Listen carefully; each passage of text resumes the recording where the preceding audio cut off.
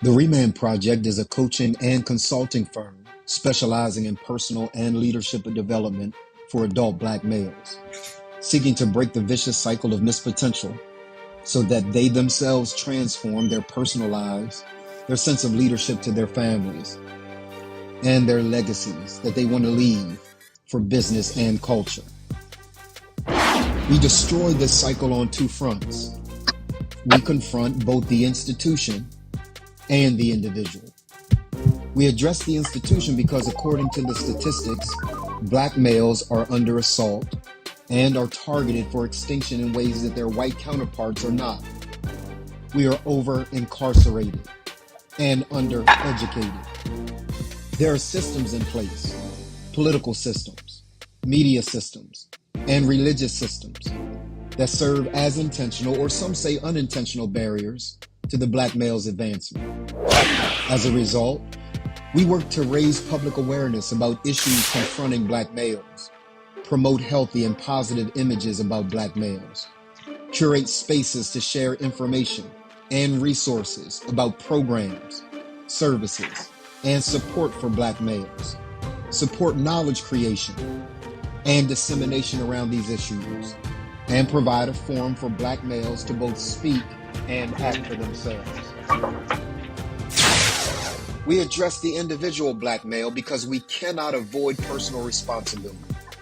We are now overmothered and underfathered. We make bad social choices, and we avoid responsibility for getting ourselves out from under the social plight that we face. We will develop the moral compass and character necessary to face the adverse realities that are faced in everyday life. We live by the premise that even that which is not our fault is still our responsibility. In 2019, we answered the call to transform the culture one man at a time. Our society, our families, and men in particular are in a state of crisis. And the goal of the ReManned Project is to curate the largest, strongest, and dopest community of Black males in the entire world. We then create awareness and action against the institutional and individual impediments that exist against the foundation of our culture and overall society, which is the Black male.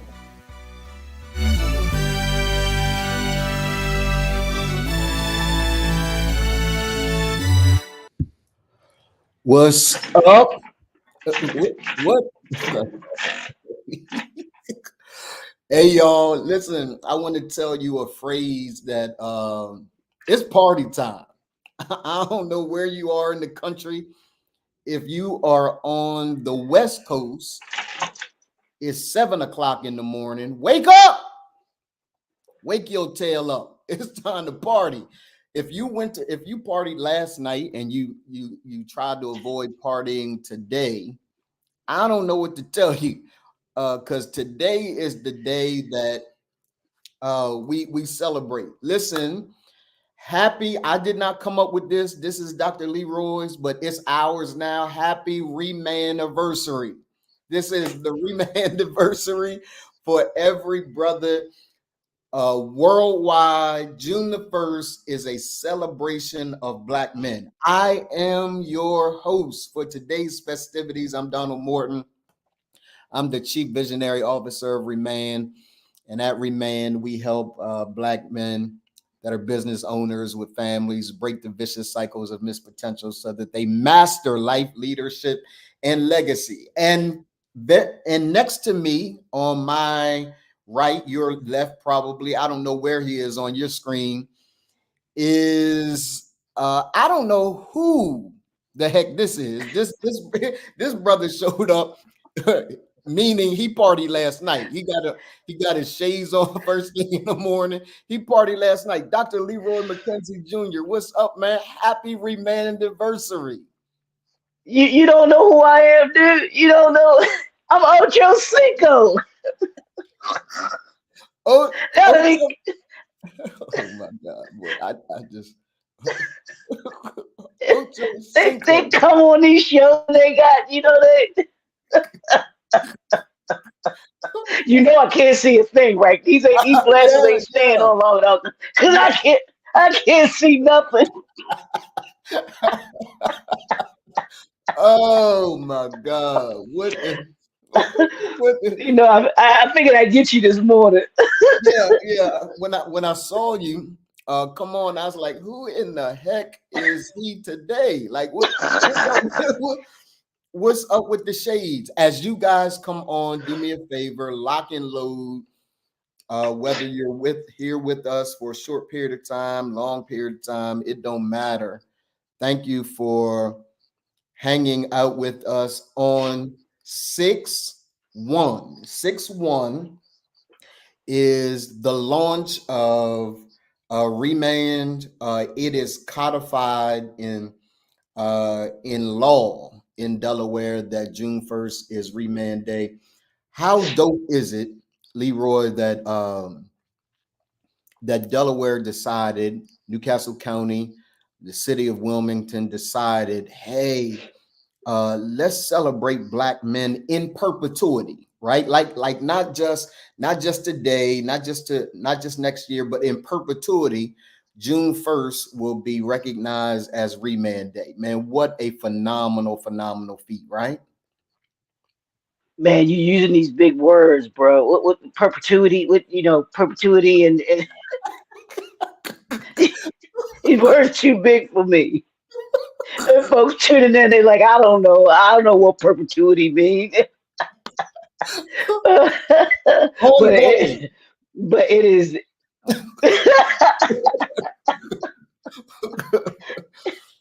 Got to explain to the people. I gotta explain to the people, no doubt about it. No, but bruh, this is absolutely phenomenal, phenomenal. That this is like you said. This isn't just something that is by happenstance. It ain't something that was just one and done or just one time and done. Delaware, shout out to all those that made this happen Yeah, bro. in Delaware in perpetuity.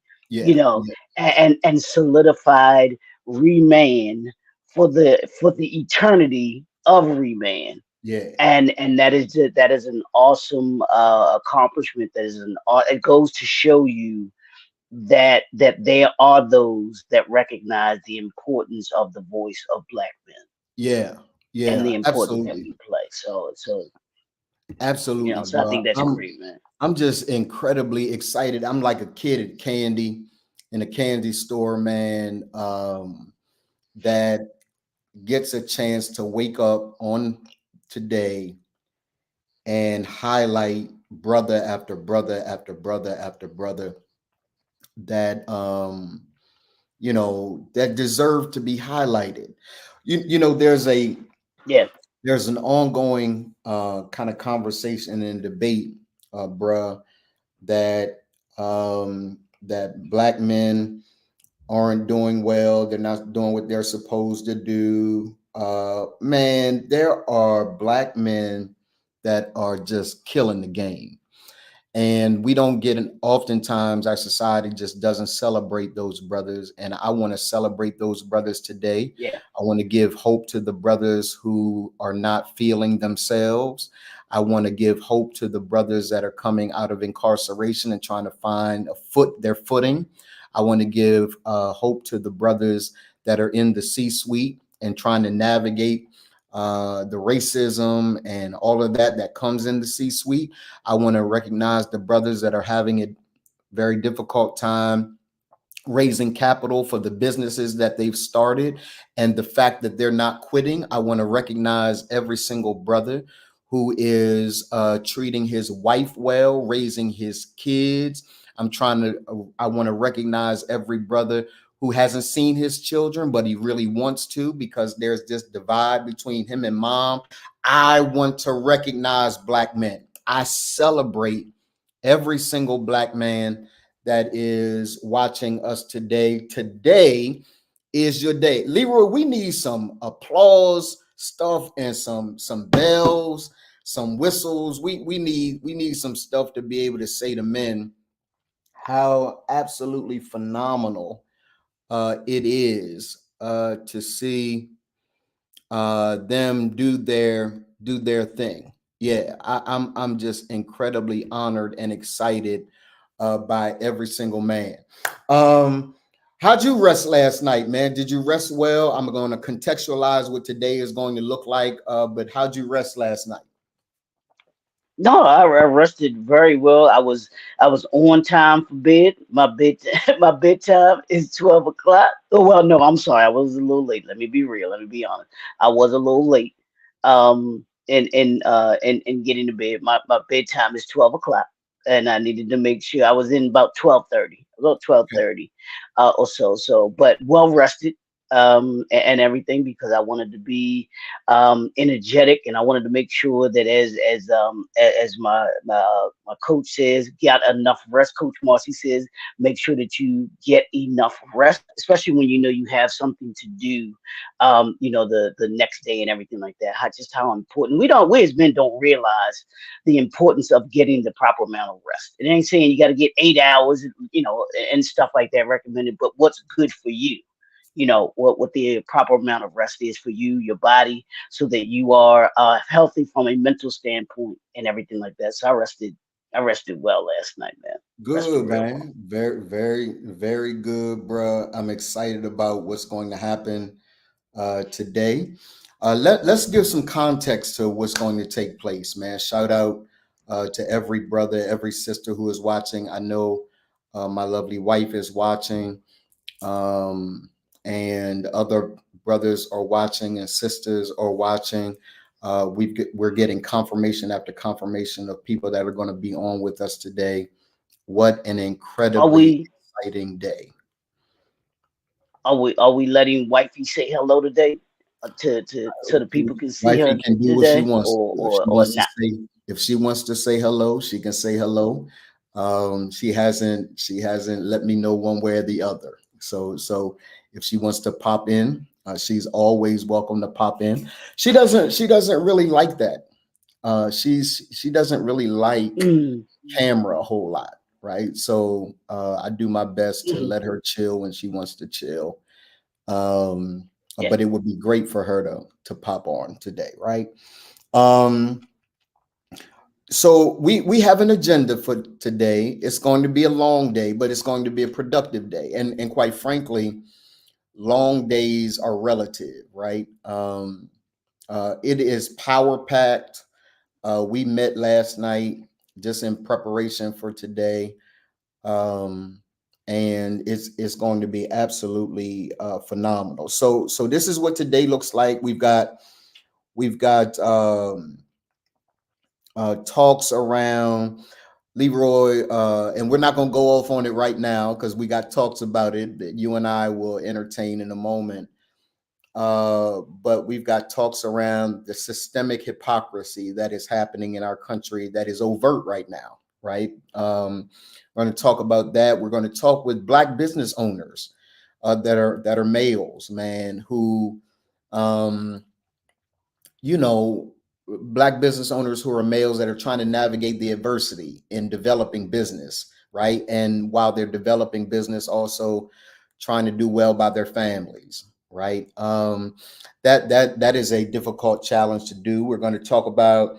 We're going to have Bucci on at what time is Bucci's on at 11:30, just kind of addressing the character arts framework and what it's meant to him as he kind of navigates the challenges that come with life.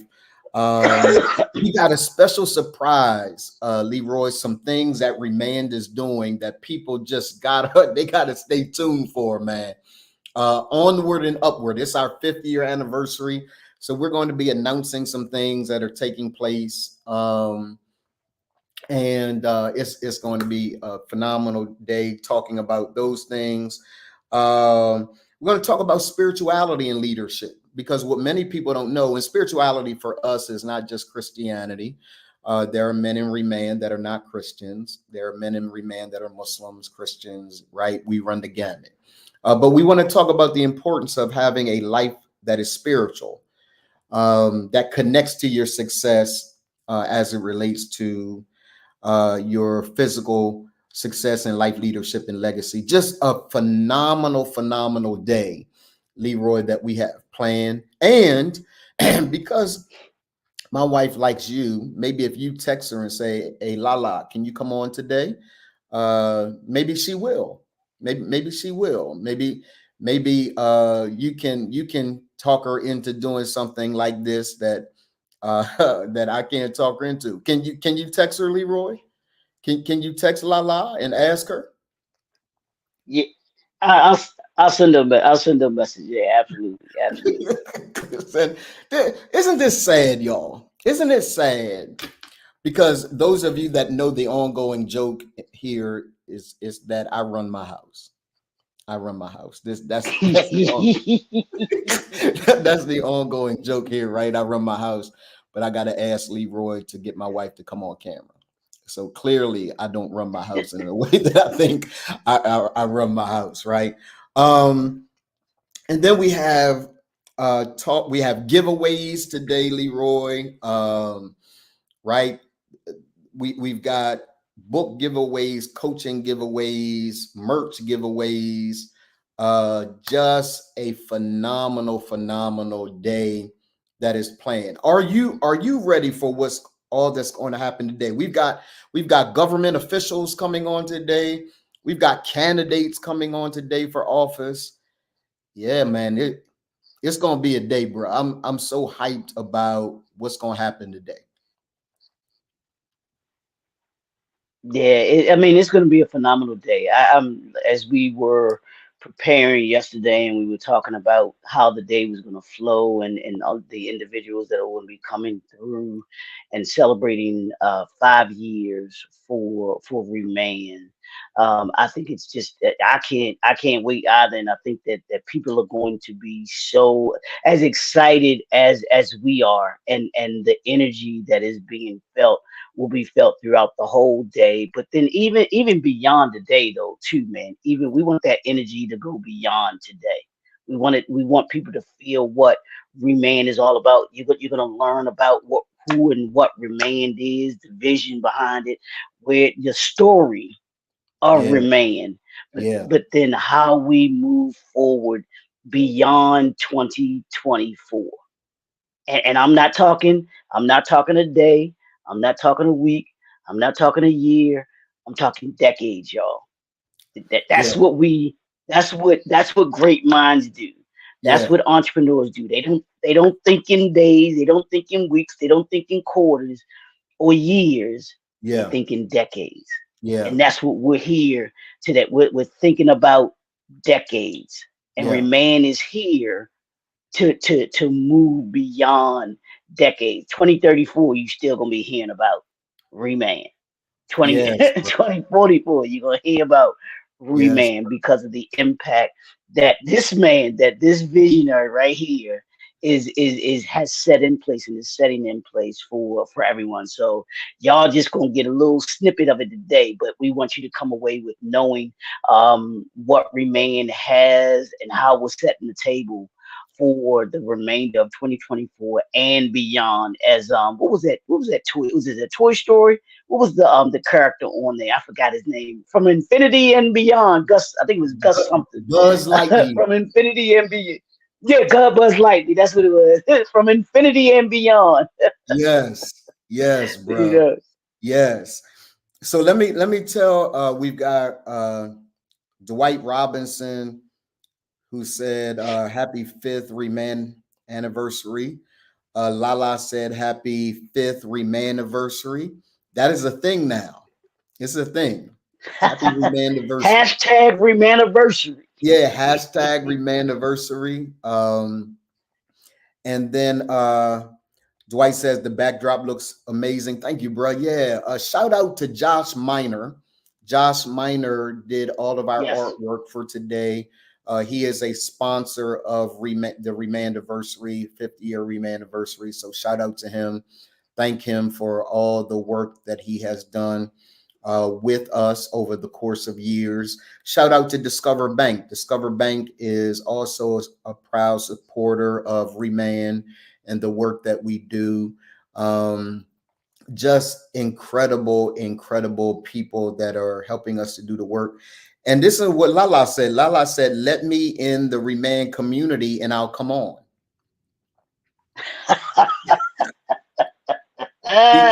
She don't play fair from the very beginning. She already knows the answer to that. so Leroy, I can't do nothing.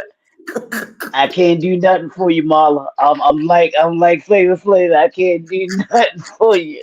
I can't help you with that one. nothing we can I do for you can't about do that. that.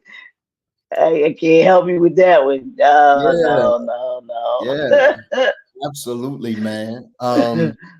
So speaking of context, right? Let's talk about Marvin Harris Jr. said, "Happy Maniversary." That's right, happy ReManned anniversary. Thanks, Marv, man. Thank you for being such a supporter of the work that we're doing, and participant in the work that we're doing. I think he quit though, Leroy. I think Marv quit because Marv was a producer. No. Marv was a producer on our Oh. show. But he is here today. That's all that matters. He's here. He's here today. Let me say this, man. Um, the story of ReManned is really a personal one, right? We can talk about ReManned anniversaries, and we can talk about how Black men are treated in this country. We can talk about the failures that we've had as Black men, right? But the story of ReManned is a very personal one, because for those of you that don't know my story, it is birthed out of a lot of pain that I went through and put others through. Right. Sometimes, Leroy, we've not been willing as men to take as much accountability as we really should, with the ways in which we've shown up, the ways in which we've not shown up. Um, I was a teenage dad, man. I was a teenage dad right out of high school, and I was not the best father. I just wasn't. I wasn't the best father. I didn't really know how to be. Um, it wasn't that I didn't love my son. Keshad is my oldest son. It wasn't that I didn't love him. It wasn't that I didn't want to be around. I just didn't know how to balance the relationship at that age of being there for my son and working and all. Because I've never been the club guy or anything like that. So I wasn't in the streets. I just couldn't find the balance of being there for him. And in many regards, man, I don't know whether there are other brothers who feel this way, Leroy, but in many regards, after a while, you know, of not being around as much as I really should have been around, you don't even feel worthy to pop up anymore, right? And you don't know the impact that that makes on a young child. So I was not the best father. Um, I had a Thanks for posting up. Yeah, yeah, absolutely. Absolutely. Dwight talking to Marv. Thanks for posting up. Um, so I have the story, Leroy, what it means to be a less than present father. I wasn't a totally absent father, but I was a less than present father. So I have that story. I have the story of being less than present. I have the story of being a father that had a child out of wedlock, right? I wasn't married to Keshad's mother. Um, and so I know what it is to be that father. I know what it is to later on get married and not be the best husband, right? I know what it is to be married, divorced, and married again. I know what all of that looks like. I know what it looks like to be a man who um, did not treat his wife well. I know what that looks like. I know what it looks like to cheat on a spouse. right? Over and over again. I know what that looks like. So I know what it looks like to not have my father. Those of you that know my story know that my father passed away when I was very, very young. After he and my mother split up and were due to come back together, and they never came back together because he died. Right? I know what it is to have my father leave Delaware for his own reasons, right? That were justifiable to him. But as a young boy, he left from Delaware and moved to California. And in California, I mean, in Leroy, you remember geography, right? There's no further state away from Delaware than California, right? So in my mind, Yeah. my dad moves as far away from me as he possibly can. I know what it is to have daddy issues. I know what it is to have mama issues, right? Because my mom and I had a great relationship, but I was a mama's boy. So being a mama's boy, not having dad around means I adopted some ways of thinking that were antithetical to who I really needed to be as a man. Um, I know what it is to have cancer and overcome prostate cancer, right? I know what, and I know what it is now to have great relationship with all my children. I have three children, right?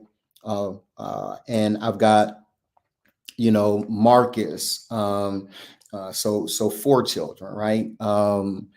And well, I got children, right? So it doesn't really matter to me whether you are a birth child of mine. If I'm supporting you, if I'm there as a father figure, then I count those children, right? And so I know what it is to have to navigate the challenges of being a parent to someone that you are not biologically a parent to. I know what that's like. I know what it's like to be in a great relationship. I know what it's like to be in a struggling relationship. I know what it's like to be healthy. I know what it's like to have had cancer. I know what the tumultuous seasons of life look like, Leroy. And I will tell you now that I'm in the best place I've ever been because I learned how to navigate it all and to conquer the adversity that comes. ReManned is birthed out of the idea that I ain't the only one. I'm not the only one that has encountered marital problems. I'm not the only one that has ever encountered, familial problems, health problems, financial problems. I'm not the only one. There are countless men across the country who have encountered challenges, and we wanted to develop a way for those men to be supported, to recognize that they are not alone, they are not by themselves, right? There was a need for us to stand strong with every single man that is not just in this country, Leroy, but men that are around the world. Because as you and I have talked about before, the fact that Black men aren't being celebrated, aren't being seen, the fact that Black men have had to encounter much of what we've encountered in isolation and without community, right? That is not just an American issue. You and I have been in other countries. That is a global issue. And so, why did we start ReManned? We started ReManned because somebody had to. Somebody had to recognize the value of dads. Somebody had to recognize the value of husbands. Somebody had to recognize the value of Black men. And somebody had to recognize that unless and until we step up, Leroy, into our rightful places, that there is no hope for our culture, there's no hope for our community, there's no hope for our society, unless and until there is a strong representation of successful Black men who are running businesses, Black men who are there present with their wives and children, Black men who understand the balance of power and compassion, Black men who are strong Black men. It was Chris Broussard, bruh, who said this. He said that the most revolutionary act a Black man can do now in this country is to get married, raise his children, stay committed to his family. That's the most revolutionary thing a Black man can do. So I'm excited today, man, because I get a chance to be one with the brothers, right? We all, what we always say, I'm gonna turn it over to you here, man. What we always say is, I'm not my brother's keeper. Like, I'm not my brother's handler. That's not my job. I am, in fact, my brother. Every story that is represented with Black men in this country and around the world is my story. And my story is his story. And your story is their story. And your story is my story. Bruh, talk about the need for us to develop a sense of community, a sense of oneness, to recognize that we can't make it without one another because we have such intersection with the stories that all of us share. No, well, here's we tend to forget, and I guess it's what you know the society that we live in has tried to dictate to us that we had a history before we were here, and that history was that we were great kings. We had great communities that loved each other, loved on each other. Yeah, did we fight each other back then too? Absolutely. You had, Yeah. but but there has always been with us a sense of community. There's always been this sense of galvanizing in order to be able to move forward. Everything that we need is right here in our community that we have amongst ourselves. Once we realize that, once we understand to that, once we come to that understanding and realize that nobody's coming, nobody's coming, y'all. And we understand that we have to rely on ourselves, which is what we did before we came here. We relied on ourselves. We relied on each other. And we have it. We had it to a certain extent here growing up because I know the community that I lived in, you knew your neighbors. You know, you could, your mother would tell you. I remember my mother telling me, go next door to Miss Gladys' house and see if you can get a couple of eggs from her. Get a cup of sugar. That's the community that we must get back to, that we gotta have if we're going to move forward. And it's up to us as men to have that same mindset. Brothers, we don't go anywhere without each other. We need each other to be able to lean on, to be able to be able to tell each other's our stories because like you just said, many of us we suffer in silence and we, that we're the only ones, you know. And it's the hardest thing, and I get it because I suffer from it too. It's the hardest thing as a man to feel as if you depend that you need to ask another brother or confide in another brother because all of us all of us have been told since we were little boys, suck it up, Yeah. toughen up, big boys Yeah. don't cry. Yeah. You handle it, you Yeah. know.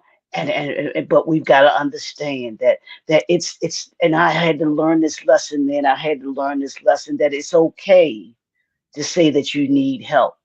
It's okay that you don't know everything. It is okay, brothers. That's what remain is about.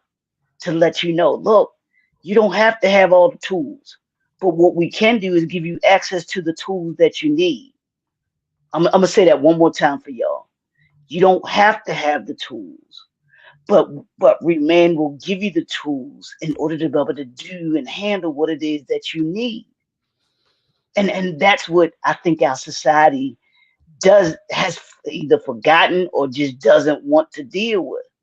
Yeah, we don't have all the answers, but I can in my relationship with Donald, I can run by him. Hey, bro, I Yeah. need to holler at you for a minute. I'm going through this. Hey, Dwight, bro, I need to bend your ear. Or and them sharing their story, sharing their experiences, they show me, hey, this is how I handled this. Yeah. And I in turn can say, you know what? Yeah, he got something there. I was going through something similar, or I'm going through something similar. Yeah. And I can use that in order to be able to help me navigate what I'm going through. And that's ReManned is a resource, y'all. And Mr. Clarence Avant said it so aptly in The Black Godfather. Relationships are resources. This is a relationship oriented organization Yeah. that is here for men.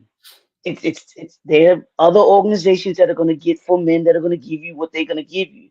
But in here, we're keen on making sure that you have the tools to navigate through life, through leadership, and building your legacy. Because that's what each and every one of us are doing here in Remain. We're building a legacy, just as Remain is building its legacy. Yeah.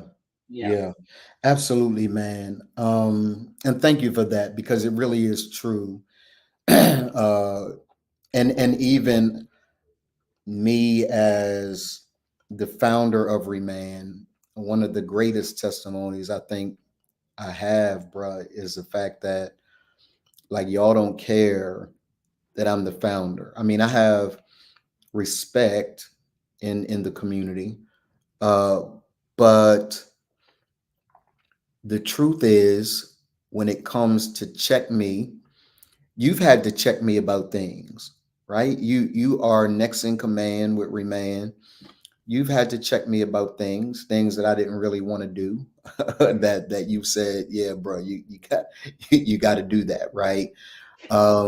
You didn't stop to see my credentials as founder of Remain, and neither did I provide them. Neither did I say, "Hey, brother, you know who I am?" Yeah, that's not what we do here. What we do is hold one another accountable. We love one another. We respect one another, and we challenge one another to do the right thing, right? Um, you know, we're in a real crazy kind of moment right now. Remand's 5th year anniversary. 5 is the number of grace, right? Grace is this sense of empowerment that God is giving us. And I, over these last couple of hours, man, I've been in uh, debate about the ways in which Black men are treated and juxtaposed to how former President Donald Trump is being treated, right? You and I talked yesterday and asked the question, how is it that a man who has had felonies can still run for and win president of the United States and actually govern, having access to the most confidential of documents, right? Leader of the free world, the most powerful military, right? How can that man ascend? That's the word I want, Leroy. How can that man ascend to and be supported in his ascension to the highest position in this country, but a Black man with the same felony can't even get his foot in the door on with companies? Not he's not trying to be president of the bank. He just wants to work at the bank, and he can't be a teller. He can't clean the floors. He can't, right? So Leroy, let's talk for a minute, man, about the hypocrisy that comes along with being a Black man that is right now overtly being seen uh, with with what's happening with former President Donald Trump. Now let's Leroy and I want to be really clear. This is not a political conversation. This isn't about Republicans and Democrats. This isn't about Donald Trump, Joe Biden. This isn't about any of that. Because what I am seeing, quite frankly, is there's room for growth in character with both parties. What I am more interested in is how this and not that, how him and not him. The hypocrisy, the systemic hypocrisy that allows this man to be president, but a black man can't clean the floor in the bank because his credit is off. Like Leroy, I got challenges with that. Will you help me understand that? And those of you that are watching, do me a favor, talk to me in the chat, in the thread. If you know how it's happening, tell us, right? If you have problems with it, put a 1 in the chat. I'd like to know exactly where you stand on this issue. Leroy, I'm turning it over to you, bro.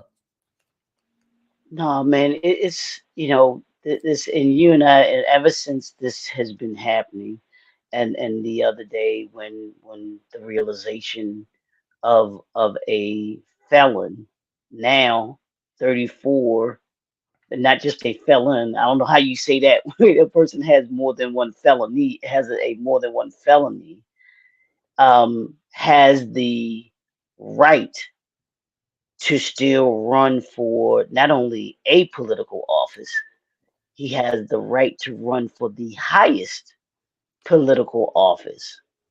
Goes to, as we've been talking about over the last several days, is I don't even, to me, I don't know how it's overt. It's right in front of your face. It's there.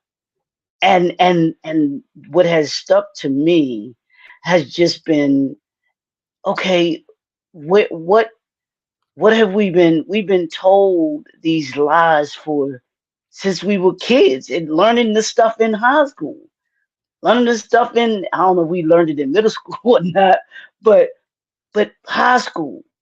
Because we've been told these things over and over and over again about this democracy that we live in, or that we're supposed to live in.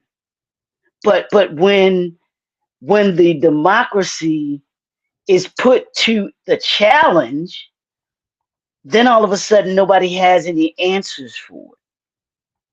Oh, people want to say that's just the way that it is. That's not acceptable to me. That it's truly not acceptable to me, because I'm thinking, okay, a president doesn't write laws. He only signs off on them. The judicial, isn't that what we learned, that there were 3 branches of the 3 branches government, of government, and right? each has their own distinct responsibilities. Yes. The responsibility of the judicial is to carry out the laws. The presidency is to sign off on the laws, but the congressional, I don't know, their responsibility is The to write the legislative laws. body. Now I get it. Yeah, legislative branch. I get it.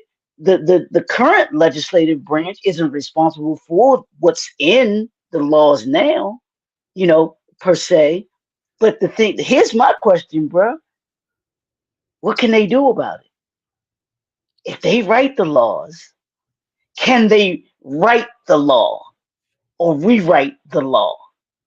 Because if you see that it's flawed, which we're pointing out now, that the law is flawed, because like we've been saying, if you can have a person who has felonies and can still run for the president of the United States, but you have another man, an average man, who cannot walk into a business, fill out an application, and have on that application, have you ever been, what's the question that they ask? Have you ever been convicted of a felony? Absolutely. That is a question that is on an application that you and Absolutely. I have to answer. Absolutely. If we go online or we go into a company and ask for an application, I promise you that is on there. And I promise you that will be a deterrent for that company hiring you. Tell me I'm lying. And there is a fundamental flaw. There's something fundamentally wrong with that. There is a crack in the the democracy that we say that we are as a country. If that when it ain't if it happens, what this is happening, y'all, and it's a scary thought to me. This ain't anybody else's opinion. This is mine. It's a scary thought to me that we can say as a country that it's okay for someone who has, I don't even know I think it was 84, 91 felonies against has had 34 that have been he's been found guilty of so far, and he can still be on the campaign trail and be the nominee for one of our government parties. Please, yeah, I need answers, y'all. I need answers. I know. I told you this. I was going to say this the grown man podcast, bro. You know where I was going, but this is grown man talk. This is grown man talk, and these are real, y'all. These are things that we're dealing with. This ain't no make pretend. This ain't what if this. These are things that are happening right in front of us, and people are saying, "Oh well, yeah, no, there has to be some answers to this." And we understand it. Take this seriously. And this is what ReManned fights for from a legislative standpoint. You're saying one thing, but you're doing a totally another. And this Yeah, has to do with yeah, character. yeah, yeah. I wanna pause right there, man, because I Yeah. think that's a great place to segue, right? We are not having, Leroy is not arguing. I am not discussing a political issue. We're not talking Yep. about Republicans and Democrats, not talking about Donald Trump. I even hate mentioning his name, not because I hate Donald Trump. I don't hate Donald Trump, right? I don't hate Joe Biden. I hate the hypocrisy that exists because no one has been able to answer the question that Leroy has posed. And the question is how that and not this. How can a president who, a former president, can run for president, he can apply for the job. He don't have to check the Correct. box. He don't have to check the box. They already know. And let me tell you, Right. yeah, he don't have to check a box. They don't have to ask. He don't have to check a box. It's on MSNBC, it's on Fox, it's on CNN. He don't have to check a box. But a man who has made some decisions in his life. I used to say mistakes. They're not mistakes, they're decisions. We make decisions. And a man who has made a decision in his life paid the consequences of that decision by being incarcerated, probation, whatever the case may be, and is ready to turn his life around. But the moment you find out he got a weed charge, you're going to come up with a reason for which he can't work for you. And here's what's crazy, man. This is a new era because Richard Nixon had enough sense to say, "Hey, yo, I'm gonna step aside." Like, yeah, yeah, they got the tapes. Like, I'm a step aside, right? Watergate's real. I'm gonna step aside. And what's crazy, Leroy, I'm gonna say something that is a bit difficult for people to hear. I ain't asking for Donald Trump to step aside. I'm not.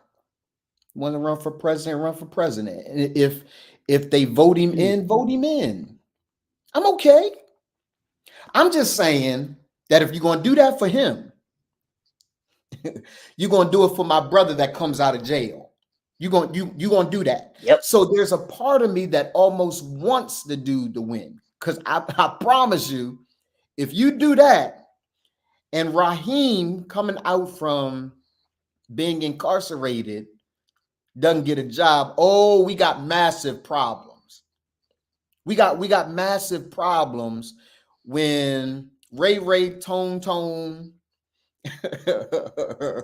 Lil Man, right? We got massive problems when they can't be employed, and this, and I'm gonna say it this way because it's the way that it is. This old white male can ascend to the. Can you imagine, Leroy? I'm coming to you right now because I saw you already say something. Can you imagine this happening to former President Barack Hussein Obama? Can you imagine him getting caught up with charges and then saying, you know what, I'm gonna run for president? Boy, listen to me. Everybody, you going what? You don't have no love for this country? How can you?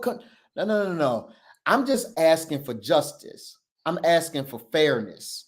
I'm not asking for him not to run for president. I'm simply saying that there are Black men who are attempting to get their lives together that at the same time deserve another chance, and that if he don't have to check a box, Raheem don't have to check a box. We not doing that. Go ahead, Leroy, man. No, just to what you were saying, and it was this brother I saw on on my feed. I think it was TikTok feed, and he was talking about this very thing about the box. He's like, Yeah. if you're going to accept that this man can run for president, then you need to take that box off of every application. Yes, bro. It Yes. needs to be taken off of every application. Then don't put it on there at all. That because what you're saying is that it doesn't matter. And Yes. if you say that you can't take it off, then what you're saying is it only matters when it's Raheem. It only matters when Yes. it's a man of color Yes. that has to do something. And I wanted to piggyback off of what you were saying, and I want to extend it beyond the men that are coming out of that are coming back into society. I want to Yes. extend it to what we talked about: men who can't even get certifications, men who can't even get mortgages, men who can't even get housing. Talk, man. This is what we're saying, y'all. This is what we're talking about. This is what we're fighting for. Like you said, if you want to let him run, let him run. Because here's the thing: he can run all day. Yes. He can run all day. The onus is on those who step into that booth and fill out the form, fill out the form, because it's not a lever. You don't want to pull levers anymore. But fill out your voting form and vote for that man. That's your right to be able to do all of that. Absolutely. But all we're saying is, if you're going to give him the right to still run, and he has felonies, and he can get a job, because that's all that is. President of the United States, that's a job, y'all. Yes. Yeah, bro. Say And that. Whoa. Say that again. That's a job. That's a job. He is applying for the job of the President of the United States. We as the citizens are the ones sitting behind the desk, Yes. and he's interviewing for that position. Yes.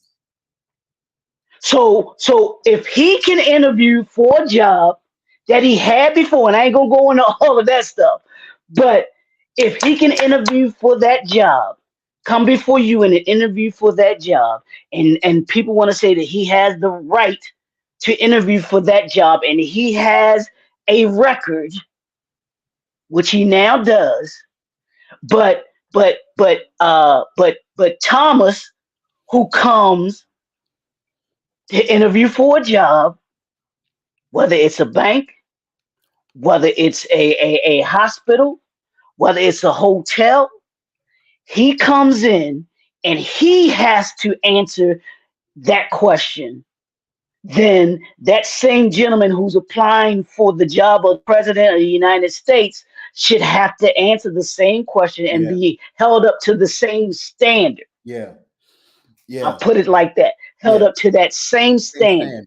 Yeah. It's And that's the hypocrisy that It's we're talking principle. about. Yeah, it's principle. Coach, he may come on in a moment. Okay. Coach just said that it's multi-layered. It's not that simple. It is absolutely that simple. It's without question that simple. I think he didn't say it's not that simple. He said it's multi-layered. He'd like to discuss it, right? I think we make things difficult. If we are people of principle, which is what a man is, right? Either we can't be governed by our emotions, we can't be governed by a sense of what we want to happen personally or anything like that. It really is a matter of principle. Here's the principle. My mom used to say it this way, Leroy. Shout out to Aretha Morton, who gave me my first $100 to start ReManned. But let's make that clear. That chick gave us our first $100 to start ReManned, right? She used to say, "Baby, what's good for the goose? Yes, sir. It's good for the gander." Yes, sir. What I am saying, and what I hear Leroy saying, Leroy can speak for himself. But what we are essentially saying is this. There's Coach. Oh, cool. What we're essentially saying is this. Let me see how I can read it this way. There we go. What we are essentially saying is this for everyone. If there is a coach, I got an echo, man. If there is an ability for, and Leroy just contextualized it really, really well, right? He is applying for a job. President of the United States is employment. Government is his employer. And so if he is applying for a job, Coach, you got about 30 seconds because we got another segment coming on at 11 o'clock. They are starting to come into the Black Room. Shout out to Brian McNeil, my guy who is here. Leroy's going to interview a series of entrepreneurs. You can stay on if you like, Coach. I'm going to keep it on the screen in my gym as I got somebody here. But this is an important subject, so I wanted to get in on it. Talk to me about where you say it's a little bit more nuanced. So our Constitution is very specific. It says there are two things you got to be: an American and 35 years old, period. So that in and itself does not say you can't be a felon and run. For federal office, you cannot, in the United States of America, be prohibited to run for federal office unless you have committed a crime such as treason against the American government in a federal case. Okay, period, full stop. So anybody, felon, not felon, whatever, you can run for office. You cannot be held off a ticket for a federal election if you're a felon for a state charge.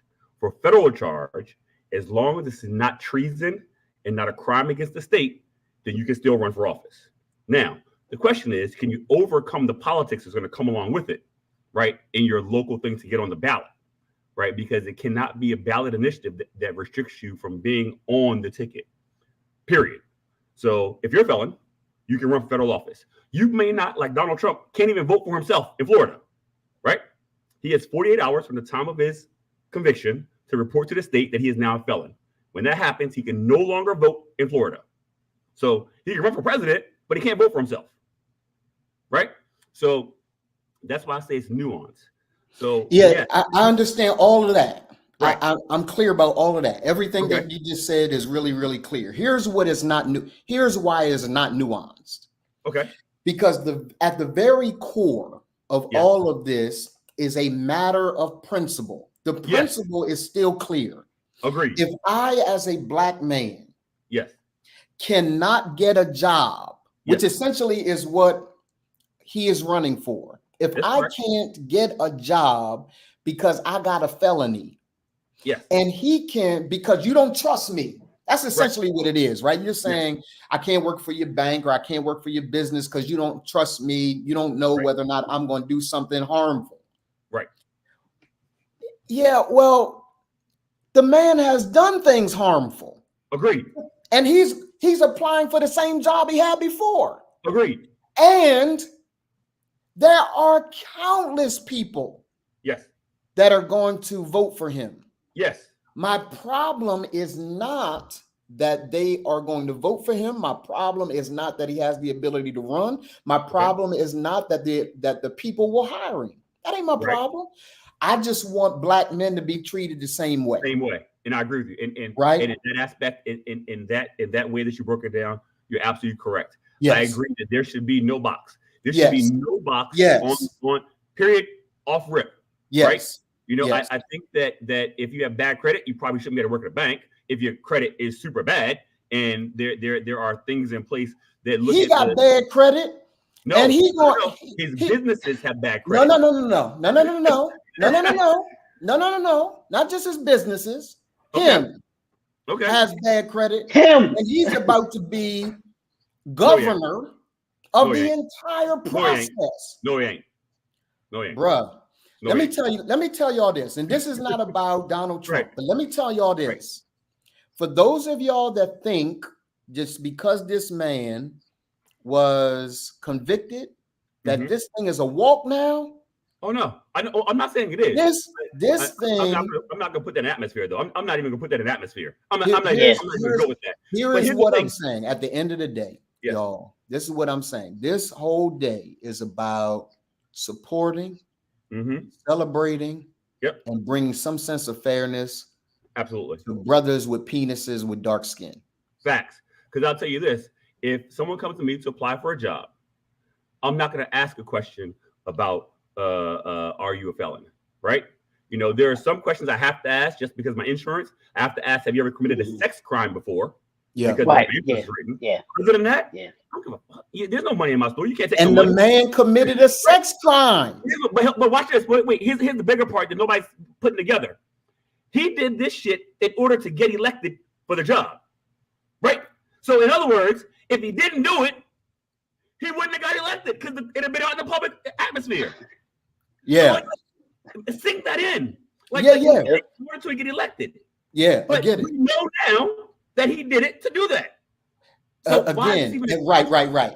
But again, I want to refocus us because the brothers are backstage. I want to refocus us. Let's be clear. I don't care whether he win or don't win. That ain't I don't care about that. What I want is Kelly Little, David Phillips, Walter Sellers, Brian McNeil, Leroy McKenzie, Dwight Robinson, right? Marvin Harris Jr. All of these people that are supporting, right, this work today. I want all of these people to be supported in their endeavors to advance and ascend. And when there is a fundamental interruption in that because of the way that things are set up, I have a problem. I think that if the dude wants to run, let him run. If he wins, he wins. That ain't my piece, right? My piece is, can we begin to have a conversation about the overt way now? Like Coach, it ain't even hidden now. Like, I'm gonna run for president and I'm gonna try to win. And you know what? Millions of people gonna vote for me. And those same millions of people that will vote for him are the same millions of people that will look at Walter if Walter says, hey, I got this little hiccup on my record. Oh, you can't work here. I got a problem. I got a problem with that. Coach, thank you for hanging out, man. You got a session coming up. What time's your session? 2:15, 2:30, something like that? 2:15, something like that. Yeah, I'll be back. Okay. Thank you for hanging out, bro. All right, boys, it's real. All right, man. Love you. Hey, Leroy, you get beat up, bro. Yep. You get beat up. Did I get beat up? Why you say that? I mean, you came with sunglasses on. And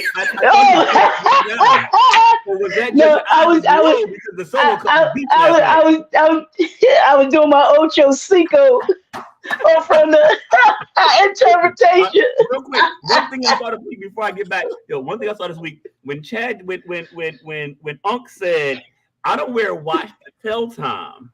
Yeah, I saw that. Tell you how valuable my time The is. time is. He did say that. All right, boy. I talk to you, man. All right. I just, bruh. Yeah, I'm glad we got an opportunity to talk that through. I want to introduce Yeah, one at a yeah, time, because man. people got to understand that, man. Yeah, for sure. I want to introduce one at a time. We are at the 11 o'clock hour. Here's what's great, man. We actually on time. We are actually on time today with how the run of show is actually working. So I want to introduce, man, a couple of brothers that I've got coming on. You're going to talk to them. I'm gonna make myself scarce. You're going to talk to them about business, right, and about what it means to be a black male in business and being a successful black male in business. Um, I want to bring up first this brother. You know this brother, Leroy Brian McNeil. You know him? Yeah, I think I might. You ever, you ever, you I ever think met I him? might know that brother. Yeah, I might know Solid, that brother. We might have talked a time or two. solid brother, right? I'm excited that he's with us today. He's a sales confidence coach, man, and consultant. I mean, does Good to phenomenal, see you, phenomenal brothers. work. I'm excited to see you, brother Donald Morton, as well, man. And Dr. Leroy is my guy. I'm so excited Yeah, to see you. yeah, absolutely, man. And I Thank you appreciate for. what you just said when you were finishing up your last segment there. Oh, thank you, man. You I'm guys are. hopeful that this Yeah, will spark a whole big conversation about what felony means. yeah, Okay, for what sure, does it mean? You for know, sure. Yeah, don't hold me back from a job because of that. If he can, we're going to talk that through, and then I really want to. I'm excited to have with us today Kelly Little. Kelly Little, that's my dude. my dude too. Excited to have him here. He is a fatherhood specialist, does a lot of work in the fatherhood space. He is a coaching consultant with ReManned. He's on our team. He is also one of the guys that taught me meditation and mindfulness and the difference between the two, as he just kind of ripped my little thoughts about the process up, like, they are not the same thing. Mindfulness and meditation are not the same thing. And so I'm excited to have him with us. And then my guy, this brother is just a phenomenal brother. His name is David Phillips, Family First Painting. All of these guys are doing phenomenal work, have successful businesses, doing the doggone thing, families, right? And the kind of, David, the kind of subtle nuances that come with running a successful business as a black man and having time. David, I know you talk a lot about this, and I'm gonna turn it over to Leroy. I'm gonna get off the stage about what it means to be a black man, what it means to be a black man in business, and then what it means to be a black man in business with a family. Like all of that can be incredibly difficult to be able to manage. And so all of these brothers are black businessmen, successful black businessmen with marriage and families. And so I'm gonna turn it over to you, Leroy, as you take this next part of the segment, man. Yeah, so good morning, gentlemen. I think we're still in the morning hours. So good morning. We want to thank everybody for being with us this morning. We're gonna jump right in because we don't have a lot of time. But I want you all, if you could, to introduce yourselves. Take 30 to 60 seconds to introduce yourselves. Tell us who you are, what you do, the business that you have. And I want you to give us, I want this last piece, I want you to give three things. The third thing I want you to do is to tell us something about you that that's not on your resume. When people think about you as an entrepreneur, they think about you speaking everything, something that they're not going to see on the resume that you want, something that you want it to resonate with people. We can start at the top here. Is that you, Brian? That's next to me, and then Yes, we'll sir. go down to the bottom. Yeah, so we'll start with you, and then we'll go to we'll go down to the Sure. My bottom. name is Brian K. McNeil. I'm a sales coach. I'm a sales confidence coach, a sales speaker, and I conduct workshops and webinars and coaching sessions and keynote speakers, but all centered around selling. I am married. I do have children, 6 of them, and I have 7 grandchildren. Interesting question, Dr. Leroy, about say something that may not be on the resume, but you want people to know about you. And this should be first, second, and third is that I'm a believer. First, second, and third. I'm a believer in the tenets of the Bible. I'm a believer in what God says about me and about other people. It's hard for me to give a talk or workshop without coming out in some kind of a way. But that's what I want to leave you guys with. Yes, I do believe and trust in them. Absolutely, absolutely. So let's drop down right below you. I'm not sure. I can't see the name That's that's on Kelly. there, but yeah, Kelly, if you can introduce yourself, and then we'll go over to the. Certainly. All right. Peace and power. Kelly Little, Urban Institute for Strengthening Families. My organization works with men teaching fatherhood curriculum, creating support systems for men and fathers so that we are comprehensive men that not only exist in the employment space, but we also understand that we have to take physical care of ourselves, mental care of ourselves so that we become better, more viable options for our significant others. And then I create rites of passage programs for young people, mentorship, sponsorship, so that we create generational, not only wealth, but health and are looking 7 generations into the future. And something that's not on the bio is that I am a lifelong learner, understanding that no matter what we go through, that some people call barriers, they are opportunities. And I embrace those opportunities because they teach us something for the future. Absolutely, I love that. I love that. I love that. I see we got him. We got him back. So I'm gonna hop right over to our last gentleman, have him introduce himself, and then I'm gonna get started in just the quick questions that I want to have you all deal with and talk about when it comes to entrepreneurship. Can y'all hear me? All right, I'm Hey, outside. yes, we can hear you now. Uh-huh. All right. First of all, my name is David Phillips. My primary business is Family First Painting, but before that, I started a nonprofit called. Um, I'm sorry, this outside stuff is killing me. I'm at my son's basketball tournament, but I work with kids more than I like to work. I like the work of painting to make money, but something about me that's not on my bio is that I don't do it for the money. I do it for the time that it creates for me to be able to be available for my kids and other kids in the community. So, I mean, that's just one thing that I like everybody to know because I don't value money in the way that other people value money. I like that. I like that. I like that. Now, I want to ask you all, you gentlemen, all three of you. This question for all three of you. What made you want to become? And I'm gonna start with you, David. What made you want to become an entrepreneur? What was it that stuck with you that said, "Hey, I want to move from the traditional 9 to 5, working for somebody, and move into owning my own business and having my own business." What was that? What was that thought that brought that on for you? Um, it was around the time that the stuff was happening with Colin Kaepernick, and I started to see how brothers were being treated in the NFL and other leagues and how they were expendable. So then, like in my working life, I've started to see that my boss is making this amount of money and we're doing all the work. So on the last job, I actually worked with the painting company. I started talking with the actual guy that was in charge of the project, and he showed me how the guy got the job.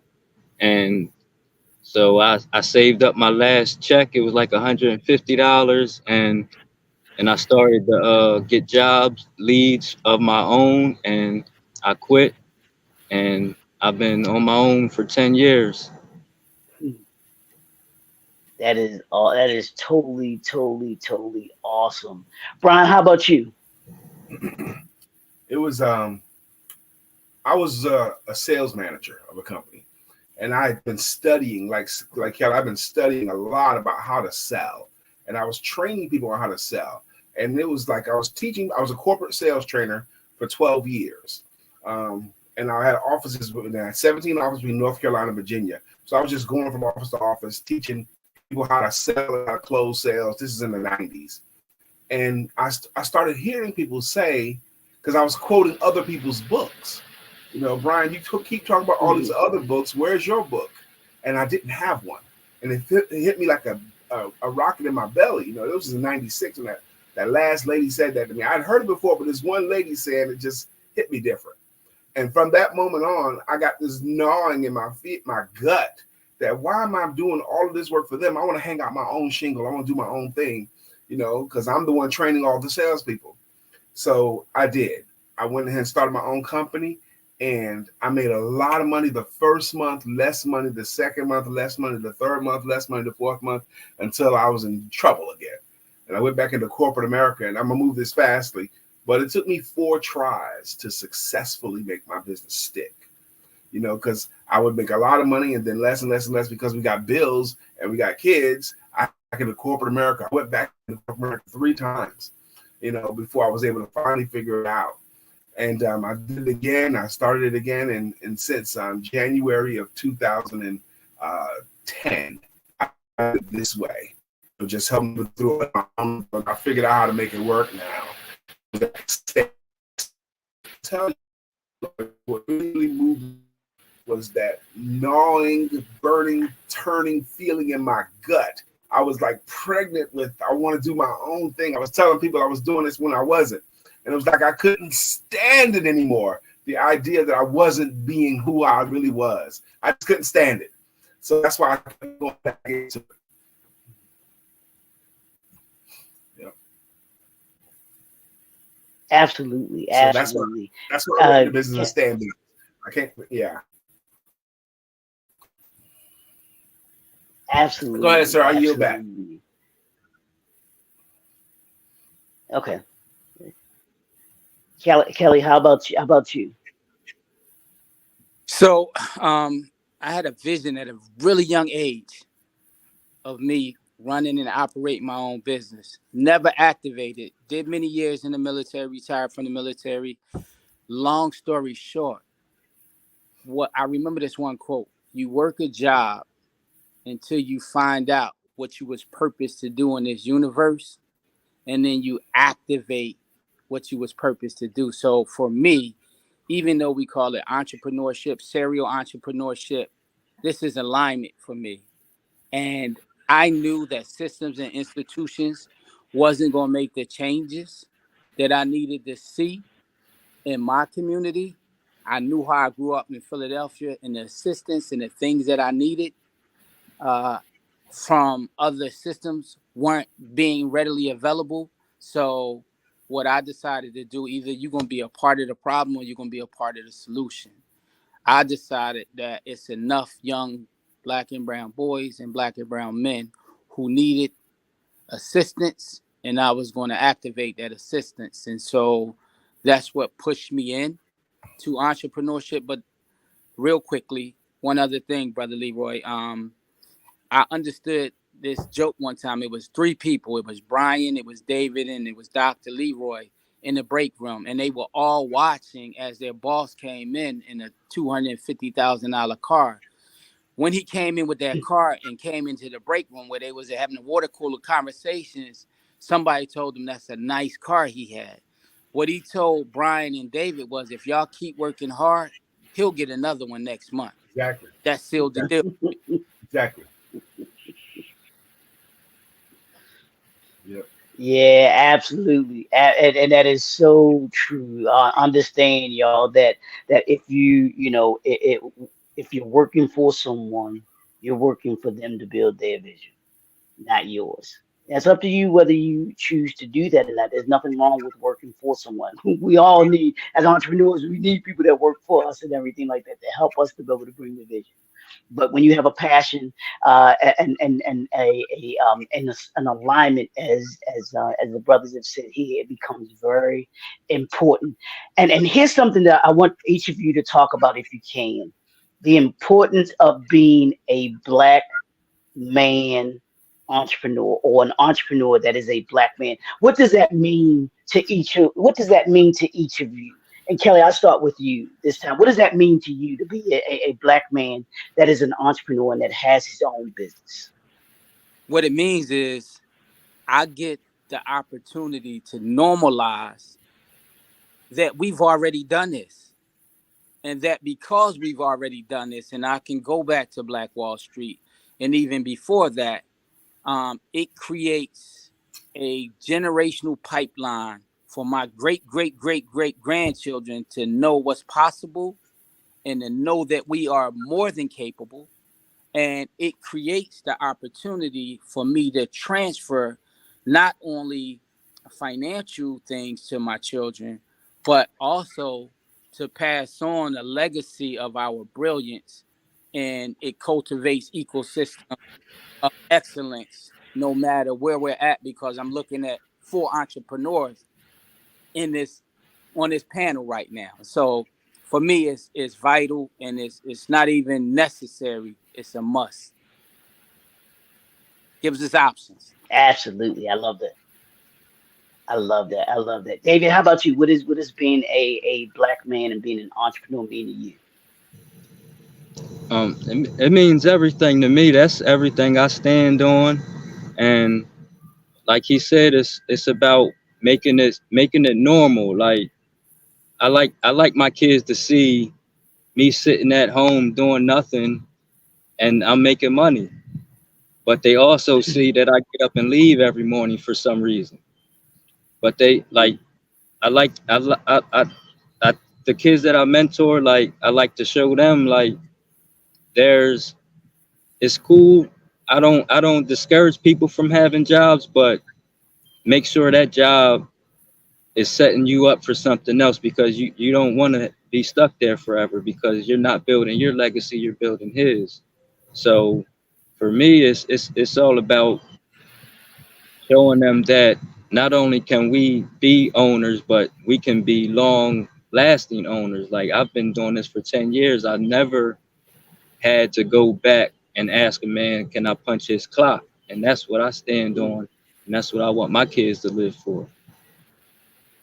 I love that. I love that, man. Brian, how about you, man? What does it mean to be an entrepreneur and be a black man that is an entrepreneur? I very much want my children and your children, black children, and all. I want them to have a lifetime of entrepreneurship. I very much want all of our children to grow in that unique collection of gifts, skills, and talents. They can earn $1 for every one of us. So much I'm passionate about it. I want us to raise children that are entrepreneurs and grandchildren that are entrepreneurs. In this country, and so does David too, at one time we had no option of working for someone else. So we had to do what people have always done, become very, very creative to feed your family that day. And we had to become very, very resilient. Our answers are understanding that we can stand on our own two feet. The life of entrepreneurship is fraught with pits and falls and ups and downs. Overall, it's a better life. It's a much better life, and I want us for the next generations to come. If you do have to take a job, and I don't begrudge that, sometimes we have to take a knee, but if you take a job, use that to finance your next venture for yourself. That's what I want. I want that to be a focus point, a ministry point, a place that I punch off. I want us to raise entrepreneurs, children, and our grandchildren. Absolutely. Hey, I see Chief is jumped back in. Did you have a question or I do. a question I for do. the I wanna ask the brothers what if you were if leaders of government were watching, right? If funders were watching, if someone was watching that could take your business to the next level, what kind of challenges are you seeing as a Black male entrepreneur that you are going to, that you need help navigating, right? What are you seeing as a Black male entrepreneur that are challenges in your space? David, let me come to you first. Then I'm gonna go to Kelly, and then Brian, then you, and then Leroy. I want you to answer that as well. What are the challenges that you guys are seeing?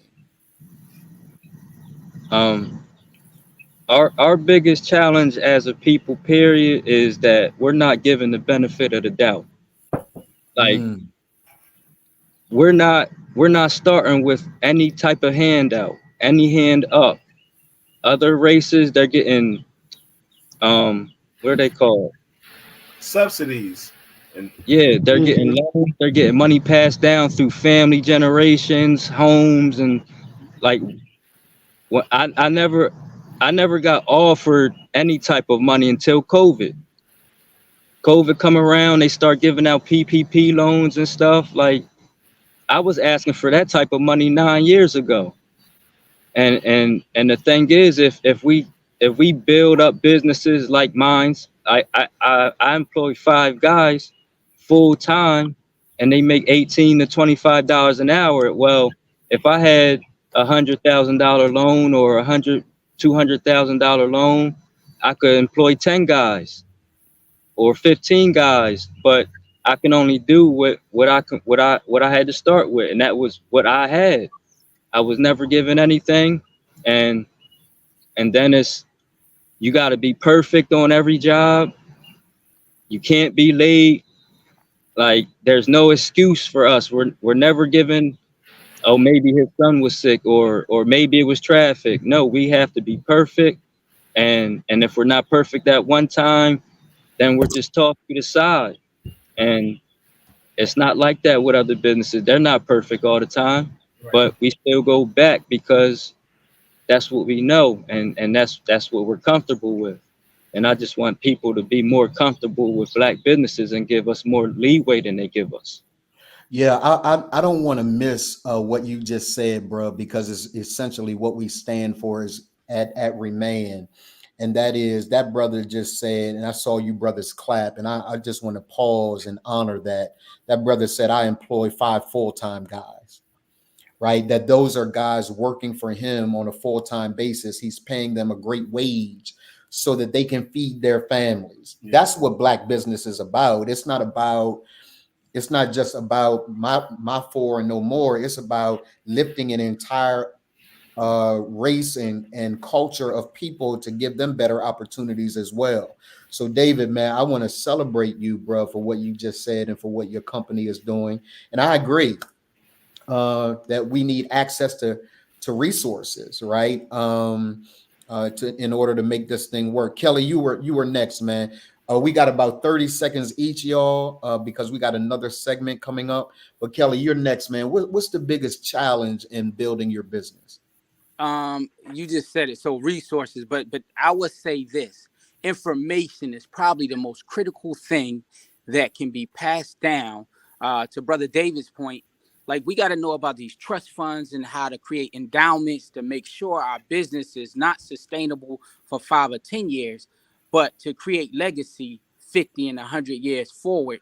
And then lastly, understanding from a resource standpoint, how do you ensure that we have appropriate insurance to provide to those employees that David has, so that we can make sure that their children are okay. And for me, lastly, real quick, it's bigger than government, federal, state, city. We have to understand that we have to do business one with another so that that money circulates in our communities and we Absolutely. create a robust community. Yeah, And I'll be absolutely. Absolutely, bro. Powerful point. I just wrote this down, Kelly. I'm gonna give you credit the first time I say it. I'm not gonna give you credit the next time I say it. We need, yeah, Brian. Ain't no shame in my game. I done took several things Leroy said and made them my own. And everybody calls me brilliant. It's Leroy, right? So it's not about 5 to 10 years. It's about 5 to 10 generations. It's not 5 to 10 years. It's 5 to 10 generations. How can we create businesses that last generation after generation after generation? Not 5 to 10 years. That's short term, right? How do we impact generations to come? Thank you for that, bro. Brian, what challenges, man, are the same challenges that you've heard from Brother David and Brother Kelly, or there are others? I like how you framed it in the beginning about what can the government. I was thinking about it from their perspective. When I speak at big Blacks in government conferences, I see that all these Black people, they have the same challenges, and I'm sure their white counterparts in government have as well. But I seem like I can only get access to the Blacks in government. There's a lot of government money and USA money available to people that have something to say or can teach somebody something. Now, these monies go to our white counterparts because they have someone that can refer them to them. I know people that are nowhere near as good that get government contracts, year-long contracts, and I'm sure at least 4 or 5 times I was discounted just because of my beautiful color of skin. Okay, they don't even see me. But if there was a way I can figure, or we can figure, to get that same, and it's freaking easy government money, to do better work. I feel like I'm shut out of that lane. So thank you for that, man. Yeah. And I am discovering something that actually I heard in a mastermind that I'm in, but you also shared with me during one of the coaching calls that you had with me, right? And that is the importance of recognizing our worth and value, and showing up as if we are not in the skin that we're in, right? But I offer something valuable to this world, to your company, to your business, regardless of the skin that I'm in. And in fact, I probably know more because I've had to learn more, to David's point, just to be at the level that I'm on. Like I can't make mistakes. So I'm going to show up in ways that you guys don't show up because I can't afford not to. Leroy, last one is yours, man. What are you seeing the challenges as being, if there are anything consistent with what the brothers have already said, or if there's something new? No, I'm gonna piggyback off of what Brian said, and it has to do with that, but I'm gonna use this one word: relationships. The access that we get because or the access that they get because of the relationships has nothing to do with their talent or the skill set. It had to do with their relationships that they have. So that's the obstacle that I think that if we have those relationships, that we would gain access to the resources that we need in order to be able to be more successful. Because we're successful, in spite of, but just think of how more successful we can be, if we have those relationships. I keep saying it, Mr. Clarence Avon said it, relationships are resources. So those relationships that you have, the network, the ecosystem that we need to have, as the brothers have said, that ecosystem that we need to have amongst each other gives us access. But you got to have, in order to have the ecosystem, you got to build the relationship. So that's my biggest obstacle that I think that we need to overcome, or that we need in order to be able to be more successful. Let me just add this, man. Brilliant point. Let me just say this, y'all. Inside the ReManned community are the opportunities for the very things that we just mentioned today, right? Creating this ecosystem that Leroy talks about often, doing business with one another. I want to make sure, Leroy, that we've created some sort of directory so that our brothers, like David is in the Pennsylvania area, being able to say to people that need work done in that area, pushing his business so that he can be successful in his area and employ more brothers. Kelly does the fatherhood work, making sure that when I have access, Leroy, you're really good at this, right? Making sure that others have access to the areas we've gained access to. Here's what's a trip, right? Oftentimes when we get in the door, we close the door. Like we don't want nobody else to be in the room. And if we are going to be successful, we're going to only be successful to the degree and to the extent that all of us put our foot in that crack in the door and let as many of us in as humanly possible. Like we got to hurry, we got to run. And I don't know who said it. I think it was Kelly who talked about the insurance piece, right? Making sure that we are doing business like business, brothers. Like we can't cut corners. We can't do things half behind. We can't do that. Haphazardly. Yeah, I got Yeah, that's what I was thinking too, Brian. I got another word, right? But we Or can't. half stepping.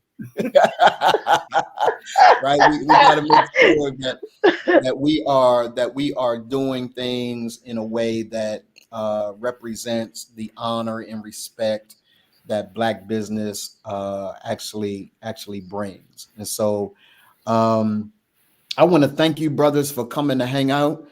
And let's continue to push each other. Like I know Brian McNeil is going to do some things because I got a whole sales team I've got to develop. Leroy and I hate sales. I've begun to shift my mindset about it, right? Because I understand what sales is. Usually when I heard sales, Kelly, I would hear the sleazy car salesman down the block selling me a hoopty, right? So it kind of messed with my head. So I'm going to be hiring Brian to teach our sales team, right? Because I can't sell every day. I can't do that. Why not employ a group of brothers that we can pay, that they can make monumental amounts of money? Our price points of our programs are such that if they sell programs, they're gonna be better off than me. Right? So, And I would be so honored. yeah, and because you're brilliant at what you do. Man, I want to say I'm so excited to be in this circle. It's unbelievable. I just had a Black insurance agency owner. He owns 3 agencies. Hire me to train their salespeople.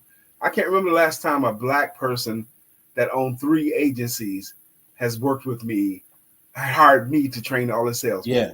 But I was so proud of that, So Yeah. and for hear you say that happened to me this week, and for hear you say that too, man, I would pour so much love because I love you and I love Dr. Leroy. Yeah. Kelly's my guy, and I'm happy to meet David too. Yeah. I would pour so much love, and I would give it the very best.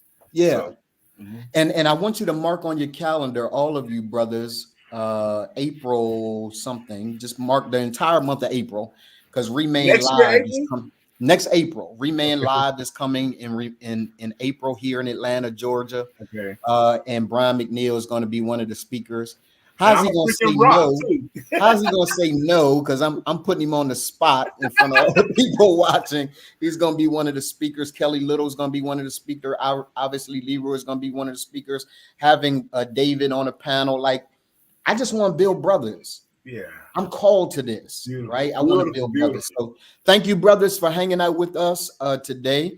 I got another session coming up right now. I'm a bit behind time. So I got Bucci coming up, and then we will be talking about in just one moment. In fact, I'm going to ask Bucci to hang in because I'm going to be talking with Ted Murmagos and Darren Price. For those of you that don't know Ted Murmagos and Darren Price, if you have any man in Delaware that is dealing with child support, we have worked with the Division of Child Support Services in Delaware for a couple of years now, done phenomenal work with these guys. They have been absolutely great partners with us, and they're coming up now. I'm going to ask Bucci to hang in. I'm going to bring them up. And those of you that are watching, get every single brother that you know that has had questions about the child support issue. I want you to get them around the television or wherever it is so that we can begin to have this conversation. So I want to welcome Bucci. Sit tight, bro. I want to welcome Ted Murmagos. That's my guy right there, Delaware Division of Child Support Services. I'm excited to have him with us today. And then also Darren Price. I'm excited to have him with us today as well. Welcome to the ReManned Diversity. This is our anniversary, our 5th year anniversary, started in 2019. And you guys have been a very significant part of the work that we've done in helping guys kind of navigate the system, right? The child support system. And I want to first, Ted, I want to give you an opportunity to introduce yourself, Darren. I'll give Darren an opportunity to introduce himself. But one of the things that I loved from the very beginning is that you changed some of the nomenclature, right? The naming of the division, because I grew up in a time, and Ted, you've heard me say this before, I grew up in a time where it was the Division of Child Support Enforcement. And that's exactly what they did, right? They enforced things. So Ted, introduce yourself, man. And then you can introduce Darren, and Darren can introduce himself, and let's have a conversation about child support. Sure. And thank you, Donald. And thank you very much for inviting us today. And congratulations on 5 years. Man, we really appreciate it. And when you were leading up to bringing us on, you know, you talked a little bit about our relationship. But, you know, one of the biggest things, and I don't mean to put you on the spot here, but I think we've got a relationship where you're okay with me. Absolutely. We do. The biggest thing that I think you forgot when you were bringing us on, when you were talking about us, is we've actually, because of our partnership, have made changes. We've made changes to how we do things. And it may not, you know, it wasn't like a huge drastic change, but I can tell you that it's made a difference in the lives of people who have to pay child support in the state of Delaware. And that was as a result of, you know, that was as a result of us having that meeting in the city of Wilmington a couple years ago, and meeting with individuals who have child support situations where, you know, you'll remember, you know, that one gentleman said, I got pulled over, you know, on 95, and I was told by the police officer that my license had been suspended, and I had been making payments, and I couldn't understand why. Yeah. And because of that conversation, we put things in place that on an annual basis, we are returning licenses to individuals who have at one time weren't making their child support payments and truly did need to have their license suspended, but have then started to do the right thing. And we are giving people their license back without having to have them call us up or come in, or, you know, having that having that interaction with local law enforcement. So, you know, that was one of the huge impacts that this relationship between the ReManned Project and the Division of Child Support Services, it has had effect on individuals' lives. So I wanted to make sure I mentioned that because I didn't want to forget. We are making changes to how we operate the child support program because of our relationship, and we appreciate that. Thank you for that, man. I want to say, what was it, Ted? Over 1,200 licenses returned, right? Yes. As a result, and yes, the conduit for that conversation was ReManned and the Division of Child Support Services. But I honor that gentleman that had the courage to stand up and say, hey, look, this is what's going on, right? And I honor your team for, this is what was crazy, right? That day, it wasn't like you talked with him weeks later or anything. That day, you pulled him into the hallway, found out what was going on, immediately went back to your team in office and said, hey, something's wrong. Let's fix it, right? That is unheard of. And so shout out to your team and shout out to you for the phenomenal work that you guys are doing. And I'm honored to be in relationship with guys. And I'm honored that you understand me, like you understand that I'm unequivocally on the side of dad, right? That if there's going to be a choice between who I'm going to side with, and I told you this on day one, I'm siding with dad, Ted, 100% of the time. So you just have to be upset with me, right? But always been from your leadership, man. There's always been this position that you want what's best for that child, and you understand that what's best for that child is having an active dad, right, in that child's life. And so shout out to you for the work that you've done. Darren, good morning. Is it morning? Still morning. Good morning, Darren, man. Good to see you. Thank you for hanging out with us today. Good morning, sir. Yeah, thanks for having me as well. As you know, Ted's the director. What I am, I'm your guy on the ground. So I want to give access to all your individuals that may need access to the information I have concerning case information, family court updates, things of that nature. I'll go ahead and pre-populate a petition for anyone, get it over to them, and they just have to file it. So I'm going to put my phone number, email address, so that'll be known to everyone here in the audience. And we're free to take any questions people may have right now, generic. Yeah. Thank you for that too. And again, sometimes when we hear, Division of Child Support Services, that's like the popo, right? It's not always a friendly reminder, particularly for dads who have had not so great relationships, right, with the division or with the state. But I want to celebrate you again, Darren, because our last meeting, you said, "Hey, Dr. Morton, look, if there are any guys that you have right now that have challenges, send them my way," right? And you should know by now that you should never tell me that if I'm going to do it, right? So immediately there was a gentleman, and we won't call his name here. He'll actually be on a little later today.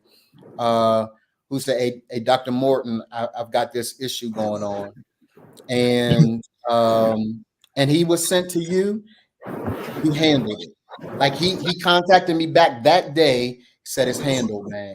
Right. So I genuinely appreciate you for continuing to do that work. What's it like for both of you? Like, what's it like to do this work every single day, particularly with what could be at least a really hostile environment? I'm not talking about hostile physical, right? I'm talking about a group of guys who are just frustrated, that don't really want to talk to you, but they got to talk to you. Like, what's it like to have to deal with this every single day? Either of you. I'll go. I mean, I deal with, it can be a slow day all day, and then you could get bombarded with a number of issues at one time. And we just have, from our perspective, we have to understand we're just dealing with one aspect of this individual's life. All right. So we're not trying to preach to anyone or what they should and shouldn't do. We're trying to guide them through our particular business. All right. So we understand there's other issues out there. The relationships may not be what they want them to be with the opposite party. So we can just only provide information and tell them the best way forward that they're capable of at that time. Yeah. Yeah. Ted, what would you say to that, man? Yeah, I mean, I agree with Darren. One of the things that I think is so important from our perspective is information. And we understand, that trying to maneuver through the child support process, whether it's with our office or whether it's with the family court here in the state of Delaware, it sometimes can be extremely hard to understand, extremely tricky to kind of maneuver, like, what's my next best step.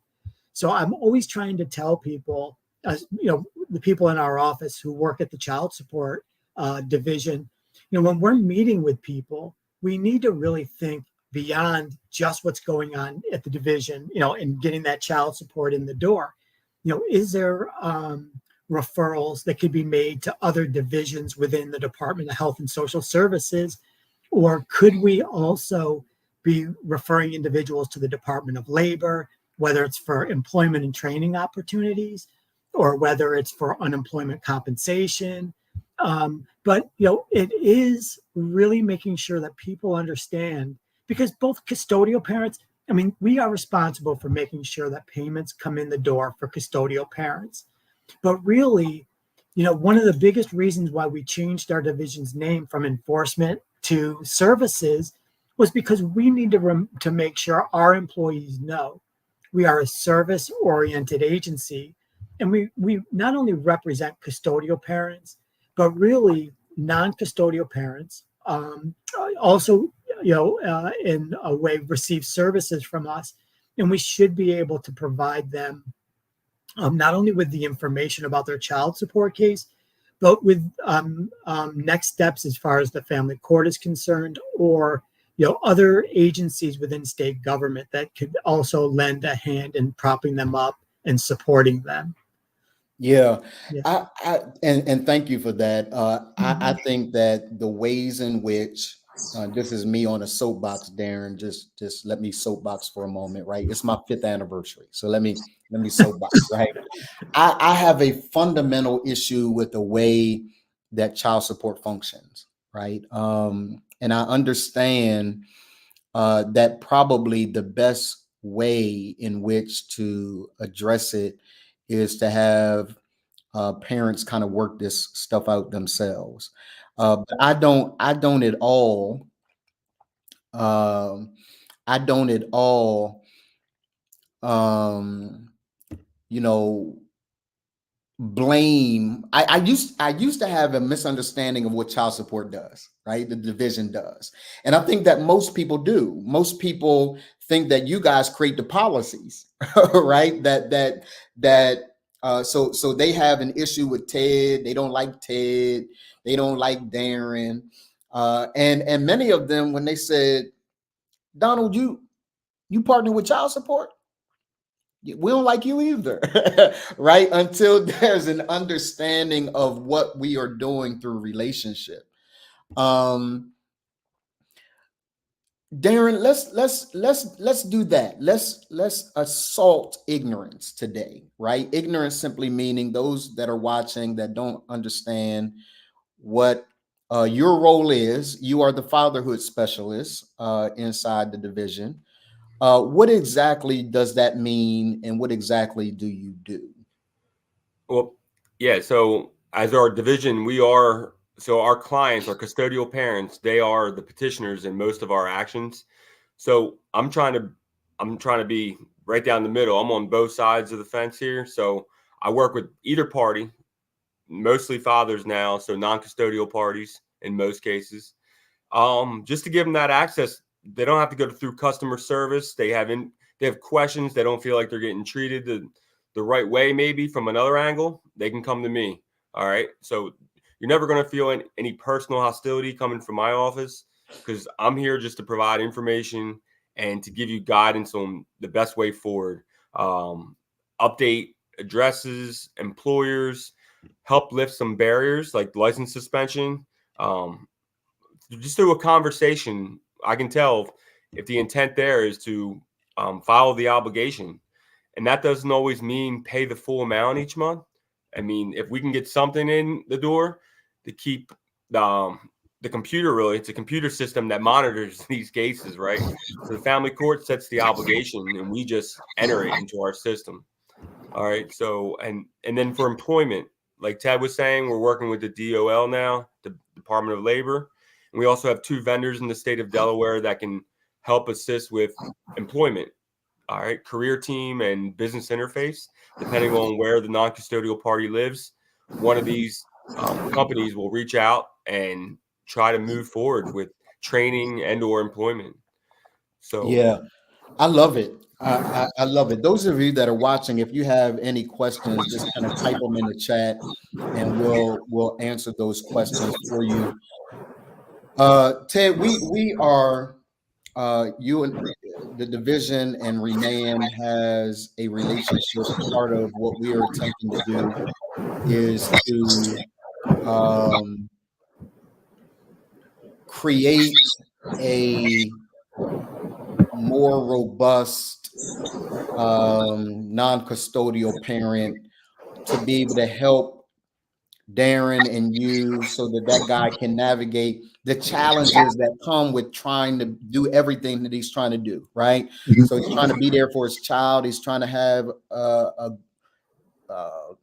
solid relationship with his child's mother, trying to make sure he's making the payments, trying to make sure he's spending time with his child. And a part of what ReManned does is helps brothers develop a sense of character so that they can live to fight another day. Because you know, it's very easy to give up, say, man, I'm good. I'm just gonna send this check in. But that's not the goal. The goal isn't just to send a check in. The goal is to make sure dad has relationship with his child, that he can, you know, that he can get employment. And it takes a degree of capacity to be able to do that every single day. Ted, in the next minute or so, I'm gonna give you a minute. I'm gonna give Darren a minute first, and then I'm gonna give you, Ted, the final minute. In what you want people to know, brothers to know in particular, guys to know about the division that they may not know, right? As they're attempting to kind of see, is it safe to call Darren? Remember when we first did it, Ted, guys, man, yeah, there may be the police hiding behind, they gonna get me, like no, bro, that's not what's happening, right? So now that we have a couple of them under our belts, they're a little more comfortable. So Ted, I'm coming to you in a moment, but Darren, what is it that you want, you know, guys to know as it relates to trying to navigate this process and be there for their children? We're hosting 4 town halls later this summer, in the state of Delaware, throughout the 3 counties, and we're trying to put a flyer out, right? So to let people know, we're not affiliated with any law enforcement. We do work for the state, but the police with child support, it's like trying to pull teeth, right? So we're like down here on their list. I mean, we like to be higher, obviously, just to get some cases resolved. We're not trying to send anyone to jail. It helps us to get things moving in the family court system. But like I said, the police they're not quick to react to anything we have going on. So, and I mean, I don't have anyone on speed dial. The family court, it might be a different thing. They have police in their lobbies, but our office, and my number and who I know doesn't go that far into law enforcement. So it's very safe. What are those dates, Darren, for the town halls? Okay, so they are in the Tuesdays in July, I believe, and then there's one Wednesday in July. So it's like I'm not logged into my calendar, so hold on, I might be able to find it. Okay, do you have it in front of you?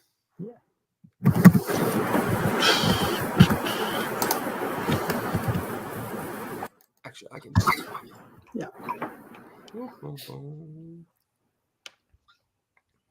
Okay, so do you want me to, Darren? Do you want me to go ahead? I think I have it right here. So we're really happy to be able to do this, but as Darren was saying, you know, we're really concerned, like it's going to just be me and Darren there because, you know, individuals are thinking that, you know, there's going to be law enforcement. And, you know, Dr. Morton, one of the things I've said to you before, as long as I'm the division director, you know, there's never going to be state police, you know, breaking down your door and hauling you. We're not going to be we're not like that. You know, we really want to work with non-custodial parents. And, you know, before we give the dates of the town hall, this is the one thing I want to share. And it's never too late. If someone has not paid their child support obligation for a long time, it's never too late to get back on track. And as Darren mentioned a little bit earlier, you know, sometimes individuals cannot afford the obligation that the court has put in place.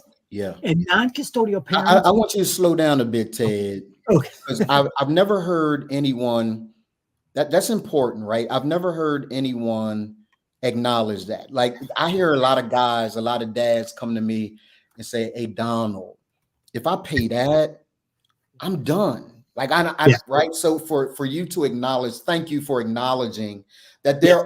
there are some guys who could be doing better, but there are some guys who genuinely want to do better. Like, I can't afford that, right? Right. And so thank you for acknowledging that. Yeah. So, I mean, so there are obligations that, the court, may have put an individual under an obligation when they were working at a different job. Things change. And, what we try to tell people is, if you cannot afford what the court has said you're to pay what you can Yes. on a regular basis. Get it in here every week, every month, just on a regular cadence. Yes. And the thing they need to do is go to family court and file for a modification of their child support obligation. And in all of the family courts, there is a resource center with individuals who can help people walking in off the street. They describe their situation. I have a child support order and I can't afford to pay it. And they will help you. There's individuals in those resource centers at the family court that can help you file the appropriate paperwork, whether it's a petition for a modification or something else. They can help you do that. But it's so important. And it is the second thing I would like to mention is, if you get a letter from the child support office, don't ignore it. Don't throw it away. Don't put it aside and not open it, because more times than not, that letter has really good information, and we really want people to come to our office and address situations. And as Darren and I said, there's never going to be a state police, officer waiting to take people out or any of that. We don't want to play those games, and we would rather develop a relationship with non-custodial parents and help them make payments on a regular basis. And then the end result, and this is where I think you're going, if the custodial parent, if the mom, and in some cases the child, children who are a little bit older in age, if they know that the non-custodial parent is trying and is making a difference in how they make those child support payments, it does really have an effect. Custodial parents are more willing to maybe cut a break to individuals. They're more willing to allow the child and the biological father to have a relationship. So it just goes a long way. And I don't ever want to see a non-custodial parent throw up their hands and say, I just can't overcome that mountain of debt. There are ways that we can help them do that. And we just want to encourage people to reach out to us if there's a problem or a way that we can help them. Yeah. I'll say this before I let you guys go. It might be a good idea, Darren and Ted, for us to get on a call early next week, Okay. right, and have a conversation about that tour that you guys are doing. I think there's something to be said, Ted, about what you mentioned earlier, and that is, people know ReManned for standing on the side of dads, right? And in order to get them in the room, because there's magic that happens once they're in the room. We've seen that, right? There's magic that happens once they're in the room. It might be a good idea for at least maybe two of them, I don't know when they are, for me and ReManned to be there, present with you, and to publicize it as the partnership that it's always been. I think that way there's a degree of credibility that the division will have by virtue of the fact that ReManned is its partner. And for those of you that know, this isn't anything new. We've had a partnership for years now. This isn't anything new, and the results of the partnership have been phenomenal, right? I mean, just absolutely phenomenal. So let's talk offline about that maybe early next week, so that we can see what we can do to support you. And because guys need answers. And the one thing that I do want to say is that you, Ted, we're just meeting Darren, but by virtue that he's on your team, he gets trust from us because he's on your team, right? And he's been phenomenal. You have always been willing to answer the questions, right? When Shayna, right, was there, right, Erastus, right? Yeah. That there was never a time where you didn't answer the questions, answer them forthrightly, and answer them with, this is what next steps can look like, right?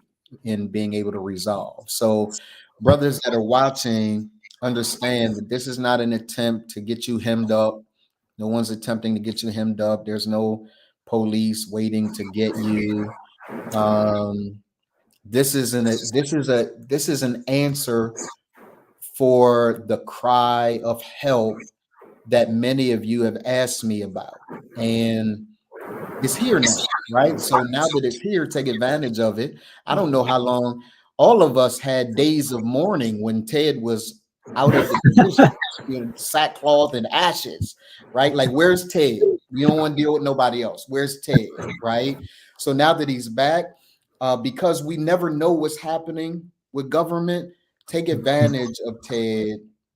And I mean that literally. Take advantage of Ted being in position while he's in position, right? And get your questions answered, get some of these things resolved in the way that they really need to be resolved. I want to thank you guys.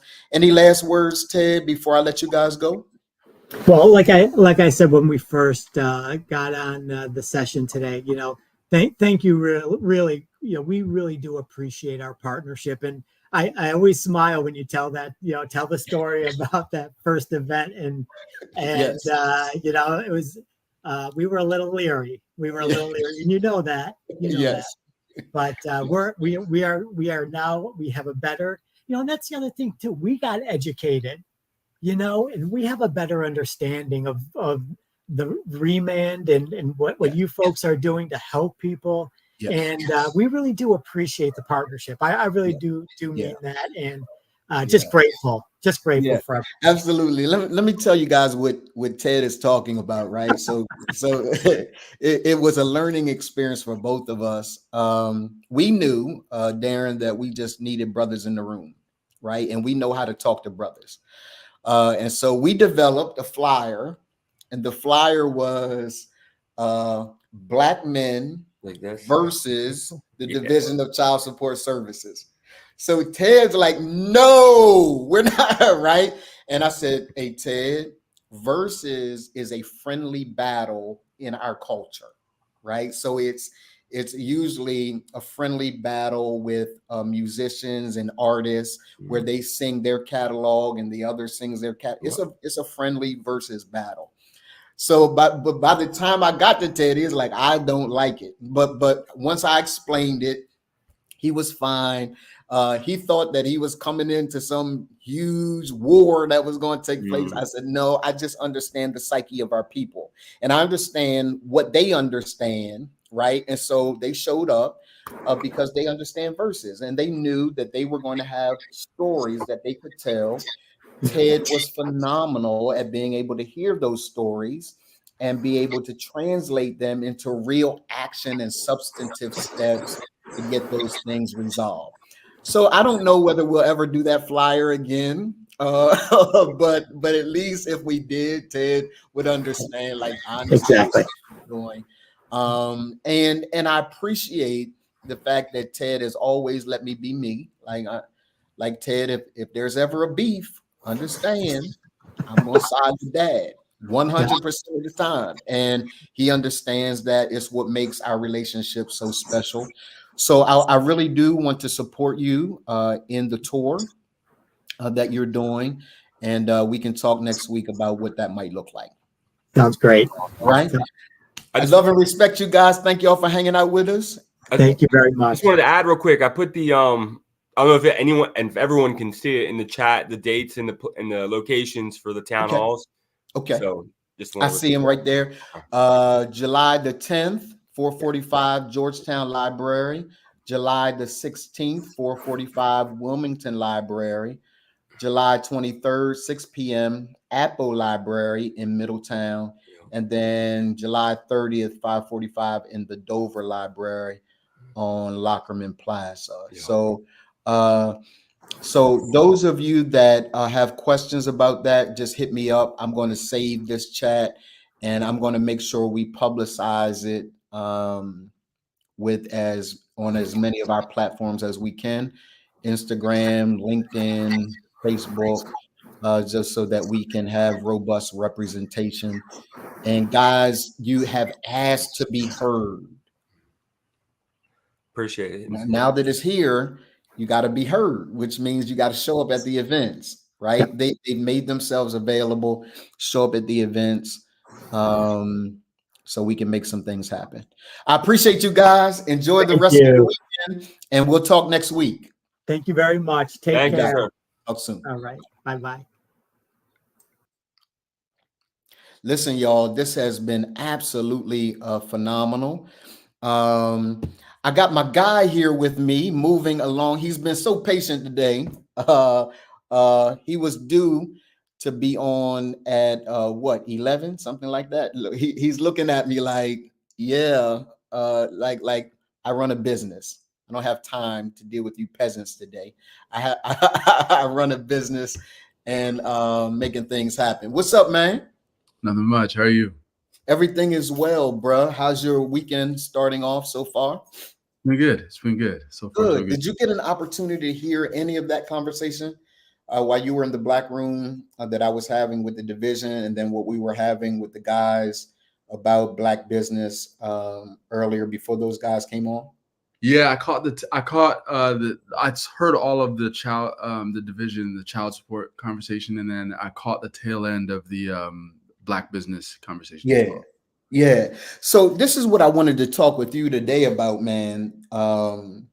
We have, as you know, you're the OG of ReManned, right? You hold certain prestige with ReManned because you were one of my first clients and one of the first clients of ReManned, and you've been with me now for years.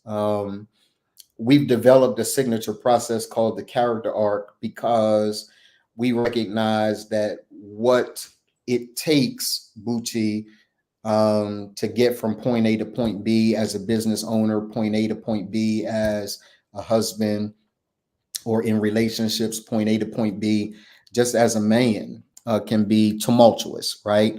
Talk about that journey a bit, man. Before I talk about the character arc, talk about the fact that being an entrepreneur and being an entrepreneur with a fiance, in your case, is not for the faint of heart.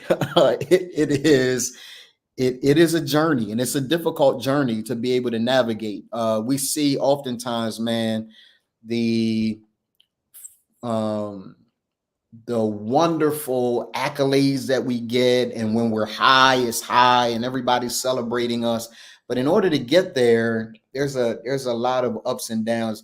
Can you kind of talk about the journey, man, that it takes to be CEO of Sell by Monday and the challenges that come along with that? Yeah. I years ago I saw this. You know Patrick Bet-David? Yes. Patrick Bet-David, the creator of Valuetainment. Yes. Years ago, probably like 2016, so probably like 8, maybe 9 years ago, I saw this video that he created called "The Journey of an Entrepreneur in 90 Seconds." And in the video, he's like, everybody sees the final product of an entrepreneur. They see the money, they see the cars, they see the lifestyle, they see the vacations, they see all of that. But what they don't see is the rejection, is the doubt, is the people lying on them, people cheating on them, people stealing from them, people rejecting them over and over and over and over and over again. And the part that got me, and it still gets me to this day in this video, he's like, they don't see the fact that that entrepreneur wanted to quit every day. Yeah. Yeah, bro. And I'm like, even just talking about it now, I'm like, I feel myself starting to get emotional because like that's it. It's like you want to quit every day, and like for whatever reason you just don't. And like it could be your motivation or your family. Like at the end of the day, you have to have a vision. I'm talking to myself. I have to have a vision of a future that is better than today, a future that is bigger than today, a future that is the realization of that one day I'm going to look back and all of it's going to be worth it. Right. And just an undying belief in that me suffering today will not mean that I have to suffer tomorrow. And so it's really that. It's like, it's because everybody wants to be successful, right? Everybody wants to experience a measure of success, but the people who actually do are the people who don't quit. And people who are able to keep going forward despite what they see in their life, what they see in their circumstances, just keep moving forward. And so I feel like that really has been the journey of the entrepreneur, and that's really like kind of summarizes what the life of an entrepreneur is like. Just believing that tomorrow is going to be better, and that what I'm doing today is going to positively affect tomorrow. Yeah, Dr. Henry Cloud, as you know, just kind of has a definition for integrity and character that we utilize and kind of set as a foundation for ReManned. That character is not just about whether we're honest. Character isn't just about whether or not we're truthful. Those are components of it, Bucci. But character, according to Cloud, is this capacity to confront and to overcome the adverse reality, right? The stuff that happens every single day that I've got to be courageous enough to actually confront, right? That I can't just kind of put my head in the sand, stick my head in the sand, and act like none of this stuff exists. It's the ability to confront the reality. How has a developed character, right, this expanded capacity, this AQ, adversity quotient, how has that helped to keep you going even when, and I'm talking about the character arc now, right? Even when you felt like giving up, you face that thing, you look for the areas that have been breached, and you patch them up so that you can live to fight another day. And then that day you live to fight another day, right? What has the development of character meant to your journey? And do you think that you would have given up by now if you just because it's hard. Like let's just be clear. This is hard. And when you add relationships into it, and then you add personal stuff into it, bruh, I'm preaching to myself too. It's hard, but the fundamental work of the character arc has been successful in keeping me grounded and at least giving me the ability to fight another day. Yeah, for sure. Definitely. I think that I definitely would have quit by now. Like for sure. And there's no doubt in my mind because I want to quit every day. Every day. It's just like, this ain't worth it. Like, no, yes, it is. And so definitely would have quit by now. I think that the development of character has really kind of given me perspective on what I'm going through, right? It's easy to, especially when you're going through something, it's easy to think that, oh, I'm the only one, right? And nobody else understands, nobody else has it like me, and like that's just not true, right? And so it's development of character has helped me kind of maintain a perspective on the bigger picture, on understanding that this is just part of the process, right? It's just one thing my pastor says is like, it's just a test. Like that's it. One of my other coaches, he says it's just an experiment. Like it's like it's so easy to get so into it that you think that this is life and death, that I'm about to die. Like this is like, it's gonna be like this. It's been sucking for the past couple of months and it's gonna suck forever. And like, it's never gonna like, and it's easy to get into that frame of like that type of thinking.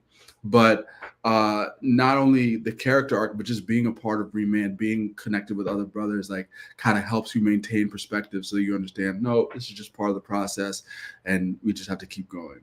Yeah, it can be.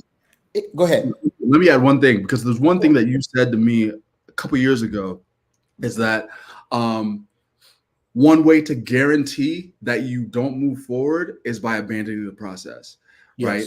And by one way to guarantee that you get the result is by sticking with the process. The process is what the process is, right? And so whether you decide to go through it now or in 2 years or in 6 months or in 10 years, like you have to go through the process at some point. And so why not just stick with it and go through it now, so that you can say, okay, cool, I'm done with that. Let me move on to one. Yeah, the process is the process. And the signature science, I keep looking at my whiteboard because I got stuff up there that I've written, right? And you're going to be happy in the next segment, and I'll probably lead into that segment at the end of our segment, talking about what's on the horizon for ReManned, right? Every time I ask you, hey man, where on the character, because every time something's not working, right? If something's not manifesting in life, leadership, or legacy, life, my personal life, leadership, my leadership to my family, legacy, business, and culture, right? Whenever there is something not working, it's because of the larger arc. There's something that I'm breaching. There's something wrong. If you would be courageous enough to say, hey, Donald, and for everybody that's watching, when you face the character arc, has there been one area of the character arc, responsibility, ethicality, authenticity, nobility, mastery, right, spiritual, is there an area of the character arc that you have found particularly difficult to master? Like this is an Achilles heel with me. It's a thorn in my side. Is there any area of the character arc that you would say, this has been the area that I struggle with the most? Or has it been 1 month this, another month this, and it's the whole thing that you have difficulty mastering? I'd say for me, it's the spiritual part. Okay. Which is interesting, because I grew up Christian and been in the church, like, and so it's interesting that that's the part I struggle with, because I view that part as where mastery happens, right? Where we go from conscious competence to unconscious competence, right? Yes. Where I'm glad I taught you that. You remember that? You remember the day? You remember the day I taught you that? Don't lie. Don't lie. Don't do that. Don't do that. Okay, I won't interrupt you anymore. But yeah, so I think like that, like the process of going from, okay, now I know this in my head, to now I know this in my heart. Like that's been a difficult process for me. It's like like a lot of times I see things in retrospect. I'll get past it, and I'm like, that's what that was, right? And so being able to recognize it and react like the appropriate way in the moment is kind of where I find struggle. And so being able to let these ideas and concepts that I'm learning like really seep into my soul, so they become a part of who I am. That's been the biggest challenge for me in this journey. Yeah, it's crazy, man, because the thing that is you would think, right, that because both you and I are heavily invested in Christianity, that the spiritual part, to your point, would be easier. But the truth of the matter is that there is much more to being spiritual than Christianity, right? And the practices of of Christianity or the principles of Christianity, right? There's just so much more to it. So if we were to look at the larger part of the arc, right? How has nailing down, you've nailed down your PVS, right? Your personal value system. We discovered what that is for you. Has that been helpful? Has it been helpful to kind of personally have an identity that is consistent with what you want to do and who you desire to become? Do you measure that every day? Have I shown up today consistently with who God has created me to be? Has that been helpful to you as a business owner and a future husband? It's been helpful from the standpoint that now I understand why certain things resonate with me and certain things don't. And it's been helpful from the aspect of when I'm going into something new, like I can easily measure it. Like, okay, does this align? Yeah. I think that I still could benefit from growth in the area of being able to check that every day, right? And being able to use my PVS as being able to make sure that I'm not violating my PVS, right? Because, like, for example, hope is one of my PVS things, right? But I also feel like I'm giving up. Yeah. Right?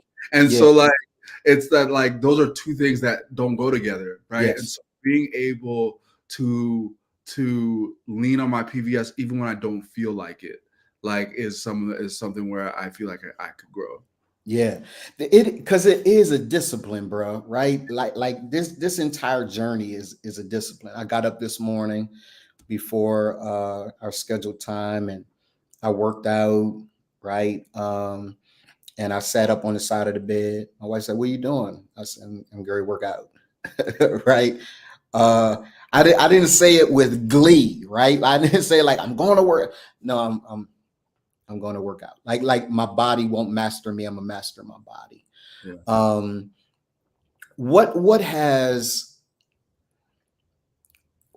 has and by the way, for those of you that don't know, if you haven't gotten your copy of the ReManned book, Bucci is forbidden from reading right now.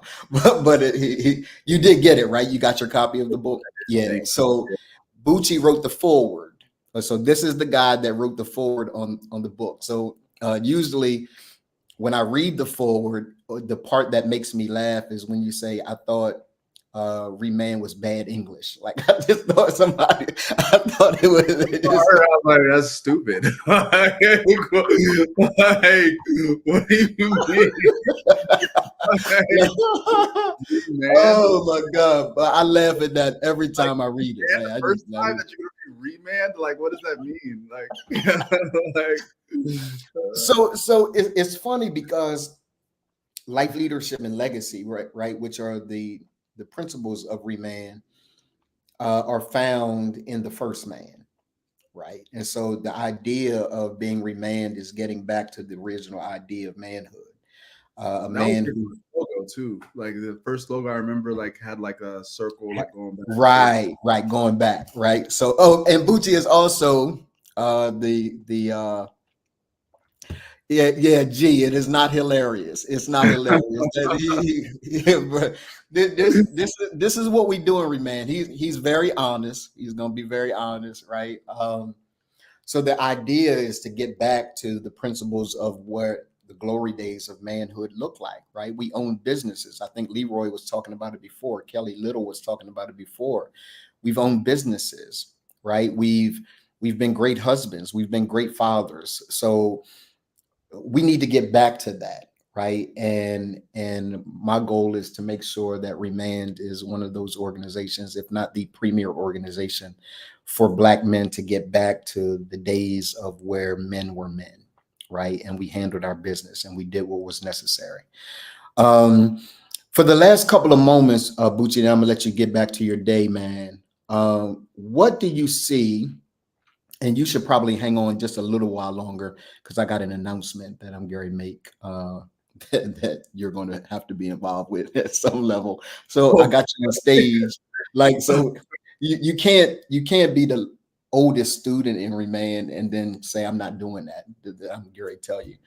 So yeah, so this is all strategic. Yeah, everything's strategic, right? What do you see as your next several years, man? I want you to dream for a moment, and I want you to let perhaps the guy that's looking on and saying, I want to develop business. I want to do that without losing family, and I want a family, and I want that without losing myself, right? Which is essentially what we do inside ReManned, mastering it all. What's your next several years look like for you? What are you dreaming about? What are you thinking about? How's it all play out in this hopeful part of your life, this anticipated part of your life? How does it all play out in these next several years? What's it look like? So I think for me, like I think one of the reasons why I resonated with ReManned is because I've always dreamed of having it all, right? Having a beautiful wife, beautiful kids, big ass house. Sorry, I'm not allowed to curse. Yeah, you can curse.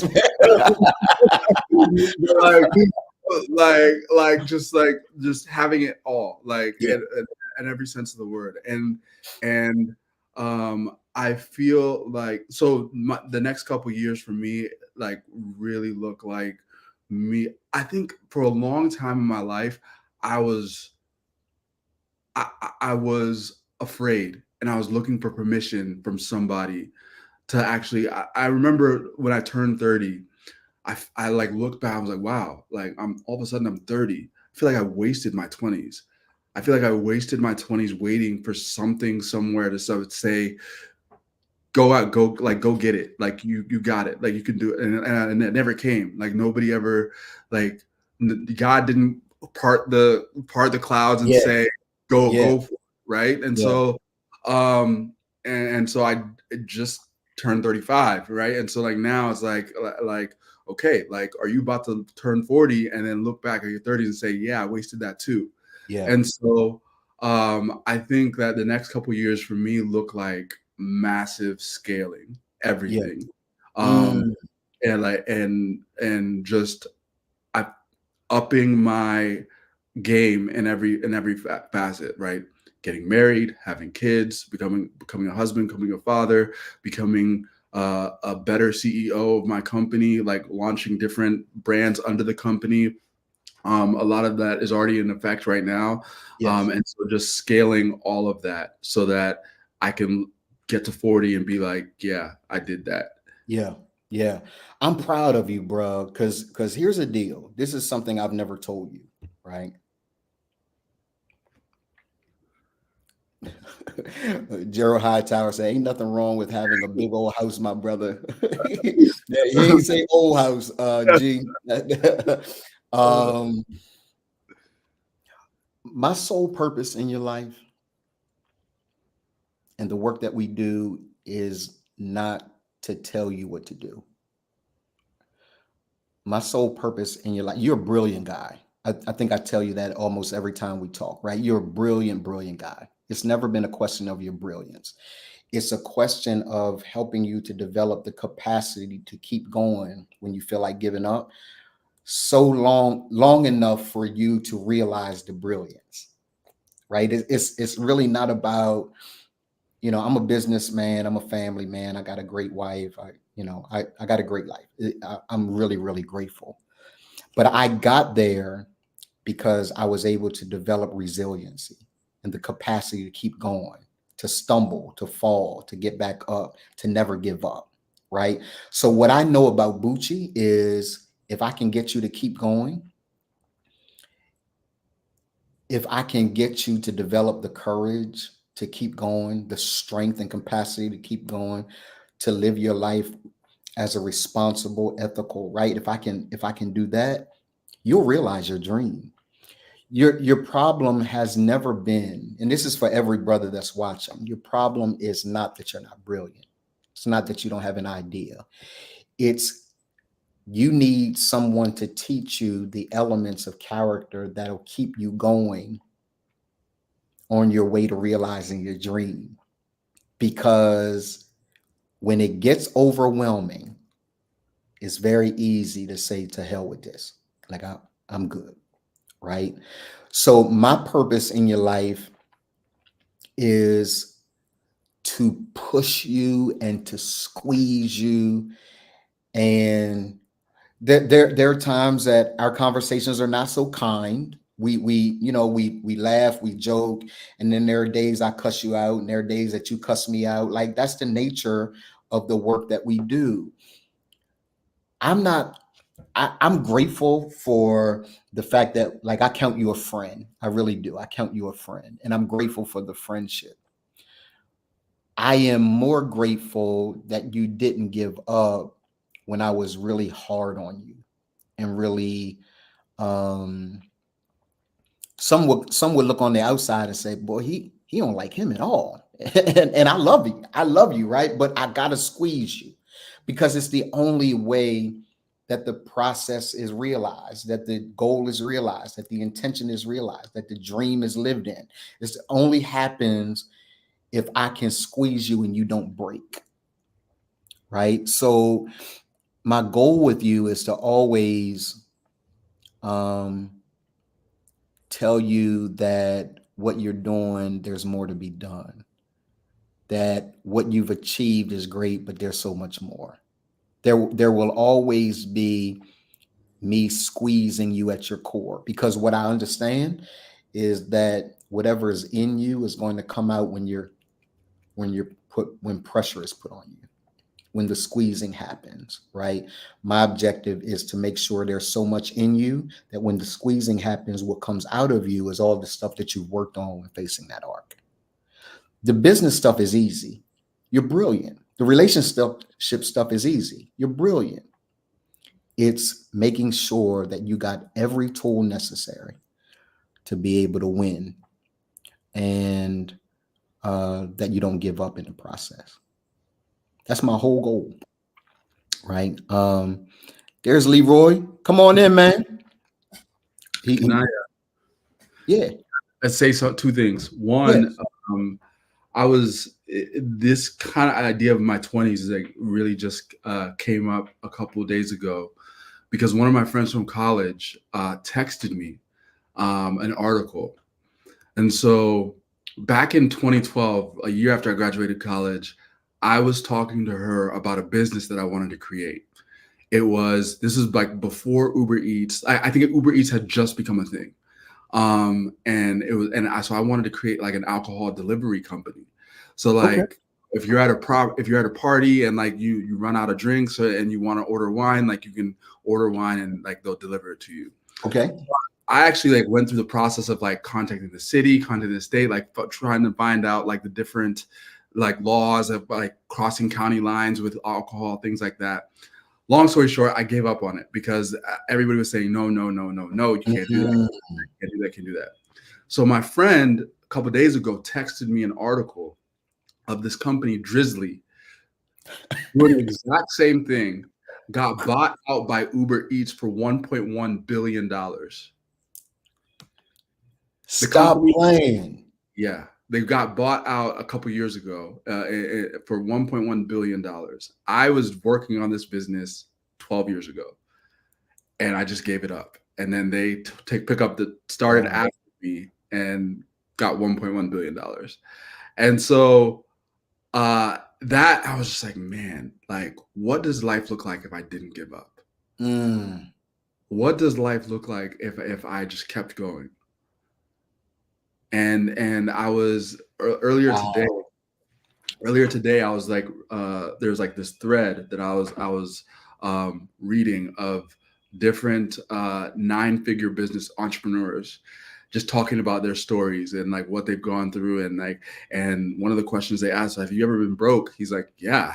Like the first 4 years of my business, I was losing 100 to 200 grand a year, like the first 4 years of my business. And so just understanding that it's just part of the process. Yeah, it's part of the process. It's the promise.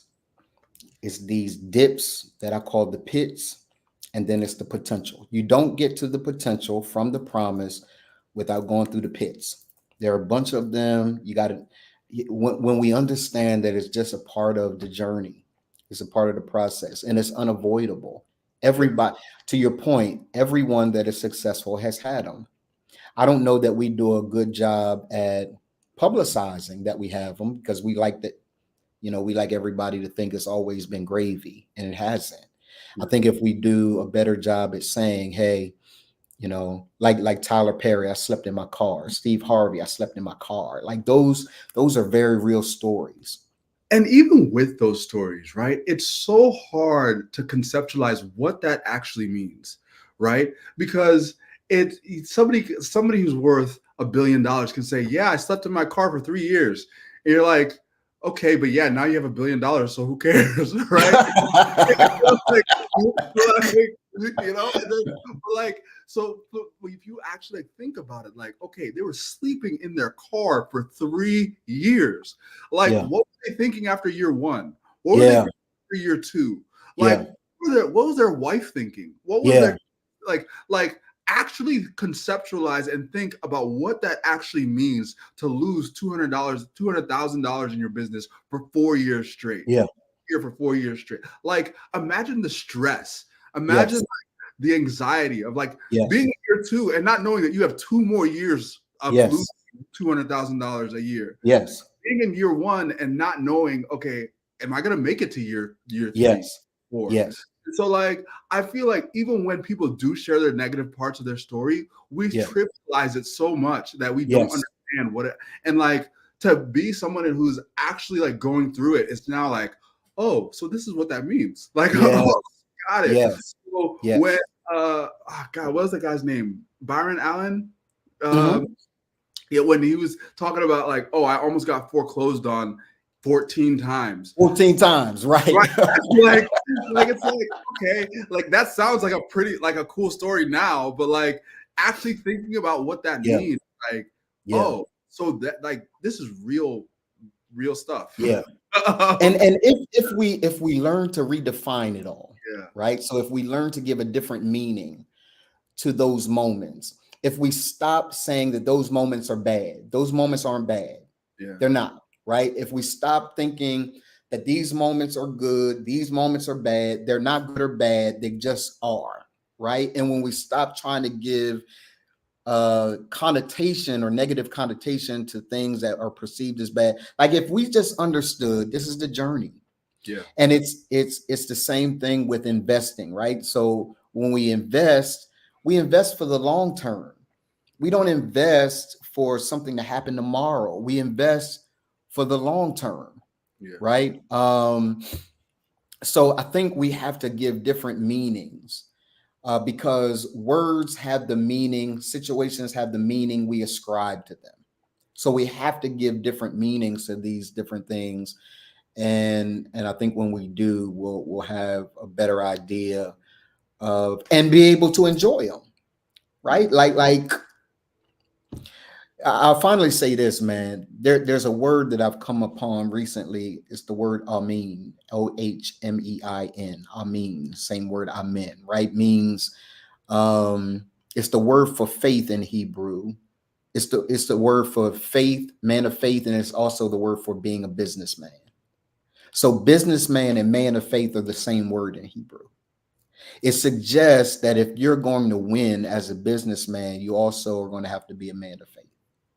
You're going to have to be able to have a core that can be squeezed and still keep going. Being a businessman requires you also being a man of faith. 100%. And the interesting thing about me, because like, again, grew up in the church, like we always hear about faith, right? Faith is like this pretty thing. It's like, oh yeah, trust God and believe it. Like faith hurts. Like faith is not pretty. Like if faith is Like it is not enjoyable to like. It's enjoyable when you get it right, like yes, when like your faith is rewarded. But like in yes, the moment, it's scary as hell. In the yes, moment, it's like yes, not. It's like, oh my god, like so this is what standing on faith means. Like this is what like yes, walking in faith. Oh no, yes, like yes, this is uncomfortable, right? yes. So like, and so that's, and I feel like I'm just now starting to appreciate and respect that, and just coming to terms with the fact that yeah, faith is not comfortable. Yeah. And now, as a result of that, your dreams are about to come true because it's all the journey. Yeah, The journey coming to fruition means I embrace the journey, yeah, right? And if this is the price that I have to pay to get here, I'll pay the price. I mean, everything has a price of admission. Everything does. And life and developing the business of our dreams, the family of our dreams, all of that has a price of admission. And sometimes suffering, which simply means to endure, right? That's all suffering means. I'm going to endure whatever I got to endure in order for me to get where I need to get, right? Yeah, Prince said faith is not comfortable. It's not. It just isn't. But you know, to put ourselves in, and I also want to contextualize it, right, Bucci? Let me say this, and then I'll let you go, man. I want to contextualize it. What we are dealing with really pales in comparison to what others have dealt with before us and what others are dealing with in other parts of the world. Like it really does pale. Mhm. So I heard a number, 17 million black bodies at the bottom of the ocean during the Ma'afa, right? During this middle passage. And that is what's on my mind every day. What's on my mind every day is the number of black bodies littered at the bottom of the ocean. And I'm complaining about what? If we think about Abram, who is tested by God about to slice and stick his son, we think about what David's got to deal with in a lion's den. You think about what the Hebrew boys have to deal with in a furnace. Like we good, man. we uncomfortable, but we good. Yeah. Like they all survived worse and more horrific things than you and I will ever have to face. Mhm. So our bodies are not at the bottom of that ocean, and quite frankly, we owe our ancestors success. We owe them success. And if what we've got to go through is the pain of the challenges that we're experiencing, we've not had dogs, we've not had hoses, we've not been strapped to trees and beaten. We've not had those things. We owe our ancestors, bro, to keep going until we are our ancestors' wildest dreams. That's what keeps me going every single day. It hurts because it makes us move. Absolutely. It's necessary. It makes us move. So let me tell y'all, Bucci, let me tell you something that you're going to work on with us. Okay. Right? Right? We are in the process now. We met with yesterday a company that is going to help us gamify the character arc, right? To put it, and the reason why you're going to be on this team is because when we met, I forget when we met, you were here in Atlanta, right? We kind of spent some time together. And a part of what we were talking about is how do we know that we're actually, how do we measure? How do we know that we're actually reaching the place that we really need to meet? So we're about to hire a company that is going to help us to gamify the character arc. And we're going to need your brilliance to kind of talk through the metrics, how the game can be played, right? From your perspective, and a bunch of other stuff. So there's inside the ReManned community and by email. You're going to get some questions that I need you to answer. But for those of you that are watching, we are about to enter the part of ReManned where we are now going to have guys go through this process electronically, or at least a portion of it will be electronically or digitally. And it's exciting. It's an exciting time. What we figured out, man, is guys like challenge, guys like games, right? So there's a whole gaming industry, right? Billions of dollars in the gaming industry. Guys like games, guys like that. So we're gonna gamify the character arc. We've begun to do it already at some level. So you're going to be called upon. Yeah, that arc, Dwight. That arc is right. So we're about to put all of that in the system, the way that it works, and metrics and gamifying it. So you're going to be called upon. Isn't that exciting, Bucci? That you're going to be called upon to do even more than you're doing right now. What do you think about the process of gamifying the arc and presenting it in a way that is far more challenging than it even is right now? I think it's a great idea. I think that the arc is like, I think you and I were talking at some point, maybe last year, about give away the secret seller implementation, right? Yes. And I think the character arc is something that no one will grasp the gravity of it unless it's explained to them and they go through it themselves, Yes. right? You see it and be like, okay, that's cute. Yeah. What do I do with it, right? Yeah. And so I think that the process of gamifying it and making it something that people can interact with and learn from and have fun with at the same time, and track it, and now what gets measured gets improved. And so Absolutely. Like being able to measure their progress through the process of gamification is perfect. Yeah. You about to take away my quotes? Yeah, I'm good. I'm good. I know you. I know you. Wait. I'm giving you credit. See, I'm giving you credit. Yeah, I'm giving you credit. What gets measured gets improved, Bucci. Yeah. So I wasn't going to take it for myself this time. Too many eyes on it. There's too many people watching for me to try to take it this time. Hey man, give any final thoughts that you have, man, before I give you the rest of your day. I am just very grateful that I had the opportunity to meet you.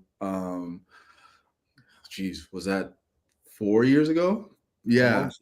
Yeah. So I'm very grateful and happy that God introduced us, because I think that you in many ways were like the missing link of like just I knew where, like I was thinking about this literally this morning. It's like, some people have one of my friends is like this. He's very successful real estate agent, but he's always had difficulty kind of visualizing what he wants. He's like, I don't know what I want. I just work hard and, I'm successful that way. But I don't know in terms of like what I want to create or what I want. Like, I don't know what I want. I think I've been the opposite. I've never been fuzzy on what I wanted. I've always been clear on what I want to create, what I want it to look like, I've always been clear on that. I've always had challenges trying to get the path from A to B, right? Trying to actually walk the path to get to what the vision. And so I think that in many ways you were like the missing link of like, okay, here's how you actually walk the walk, right? It's cool to have the vision, but here's how you actually go get it. Yeah. And so I'm grateful to you for that. Yeah, and I am as well, man. You're meaningful in my life more than just a client. Like you're meaningful in my life. And I'm grateful as well that God introduced us, that he has us connected for eternity. And I'm proud of you. I want to say that in front of everybody. I'm proud of you, proud of the work that you continue to do, the hard work that you continue to do, building your business, building your relationship. Can't wait for a bunch of little Bucci's, right? You doing the thing, man. And I'm proud of you. Happy ReManned anniversary to you and to every brother that's involved with the movement. So enjoy the rest of your day, black man. Thank you. Love and respect you, man. I respect you too. Take care. All right, talk soon. Peace. Yeah, this has been so phenomenal so far. Where is Leroy? Is Leroy is he coming back on with us or nah? There he is. Can I tell y'all? I just got a note from Leroy. He was asleep. Leroy was at home sleeping. He let me do the rest of the interviews, and he went home, took a nap. He's home, took a nap. He's back now though. Man, this has been phenomenal, bro. Man, I'm tired of you putting my business out there, bro. Every time I turn around, you got to be putting my business out there, man.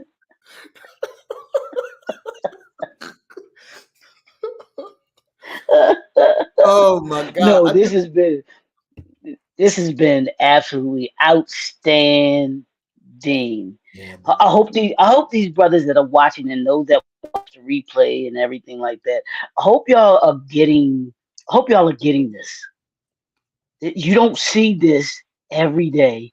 You don't see this everywhere with organizations that are doing the some of the things, the aspects of what we're doing. yeah. The Department of Child Support Services coming on and talking about that. Where they do that at? Where have you ever? I ain't never seen that happen before. Bruh. Yes, sir. Brothers, get this. This is all of this. I know it's the ReManned anniversary, but all of this is for you all. Everything that this man has the vision for, he does it from the bottom of his heart for and he says this all the time. He's going to die doing this work. Absolutely. Because he wants to see each and every one of us live up to our capacity and our potential.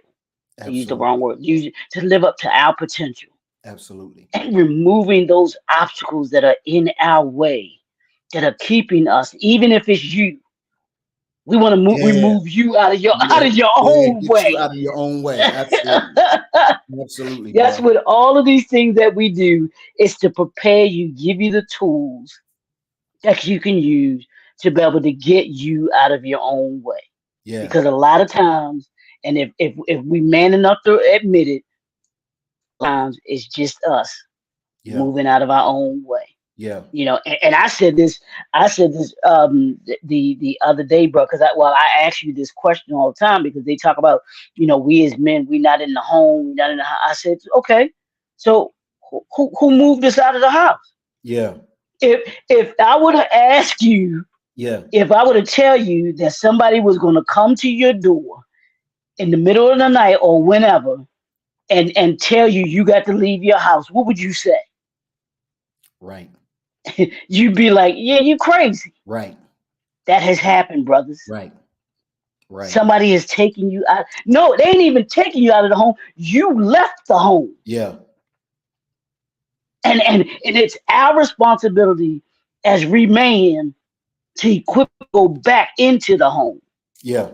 That's what all of this is about. Everything that you've heard about this morning, from the entrepreneurs to the child support services, all of this is to get you. And we've been saying it all year. We coming home. Coming home, man. We coming home. But you can't go home the same way that you left. Yeah.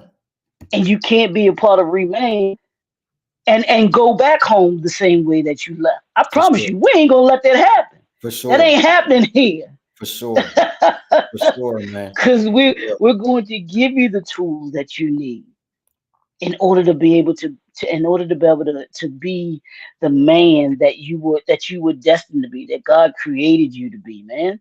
That's what all of this is about. These conversations have what I call, these are rich conversations. Yeah. Because y'all know where the cotton My mom used candy to say, podcast Leroy, up. yeah, my mom used to say, baby, that's so pretty. That's so pretty, right? Like when she would hear a quote or she would hear a conversation, and she would Yeah. always say, that's so pretty. A part of my why now is, yeah, Dwight, we coming home to stay. We're not coming to visit.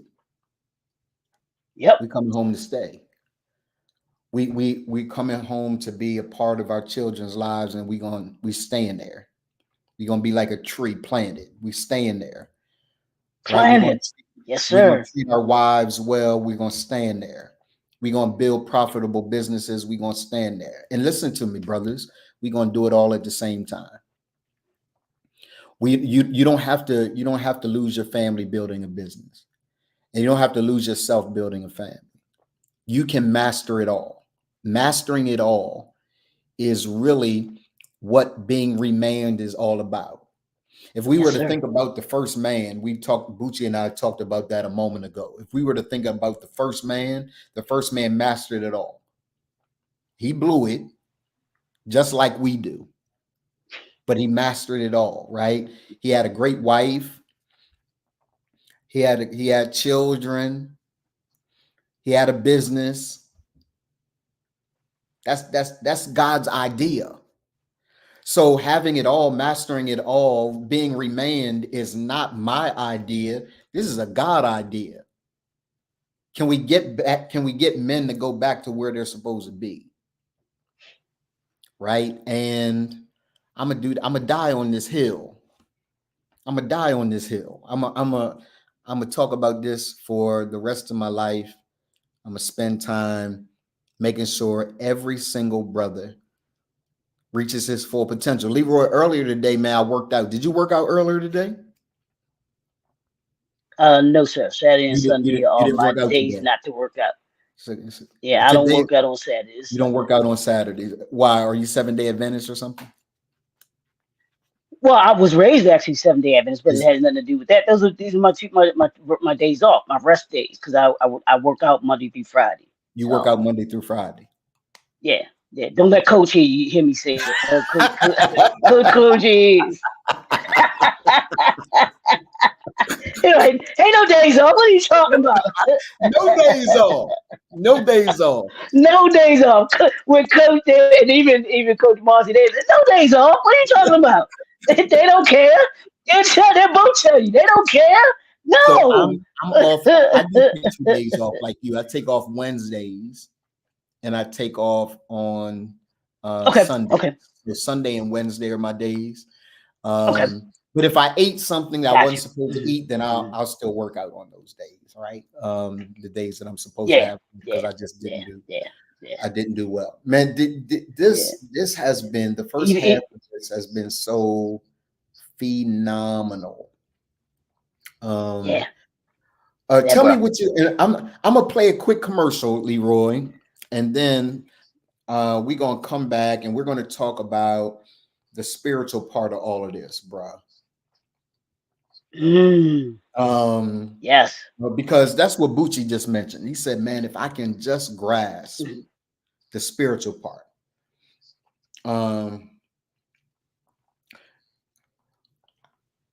I got my one of my former therapists. He's still my therapist, actually. David Quinn Montgomery, trying to get him to come on and talk about mental health a bit. Coach Walter is going to be on talking about mental resiliency. And you and I are going to have a conversation about spirituality, man. We're going to talk about being spiritual and how that fits into our work that we're talking about. But let's play this commercial and then we'll come right back. Here we go, y'all.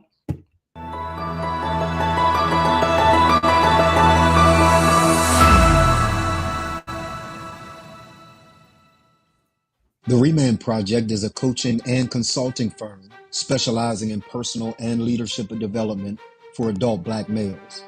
seeking to break the vicious cycle of missed potential so that they themselves transform their personal lives, their sense of leadership to their families, and their legacies that they want to leave for business and culture.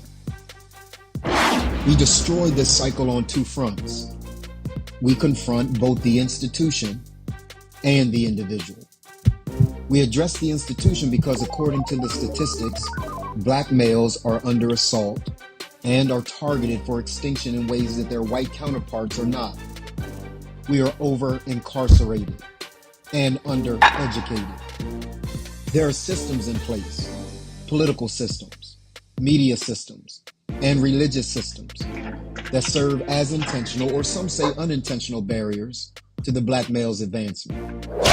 As a result, we work to raise public awareness about issues confronting Black males, promote healthy and positive images about Black males, curate spaces to share information and resources about programs, services, and support for Black males, support knowledge creation and dissemination around these issues, and provide a forum for Black males to both speak and act for themselves.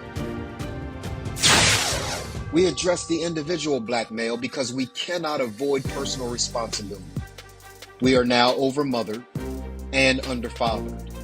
We make bad social choices, and we avoid responsibility for getting ourselves out from under the social plight that we face. We will develop the moral compass and character necessary to face the adverse realities that are faced in everyday life. We live by the premise that even that which is not our fault is still our responsibility. In 2019, we answered the call to transform the culture one man at a time. Our society, our families, and men in particular are in a state of crisis. And the goal of the ReManned Project is to curate the largest, strongest, and dopest community of Black males in the entire world. We then create awareness and action against the institutional and individual impediments that exist against the foundation of our culture and overall society, which is the Black male.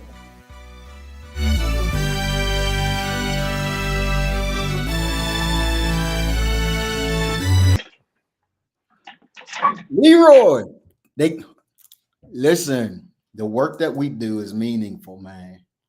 Shout out to all of our supporters.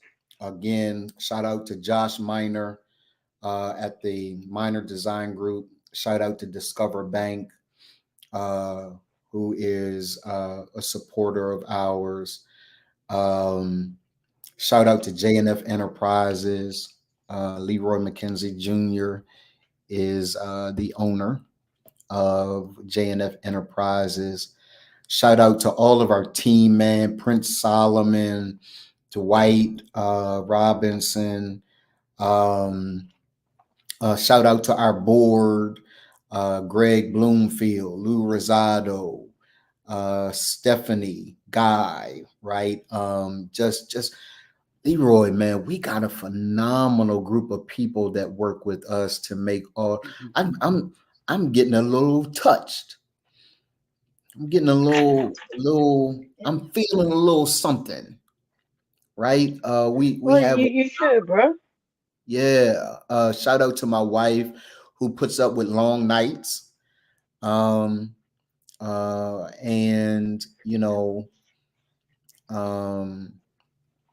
yeah, puts up with long nights and me, working hard to make sure the vision comes to pass.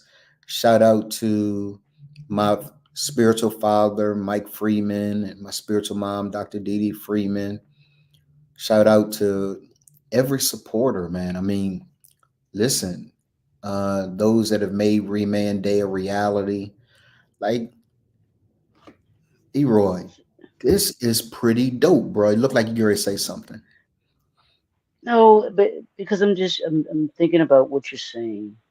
And here's been my thing this year, and I think it's been yours as well too. But I always think about people that believe in you and support you. It's one thing to just say, "Oh, you doing this, you doing that," and they pat you on the back and whatever. But it's another thing when you have people that see what it is that you do, see how hard you're working at Yeah. what it is that you do, and say, you know what, not only believe in what you do, but I want to support you in Yeah. what it is that you do. Because I've Yeah. been that one of my assignments this year, bruh, is to be supportive of those associates, business associates, even my personal relationships, in my business aspect, and in my personal aspect, is showing people not just my verbal support, but my Yes. physical support. If I can be there Yeah. for them, I may not be able to do it financially or anything like that, but I can do it in other ways. I can show up. I Yeah. can I can show you that I'm a believer in you, that I'm here for you. If there's advice that you need, I can do that. Because I learned this, bro. My best friend in the whole wide world, she and I, name is Sandra Cooper. She and I have been friends since college. And Okay. this is how I gauge those that will support you. And she supported me in ways that nobody else Yeah. has. Yeah. Her and my mother have been my two biggest, Yeah. staunchest supporters. I'm Yeah. talking, yeah, ain't nobody else around. Yeah. Yeah. And I've needed rides to places because I didn't have my car. They're like, can you? Yeah, come on, I'll get you there, take you there. You need a ride back? Yeah. Yeah, that's supporting Yeah. you, understanding that. Yeah, I see you. You working hard at what you doing. Yeah. And they want to show up for you, bruh. That's Yeah. what, and that's what, to me, that's what Remain is about. Brothers, we are here to show up for you when ain't nobody else showing up Yeah. for you. When Yeah. ain't nobody else gonna believe in you. Yeah. I know you talked about Walt Disney earlier this week because you watched the Yeah, bro. where nobody else believed in what this man was doing. Yeah. You want to make a mouse what? Yeah. And I'm gonna keep saying it. You want to do what with a mouse? Right, right. That's the last thing that you would think that people would think about when they think about a mouse. Because I know when I think about a mouse, I ain't thinking about the fuzzy little thing that we see on TV. Yeah, yeah, yeah, Hell, yeah, I'd have been like, well, you done lost your everlasting mind if you think that. But I'm gonna support you though. And Right. his brother was like, well, you crazy, but I'm gonna be right there for you. And Right. there's no better feeling in the world, like you were just talking about, giving thanks to those people that behind the scenes. Don't nobody see that. Don't nobody know about that. They don't hear about that, about those folks that support you in ways that you can't even find the words to thank for them, Yeah. for being there for you. Yeah. All of those things, man. So yeah, it's a beautiful thing to have that support system, that as what was it? I think it was Moses when he was tired and he had to hold his arms up back and he had to have people on it hold his arms up. You got people that are holding your arms up, bro. Yeah. Those are Yeah. the folk. Those are the folks that are holding your arms up right now when it gets hard. Yeah. Marla, those nights, Yeah. those lump, baby. I know you. I know it's hard, Yeah. but she right there. Yeah. She right there with you. Yeah. Like, you got this, baby. You got it. You on it. Yeah.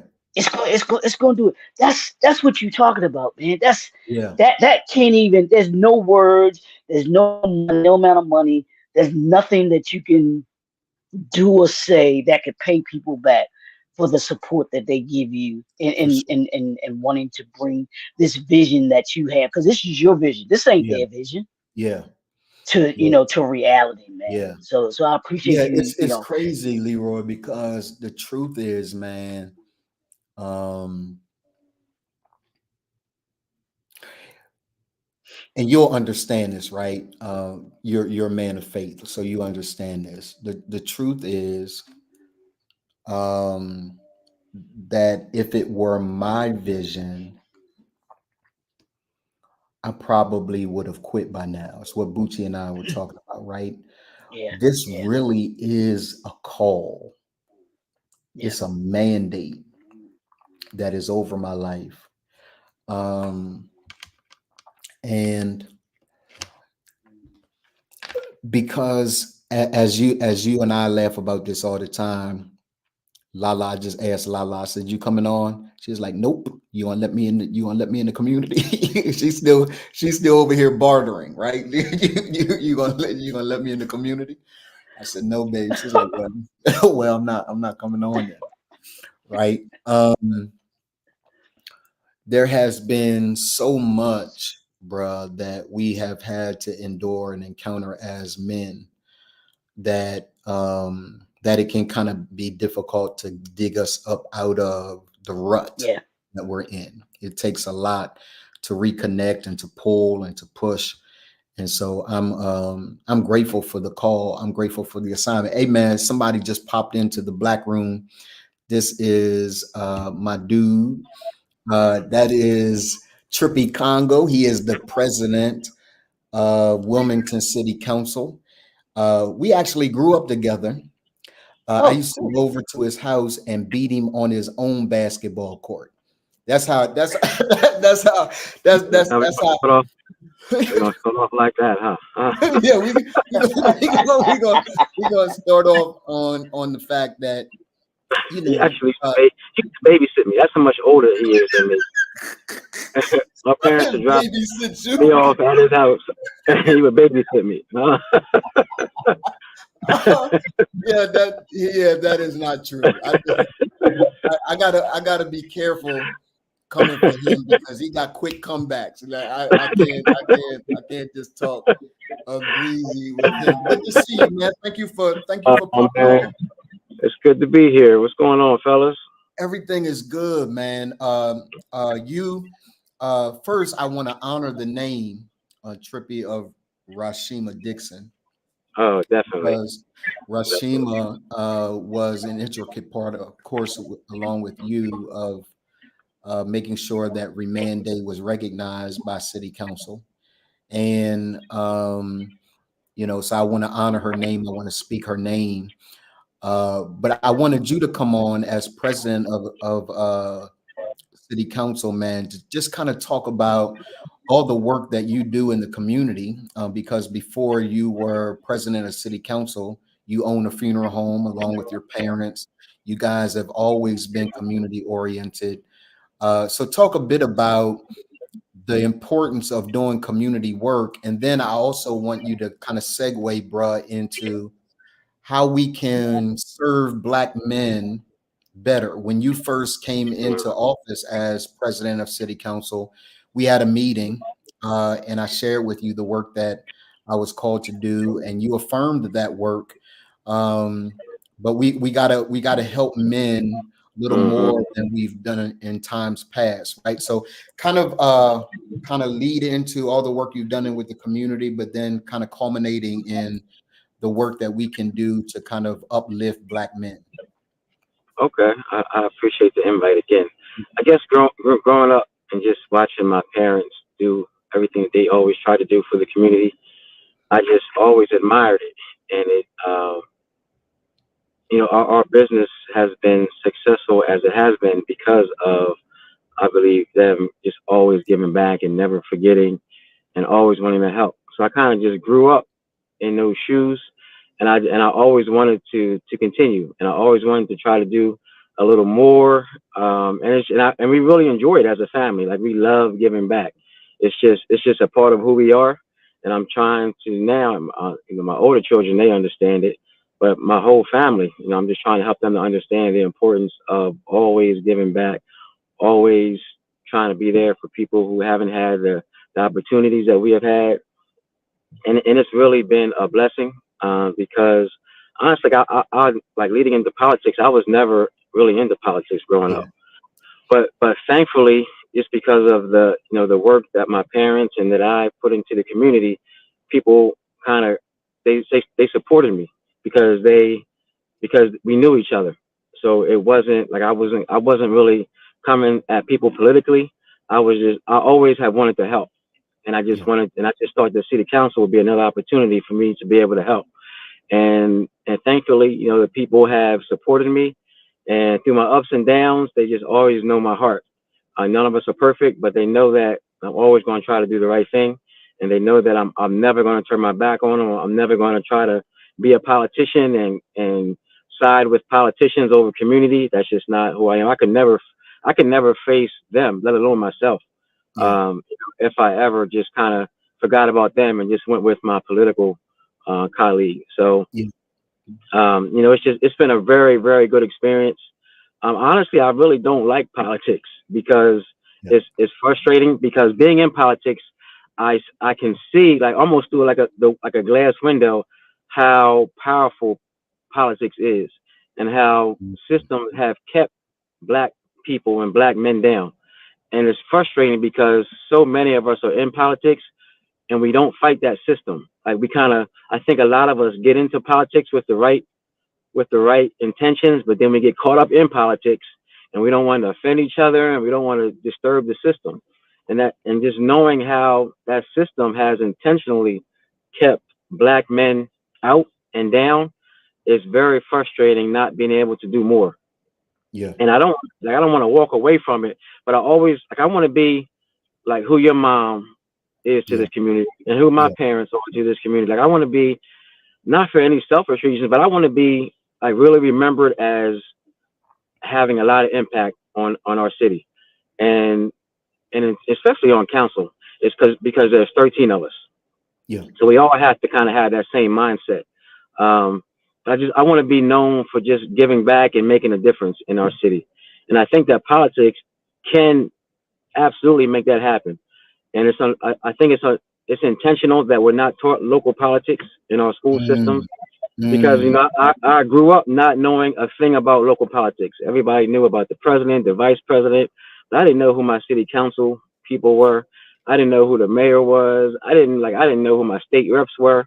I didn't know any of that information, and I think that's done intentionally, because once we know, especially the black community, once we are engaged politically, it can be a game changer. Yeah. Because politics is where those changes can really happen. Yeah. Whether it's the school system, the prison system, the court system, politics is really where it is. But growing up and not really being involved, and I can see where people who haven't had the opportunities that I have had can get very frustrated with politics and just not even want to be engaged and just kind of dismiss it. But I guess I would encourage people to absolutely get involved, because it really, really can make a difference once we're engaged and once we have the right people in office. Yeah, I thank you for that, man. And Lever, I'm gonna let you ask a question in a moment, man. But I want to affirm something here, right? Whether or not people agree with your stances, and whether or not people like your positions, what I can unequivocally say is that the reason why I respect you with regard to the political piece is because what you just said is absolutely true. Every decision that you've ever made has been siding with the community, at least your perspective of what the community has asked for, needs, so on and so forth. There's never been about what can be done for Trippy. It's never been about what can be done for my business. It's never been about that. It's always been about how can I serve these people that need, right? These marginalized groups of people. And so that's also the reason why my mom loved you so much. My mom, she loved you, right? So a part of the work that we do, Trippy, is to get brothers to live out this intersectionality between life, leadership, and legacy, being great men, having great family, right? And then also having great business and community acumen. What would you say to the brother who is considering how he can make an impact? Maybe he wants to be in politics, maybe he doesn't, right? Are there other places he can serve to kind of better his community? I think mentorship is key, Okay. because if every black man out there mentored one black child, problem solved. I just think Mhm. that everybody doesn't have that kind of family structure that supports growth and positivity, but they will. Most families will accept someone, and a lot of families don't even know how to Mm. raise children. So I don't like blaming families, because those adults are just children who were never supported, and now they're just older and they have no idea what to do. So Wow. I cannot stand when somebody says it's the home, and it is, but it's not their fault because they don't Mhm. know any better. Mhm. I think there are very few families out here who are just intentionally, not Yeah. raising children who are productive. Yeah. They just don't know how to. Yeah. And I think that mentors, like guys like you and I, and people who just have an idea of what that kind of life can be, I think if Yeah. we just reach back and bring somebody along with us, I think mentorship Yeah. is also a game changer. Yeah, yeah, I agree, man. What I would add to that, and I think you and I have talked about this before, Trippy, that's something I just want you to really consider and think about as we go Mm-hmm. into your next term, right? Mm-hmm. And that is, how do we, because you said something so powerful when you just said, hey, these are adults or kids that have just grown up, like no Right, one really right. gave them the tools. And Mm-hmm. so a lot of times what Leroy and I are discovering in dealing with black dads is exactly what you just said. And Mm-hmm. I happen to think, man, I want you to give your thoughts about it. Then Leroy, I'm gonna let you ask your questions, then we're gonna let him go. What I think, Trippy, is that I agree with mentors, right? But I Right. also think that somebody has got to help biological fathers who have not grown up in that structure become Mm-hmm. better dads, because this is Oh, what we have found absolutely. out, right? We have found out that even with mentors, that child's fundamental question is still, where is my dad? Like, Mm-hmm. why doesn't my dad want anything to do with me? And it's not that he doesn't, it's that no one taught him to navigate the Mm-hmm. nuances of being a father, keeping his child's mother happy, like all the things that come with fatherhood. So, Mm-hmm. do you think that there's room to have both conversations, right? The Oh conversation yeah, around definitely. mentoring children and then also mentoring grown men who want to be better dads to their biological children. Uh, Absolutely. And I misspoke when I said just children, but like Yeah, I need mentors. You yeah, need mentors. Like we yeah, I don't think we ever get to a point where we don't need somebody who knows more than us and can yeah, help us along the way. So yeah, absolutely, I think that we definitely have to try to help fathers and yeah, mothers, but we're talking about fathers who just yeah, don't yeah, know any better and don't know how. So yeah, definitely, yeah, I yeah, agree. absolutely, man. Leroy, you got a final question for Trippy before we let him go? Yeah, President Congo, I want to ask you this. You said something that I'm adamant about and I'm passionate about. You talked about engagement, and you talk about um getting the community engaged in the political process. And I want to ask you this question from both sides. What can the government aspect of it, or the legislation part that you all play, how can you all facilitate and get more engagement from the community? And then how can we as black men be more engaged in the process to connect those dots, as Dr. George Fraser always says? How do we connect those dots so that we do have the more engagement between both? Because the city council here in Baltimore, I've spoken on it before. There's just a disconnect that I know that's here, and it's reflected in the turnout that we had for this past election that we had.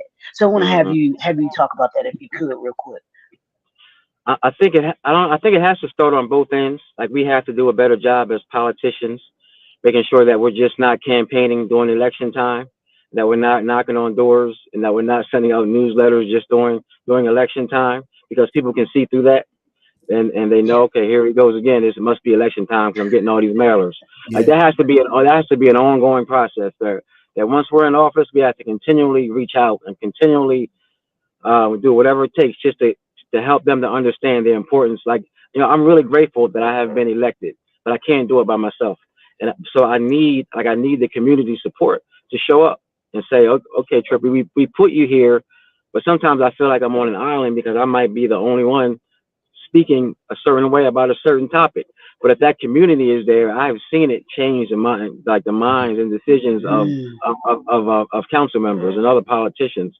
So I think that we have to get people who I think it starts with us, because they have to learn how to trust us, because we have been so misled for so many years, for so many centuries from government, that it's just going to take a lot of outreach from politicians, of continual outreach from politicians, and not just during election years. But then I think the school system, honestly, I think that the school system plays a huge role, because again, if our first and second graders and third graders, if they're taught the importance of civic associations and block captains and civic groups and going to your community meetings, if they're taught that, it's just going to be natural. They're going to naturally be a part of it. But like, I was never taught that. Like I had no idea. I didn't know anything about politics until I was in my late 30s. Like, I had no idea, because it was never taught. Like, I knew about the national elections, but I had no idea. So I think our school systems have to take a look there at the curriculum, and just teach generations about local politics. And I think they would naturally be more engaged. But that's a very long process, of course. But I think that immediate responses could be just from politicians doing more outreach and inviting people to come to civic groups, and inviting people to come to community, to council meetings. Because a lot of decisions are made, and most of the times, unless there is like a homicide or something that's an immediate threat, our council meetings are empty. But when there is something that's an immediate threat, like the council room is packed, we have to help them to understand the importance of showing up all the time, because politicians will listen when people are in the room. But if it's just us, they're going to say, you know what, I'm going to do what I want. I'm going to do what my friends wants me to do. But if there are a couple hundred people behind them, it can change minds. Yeah, I think that's really important, man. Everything that you just said, right? I never thought about, we're taught civics in high school, right? But even in high school, when I was taught civics, I wasn't taught the importance of local elections. It wasn't until I was older that I understood the phrase "all politics are local," right? Politics is local, right? So I think that is that is an important point. Let me ask you this last point. I promise you I'm gonna let you go, man. Can you tell me what one thing ReManned can do to be a better partner in Delaware with you, your team, council? What can ReManned do to be a better partner?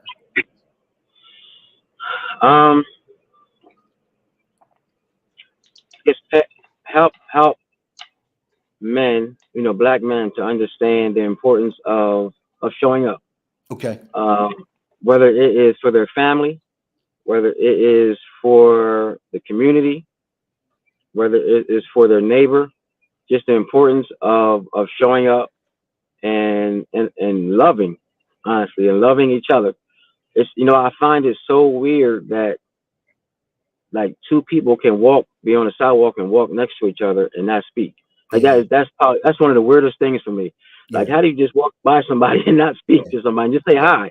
Yeah. And I think once we get back to that, just love, like loving each other, loving ourselves, and just being friendly and seeing how we can help people. I think that just goes a tremendously long way. Politics is important, but love is way more important.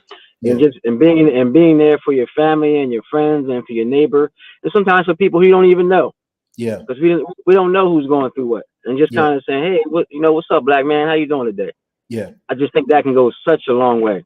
And we are just taught like to be tough and to hate each other. And I can't speak to him because he's gonna think that I'm soft. Or like just say, hey, what's up, brother? How you doing today? And I just think that can just lead to an immediate change in our communities. Yeah, I agree, man. I agree 100%. I wanted to thank you, man, for spending some time with us today. Do you want to right the wrong that you said earlier today about me babysitting you? Do you want to tell the truth about the basketball games that we played on your basketball court, in the ways that I spanked you very early on in your life, No, and perhaps how that has so contributed to you being the man that you are today? it does, because I do apologize, because everybody knows that you're about 4'11". So when I was like 8 years old, I was already taller than this dude, right? So I felt bad. I'm like, let me let him get this shot off. I see he's going hard on me. He's like 10 years older than me. Like, why is the grown man going so hard on me? I like you. I like President Trippy. I like this man right here. Oh, boy. Have a good day, man. Yeah. I won't talk to you no more. From the logo. From the logo. Oh, boy. I love A grown man, 4'11", going hard on a little boy. Okay, I'm like, so that taught me my first lesson in compassion. I was like, I gotta have some compassion for this man, because obviously. Oh, boy.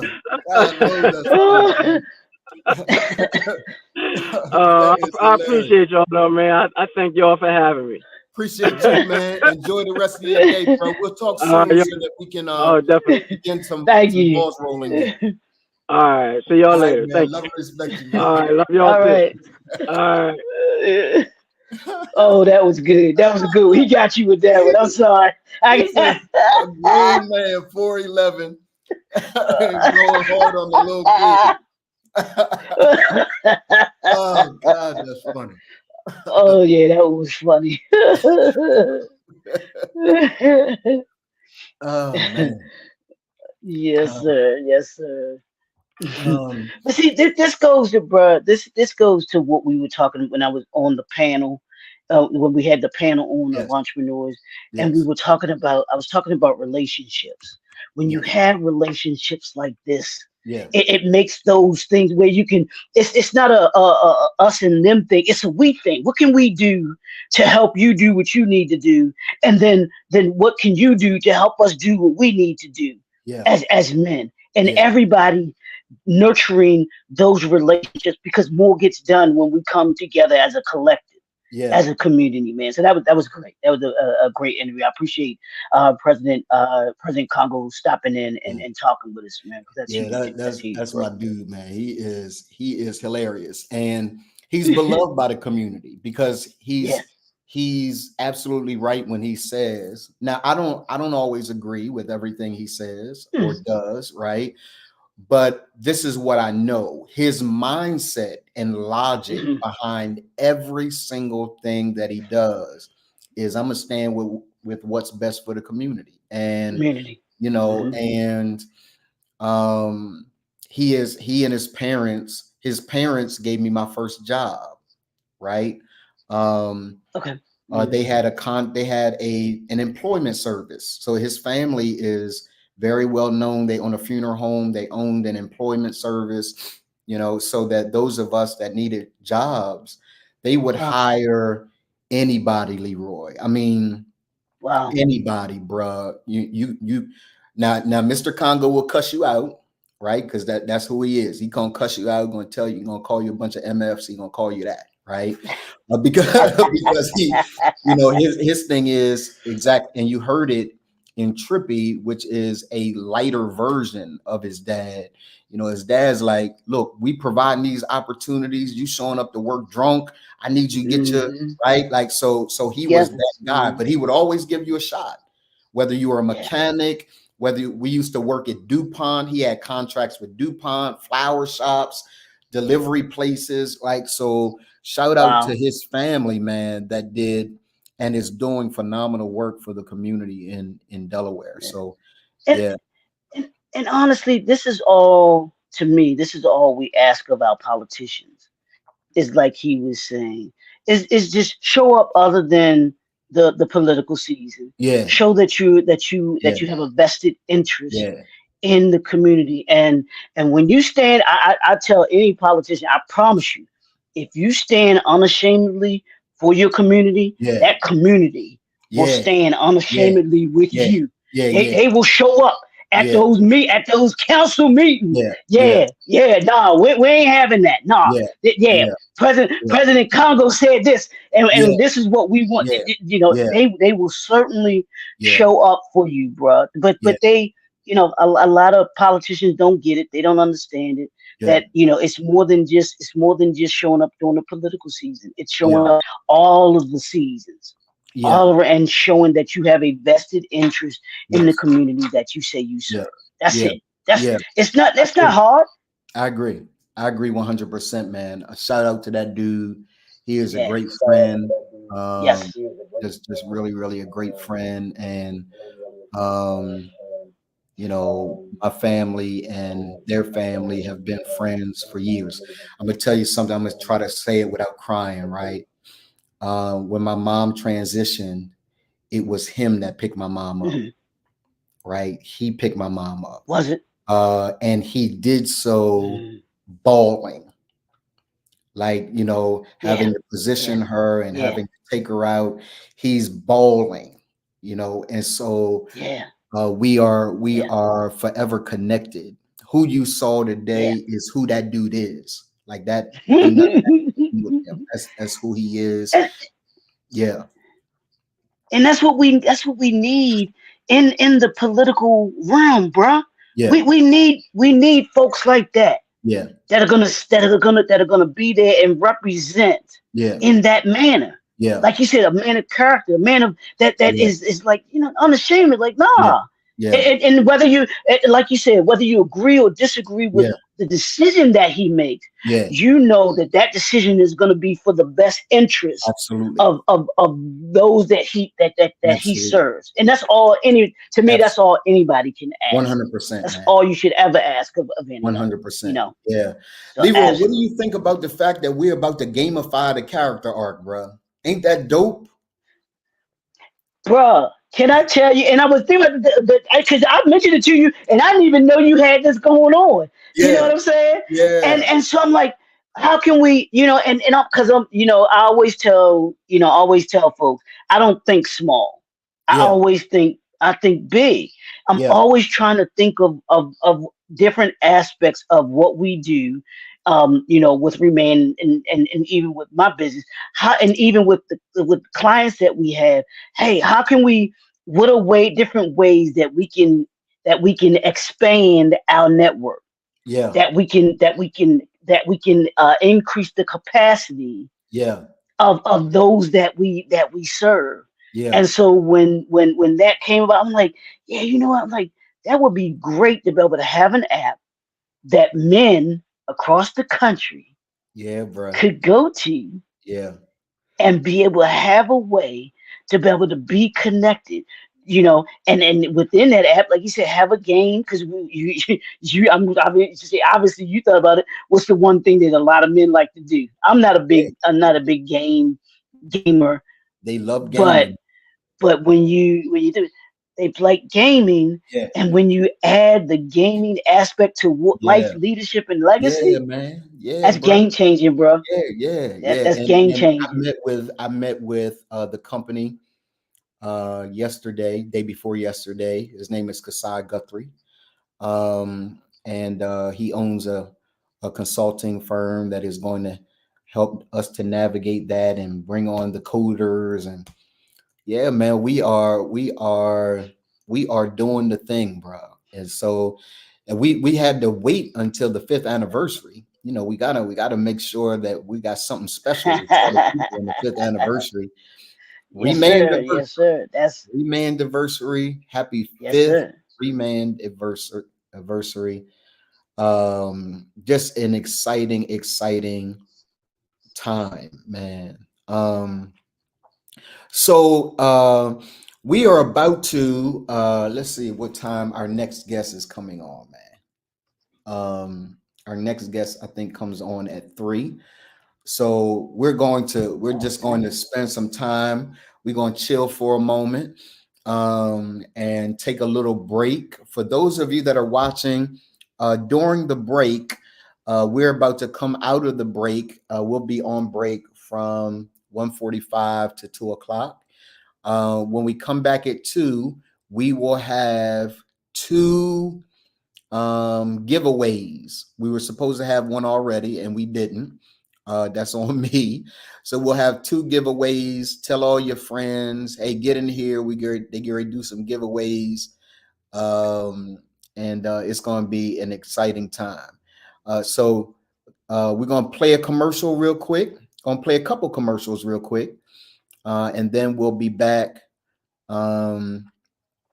at 2 o'clock to be able to engage you guys some more. All right.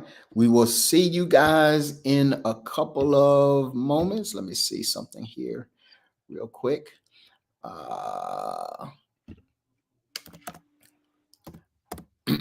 There we go. Here we go. See y'all in a minute.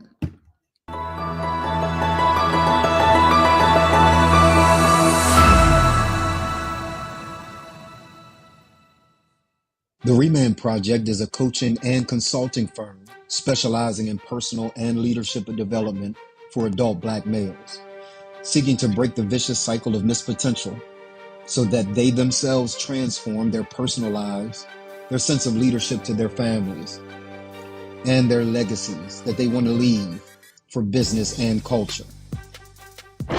We destroy this cycle on 2 fronts. We confront both the institution and the individual. We address the institution because, according to the statistics, Black males are under assault and are targeted for extinction in ways that their white counterparts are not. We are over-incarcerated and under-educated. There are systems in place, political systems, media systems, and religious systems that serve as intentional, or some say unintentional, barriers to the Black male's advancement.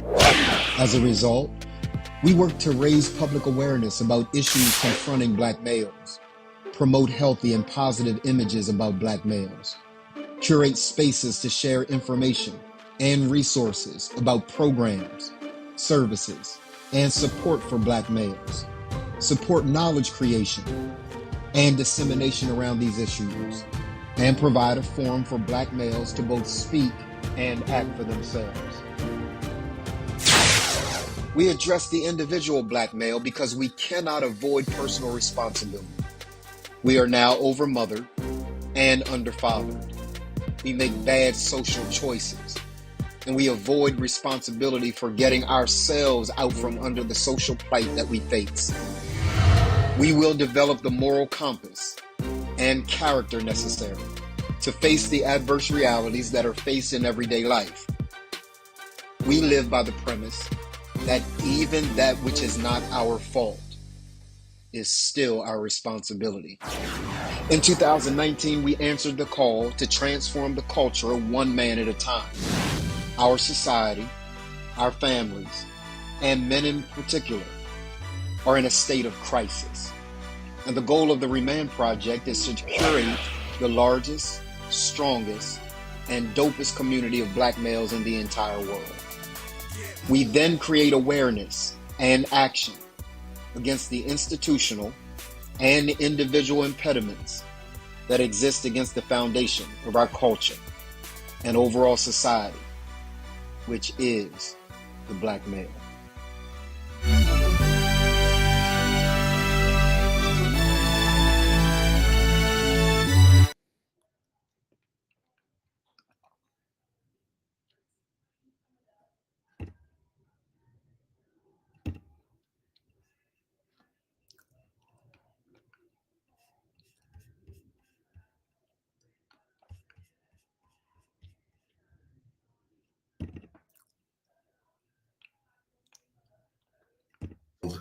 Morton. Dr. Donald Morton. Donald Morton. Dr. Donald Morton. Dr. Donald Morton.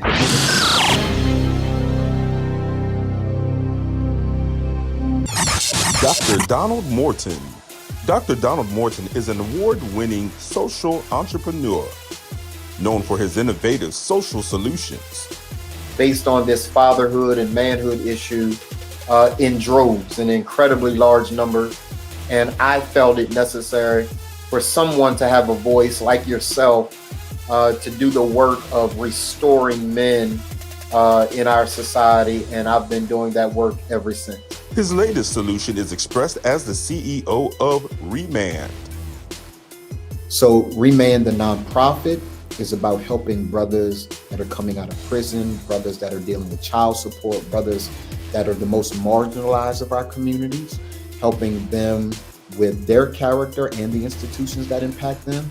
And then the LLC, our for-profit arm, is really attempting to address the CEOs and CFOs and entrepreneurs and people like that say, look, I got issues too as a black man. My issues are a bit different because I'm in the C-suite. Mm-hmm. And how it plays out in the C-suite is very different than how it plays out on the block and those brothers that are coming out of re-entry. But here's a deal. All of us the same, for real, for real. Dr. Morton is the former executive director of the Complexities of Color Coalition. As executive director of the coalition, he worked to congregate Wilmington, Delaware's African-American community in order to create comprehensive strategy to influence institutions, policies, and laws. Dr. Morton has over 25 years of experience in African-American community leadership. ReManned is deeply personal. While he's glad that thousands of men are on this journey with him, it was started because he needed liberation. He was broken and bound, and he was fighting to put his life back together after divorce, infidelity, business challenges, bankruptcy, and a life destroyed by being the worst liar ever. Yes, Dr. Morton was a liar until he faced himself and proved his signature science, the character arc. Then and only then was he ready to lead men to learn and live the science of being ReManned.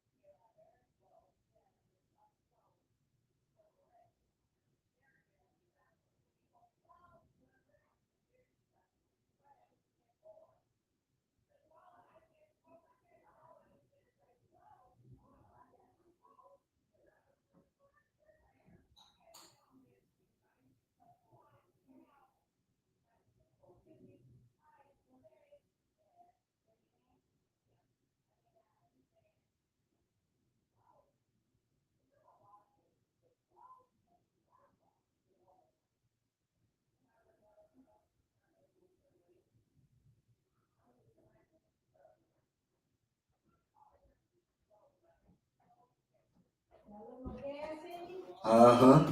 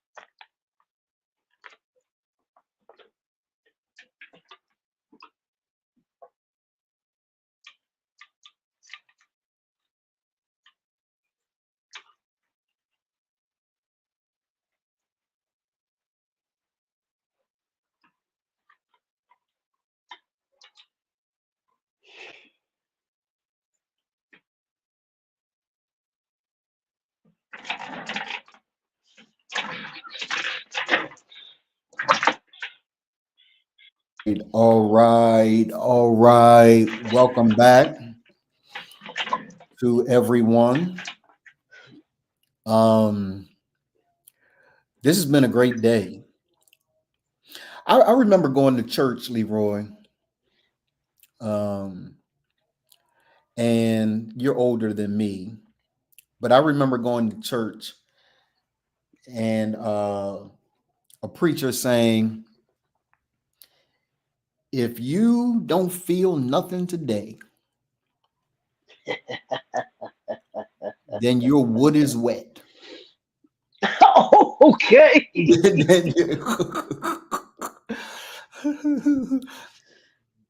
Let's see. It says we're having trouble streaming to LinkedIn. This may be an issue on LinkedIn's end. We'll keep trying and let you know if it's resolved. Please check LinkedIn to ensure the stream looks okay. All right, let me see what's happening with LinkedIn. Get it together, LinkedIn. Get it together. Let's see. Oh, nope, it ain't together. They stopped the stream. Let me see. Let me do this.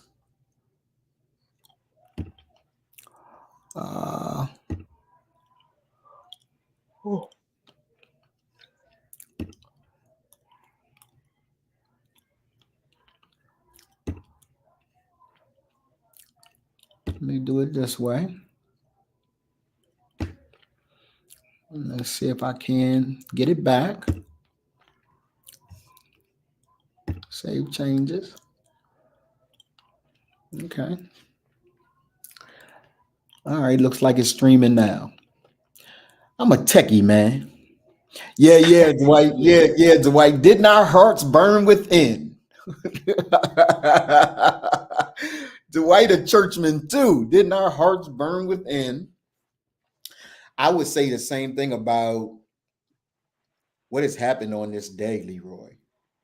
If brothers don't walk away with anything else, what's the one thing they should walk away with today? Tell me what that is for you. If I had to have one word so far that I would have to use, is honestly is what we when we talk with the president, councilman, is engagement. We've got to be more engaged with each other. We've got to be more engaged with the system. I know. It's the system is a bad word to us. It really is. Yeah. It's like cursing at a brother. You know what I'm saying? Yeah. But we get it. But that system doesn't get better if we don't push it to fulfill the what it's supposed to do. Yeah. There's nothing that gets better just because. Yeah. So the more engaged we are, and even the president said it. He said the more people that showed up. Yeah. You change. You shift things. Yeah, absolutely. You shift things when you show up. Yeah, brothers, hear us. Yeah, absolutely. You shift things when you show up. Absolutely. We talk about family. We talk about the emphasis needs to be put back on the family, right? Yep. And you talk about moving the needle all the time. Yep. But the family does not shift, right, until we show up. Yeah. If we don't show up, it's not going to shift, brothers. Understand that. It does not happen without us. All of us. Yeah. There has to be a concerted mindset saying we're going to show up. Yeah. We have got it ain't like you said, the house burn. It ain't even a question of should we, could we, might we.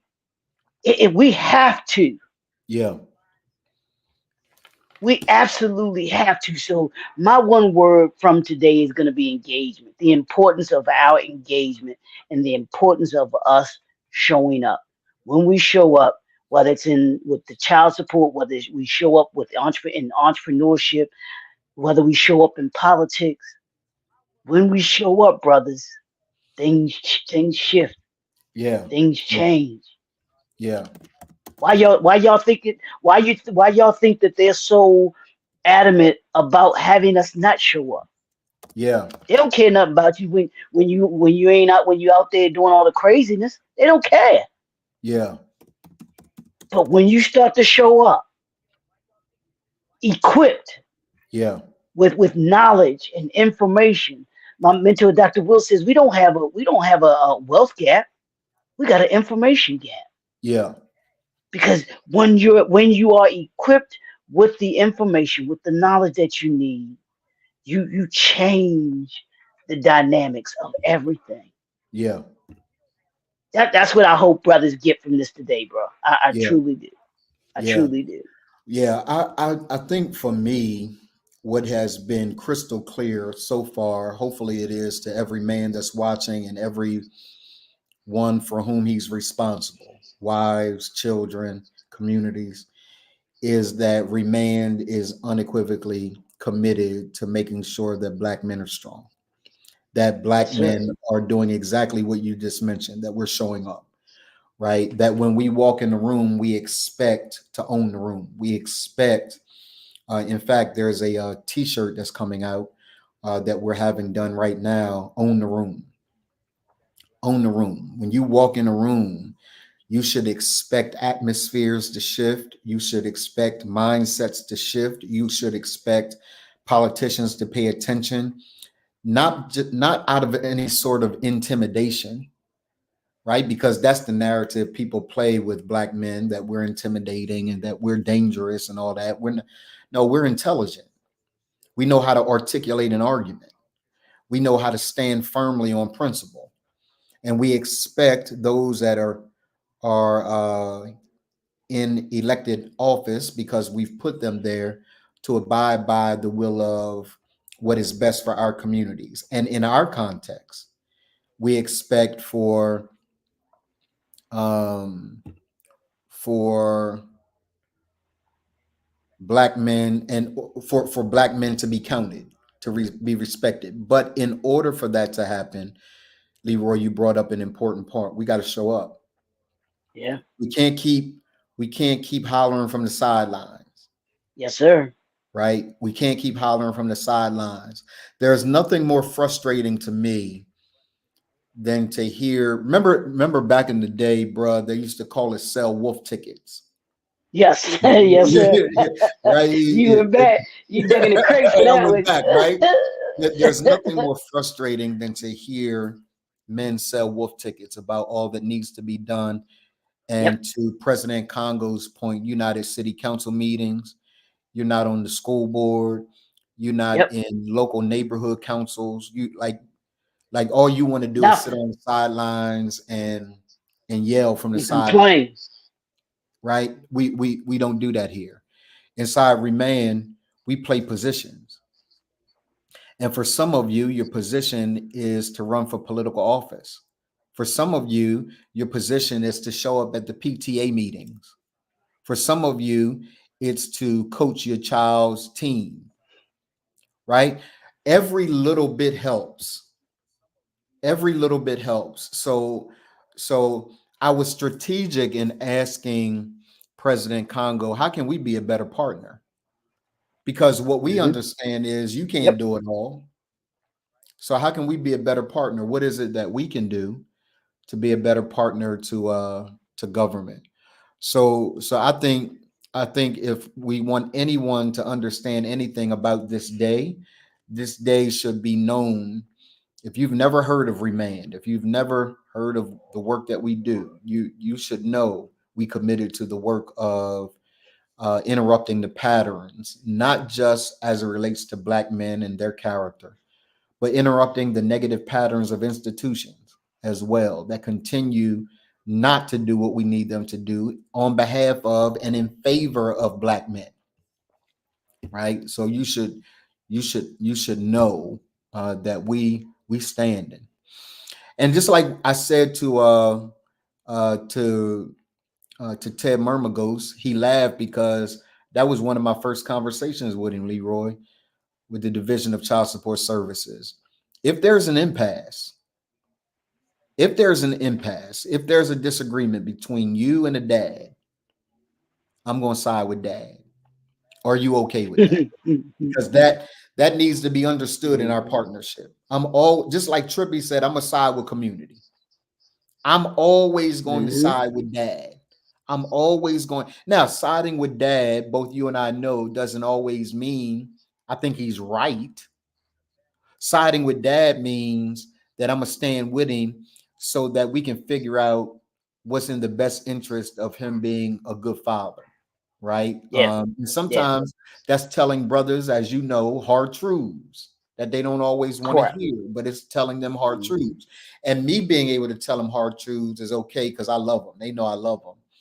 I remember asking Bucci one time, man, how do you survive the hard conversations that we have when I got to tell you something that's not so pleasant?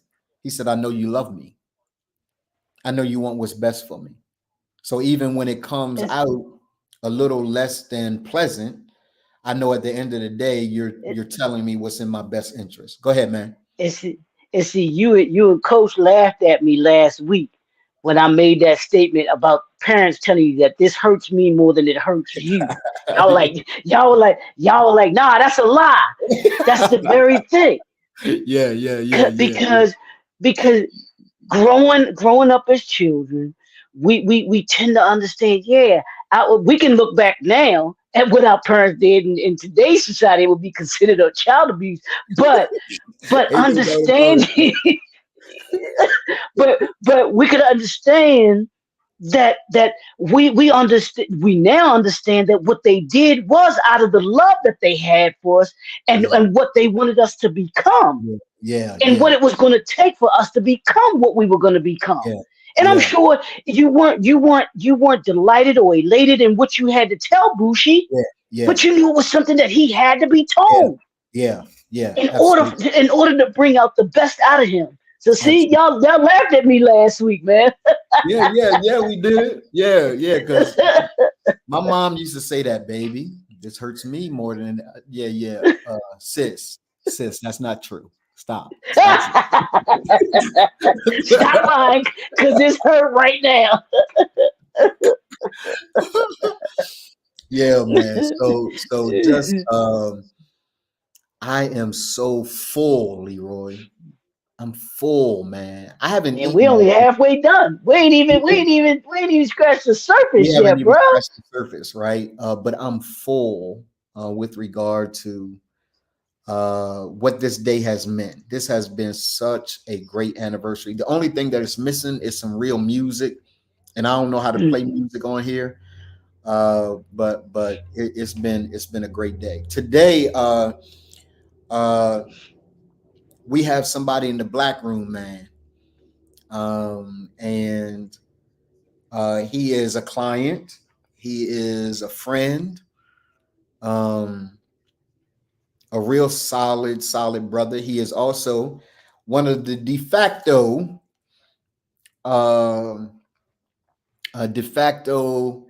leaders of the Braveheart Bible Study. It started out with you and I, and is now you and Walter and I. He is my health and wellness coach. He was sharing some things. He texted me last night and shared some things with me that had him a bit bummed about some things that are happening with one of his clients. But I'm so proud of the work that is happening with him and the business that he's building in Middletown, Delaware. I had the privilege of being there with him a couple months back during a mastermind session, looking at his facility. He is also a winner of our $100,000 award for ReManned. And so I'm excited, man. Let's bring him to the place and see. Leroy, Leroy, put it up again, man. Don't let him intimidate you. Don't let him intimidate you. Put those guns up, man. Let him know he ain't the only one. Exactly. Let him know he ain't the only one. As my grandma would say, Jesus keep me knit across. Have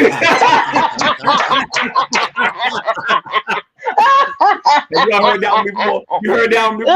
You heard that, right? Okay. Yeah, Donald heard that before. He would get in trouble. And I can hear Mother Morton talking about Jesus keep me across. I'm about to do this way. I know it happened. In my spirit.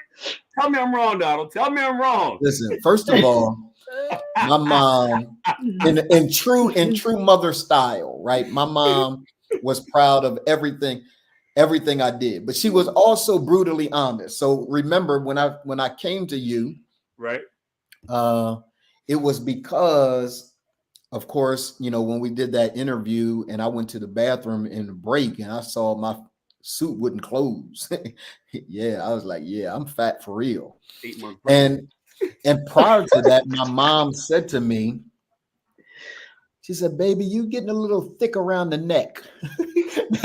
So I'm like, no, I'm not. Don't say that. She was like, oh, all right. You know, she was one of those people that she would quickly say, all right. Like I'm just trying to tell you. So when you and I started working together, what's up, Stephanie Lyons, board members? Yeah, I've been. Lyons, my girl. Hey, Steph, I'm gonna send you the link. I want you to come on. I want you to tell me whether you'll come on. She I know, right? Nah, Steph. No, we ain't accepting that today. Nah, Steph. We want to see your face in the place today. You gotta represent. You gotta represent. Yeah. You gotta come on and say happy anniversary. Let everybody even know. if it's for a couple minutes. Yeah, you gotta show your face today, Steph. Show your face, Steph. But my mom, you know, she would tell you quick, all right, you don't want to listen. And so when I said, hey, Mom, I'm working with I have a new coach. She's like, what kind of coach? I said, fitness coach. Oh, so now all of a sudden you got a fitness coach. When I told you behind you was fat, you ain't want to hear me, right? Yeah, Dwight, it's that. Bless his heart. Yeah, that's the other phrase. Bless his heart. Yep. Right. So, Coach, thank you for spending some time with us, man. Without sharing the details, right? Because it's nobody's business. Right. What you sent the text to me about yesterday, Troy Jones. What's up, man? Thank you for hanging out with us, bruh. If you want the link to come on and say what's up and happy ReManned anniversary, just let me know and I'll send the link to you. What you shared last night just reminded me again that the journey, bruh, is full of ups and downs. Like I think what and Bucci and I talked about it earlier, Coach. I think what I want people to know is that whether it's you, whether it's Leroy, whether it's Bucci, whether it's Dwight, whether it's Ray Pope, it doesn't matter. The work that I do is probably most important because all of you guys are brilliant guys, right? Like brilliant brothers. Okay, man. Troy, send me your email, man. I'll send you the link.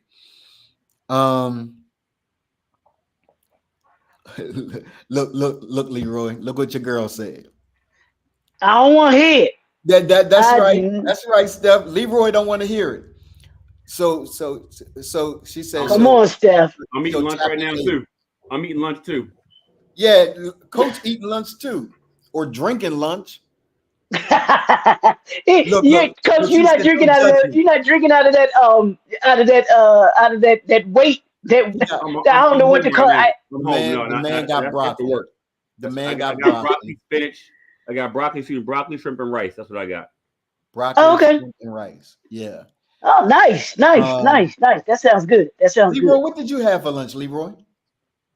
Actually, I actually had shrimp and grits. Shrimp and grits. Okay. Did you have the sauce with it?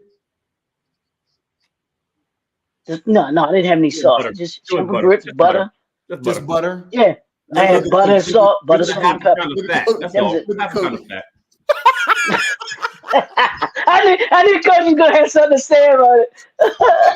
Butter, salt, and pepper. That's the, yeah. I had to, yeah. Some people actually put sugar on their grits, Yeah, I can't which put I sugar don't. on grits, man.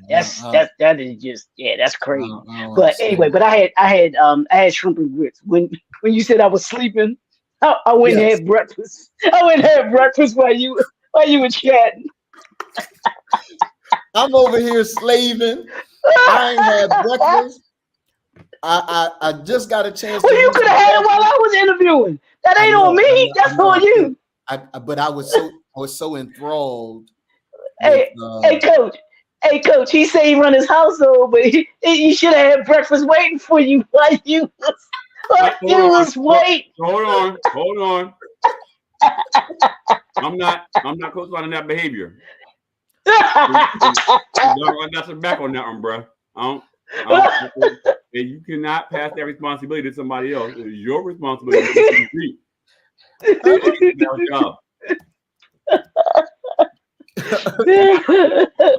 I happen to know her, and she was like, "You want to do what?" Hey, coach, did you? How did you fix your shrimp? Did you just grill it? I mean, or did you grill it, or just? First, I reached to the ocean, grabbed a handful. Here this dude goes. See, I know, right? See, no, I just saute it right in the pan. I put a little bit of cooking spray. I season it up. My jerk seasoning, my spicy seasoning, season it up. Put it in the pan, just right when it starts getting bouncy. Take it out, eat it right away because I can't wait a couple of days to eat my shrimp because shrimp get kind of tough. Yeah. So they got you. So, Coach, just good. kind of keeping in context what you shared with me yesterday, it reminded me of the journey. Absolutely. And the fact that Leroy talks about this a lot, right? This whole idea of a soft life is just really fallacious, right? Like there is no soft life. If you are going to reach your goals, it's going to come with ups, downs, ins, outs, pits, valleys. Like you cannot escape it. Mm-hmm. Can you talk about the mental, not just from a physical fitness perspective, right? Sure. But can you talk about the mental resilience that it takes to be successful in any venue that you are taking? So I did a little bit of homework when you took me a topic last night, and it's crazy how the client I was telling you about just happened. Yeah. So to be resilient, right? It is a person who is able to withstand or recover quickly from a difficult condition. Mm-hmm. Right? Mm-hmm. Yes. And give it to me one more time, Coach. I want people to get it. A person who is able to withstand or recover quickly from difficult conditions. The thing in football is they tell a quarterback throws interception, you have a short memory. Yeah. You know, in business, you have a hiccup. Okay, great. Find a hole in your process. Keep going. You know, resiliency only comes from one thing. You only can become resilient if you keep going. Yeah. And what I know for 100% fact is that unless you pick the right 6 numbers in the lottery, right, in order to be successful in this life, you must recover from going through the stuff, right? You know, normally I'm a little bit more liberal with my language, but I'm gonna try to keep it because of ReManned Day. You know, ReManned Day. You know, and I think that if we're going to develop a resilient mindset, we have to go into every situation knowing and understanding that not everything, everyone, every process is going to be what we want, how we want, and what we think is ideal, right? Because we wouldn't know what a good thing was if there was never a bad thing. Yep. Right? So developing the resilient mindset is going into knowing and expecting challenges. Yep. And if you can't do that, then you will not win. You know, for me, I'm just an old weightlifter, and I equate a lot of things to the gym. And And the reason being is, in my opinion, it is the most honest place in the entire world. It's not court, it ain't in business, it ain't anywhere else. Because anywhere you go in the world, if you pick up a 15-pound dumbbell in Delaware, if I go to Atlanta, Georgia, and pick up a 15-pound dumbbell, it's still 15 pounds. Yeah. If I go to Europe, it might say 6 kilos, but it's still 15 pounds. Yeah. If I go to South Africa, if I go to Asia, it does not matter. The gym is the most consistent place, period, full stop. It's more stable than $1, right? Because it does not change in value. It weighs what it weighs. And either you can pick it up or you can't. Yeah. Here's the thing. In order to pick up a heavier one, you must lay foundation by lifting up the lighter ones over and over and over again, finding the holes, finding the problems, becoming more resilient to add on more weight. Because you're never going to know how much you can do until you try more than you think you can do. Right? You got to be resilient in mind when it comes to all of it. You know, one of the most difficult things in anything, and losing weight and whatever it is, it's being able to be consistent despite or in spite of. That mental resiliency to manage your fork is one of the most difficult things in America that there is. You know, you can't compare eating right in America to eating right in Europe or in Africa or wherever, because in America we can buy Happy Meal for $1.99. Right? We can go at the snap of a finger, have shit delivered to our house, whether it's good food, bad food, whatever it is, in an hour it can be here. We got to make the conscious decision to decide that we're not going to eat that way anymore. We got to make the conscious decision that we're not going to live that way anymore. So we have to develop the resilient mindset to keep pressing on. Now, I'll text you last night about my client, and this whole thing began last week. He called me and said, hey, I'm not going to be on the virtual class tomorrow because I was admitted to the hospital because I had difficulty breathing while I was sleeping. I couldn't catch my breath. I lay on my left side and I couldn't get comfortable, so I had to lay flat on my back, which I don't really like doing, blah, blah. So I'm grateful I went to the hospital. So she went to the hospital, and she found out that she had a 1.5 liters of fluid in her lungs. Oh, wow. So, you know, obviously something's very, very wrong, right? Unless you have some kind of severe infection, pneumonia or some shit like that, that it just, your body doesn't do that. So my limited knowledge of what that could possibly mean, I talked to my wife who's a professional, and she's like, listen, there's only like 5 things that could be. None of them are good. So as we talked to the client the next day, they kept her, they drained out the fluid. And then that Wednesday, because that was a Monday, so maybe that Thursday, she texted me and was like, hey, I got the results back. This is what it says. What do you think? I said, well, I'm not going to guess, but I have a pretty clear understanding of what it means. She said, yeah. So the doctor told her what it is. And it's stage 4 cancer. Got it. But here's the thing.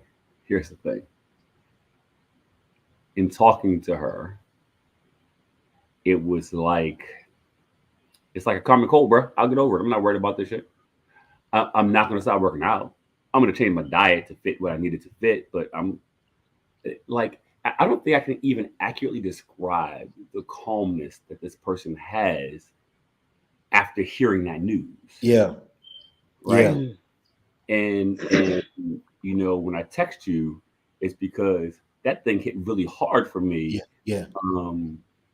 Because I find a lot of times that people disagree, argue, and fight about the dumbest shit in the world. Right? And we just don't know. Right? Because peep this. If she had not, come on, Walter. If she had not worked out with me, she would not have gotten to a condition where she would know the difference between when she's breathing heavy and when she's not. Right? And that shortness of breath combined with laying on one side is what made her decide to go to the hospital. So had she not been working out, she could have woke up dead. Right? Like she could have drowned in sleep. Like it was that serious. And I'm not going to say I saved her life, but I'm just saying taking the step to change your life and being resilient here to go through what you know is not going to be fun. can make you adapt and make your body change and find where the things are that you need to find. You know, it just is a sobering thought, right? I had a client who had an unknown heart condition. I had to give CPR on my floor. Like I had to give someone CPR. Yeah. I had to give someone CPR in my studio, right on the floor. You know, and he's just 49 years old, just a year older than me. Wow. 2 years older than me. So, you know, you get one body, you get one mind. And unless you're willing to put yourself through the things that you must go through or decide to go through to be successful, to be healthy, to be financially sound, whatever it is, unless you're willing to go through those things and face those difficult, dark places, the soft life ain't gonna happen. That shit don't exist.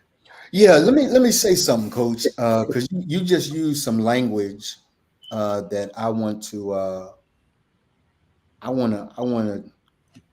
piggyback on. Sure. Right. And that language is when you said it's one thing. Oh man. Let me say it this way. Come on, Donald. That's what Coach said. Come on, Donald. Right. It's one thing to have something that you don't know happen to you, like the cancer issue, like the brother who collapses and you've got to give him CPR on your floor. What I have discovered, I wonder if you agree. What I've discovered, though, Coach, is that, and you use this language, and I think it's perfect, that the real successful people intentionally put themselves through it. Like I'm not afraid of the darkness. I gotta go into it, and I'm not gonna wait for it to happen to me. I'm gonna face it. I'm gonna go to it. Right. Talk about the importance, man, of developing a mindset of intentionality. Right. Yeah. I know darkness happens to us all. Challenges happen to us all. I didn't feel like getting up to work out this morning. I just didn't feel like doing it. Right. And I told Leroy earlier that, you know, I didn't get up with any sense of glee today. I hate when coaches say, fall in love with the process. I hate the process. I respect it though. So I ain't got to love it, but I respect it. I know that if I'm going to get to where I got to go, that I've got to intentionally put my body through some things that it doesn't necessarily enjoy. Right. But I own my body. My body doesn't own me. I own my body. Coach, can you talk about the importance of intentionally putting yourself through the challenge? Not waiting for the challenge to come to you, but putting yourself through the challenge intentionally. I think that is the putting yourself in the face of something very, very difficult is the only way to prove to yourself that you can make it through something very, very difficult. Yep. You know, I'm going to keep using lifting weights because that's the most comfortable for me. You know, I am a world record holding powerlifter. I can bench press 225 pounds for 30 reps in competition. Yeah. You can probably say that less than 3% of the world can complete a feat like that. Yeah. Right. But putting yourself under the conditions to be able to do that is not just a God-given talent. It may be a God-given ability, but you have to in turn hone that point, that strength, that ability to be able to master it. Like there isn't very much that someone could tell me about bench pressing, right? Yeah. I've studied in and out. I've watched it. I've mastered it. I've learned it. I have mastered the art of bench pressing. Yeah. And I've had to intentionally bench press light weights, heavy weights over and over and over. It's so automatic. Life should become so automatic for you because you stuck to a process that you've been able to be resilient through.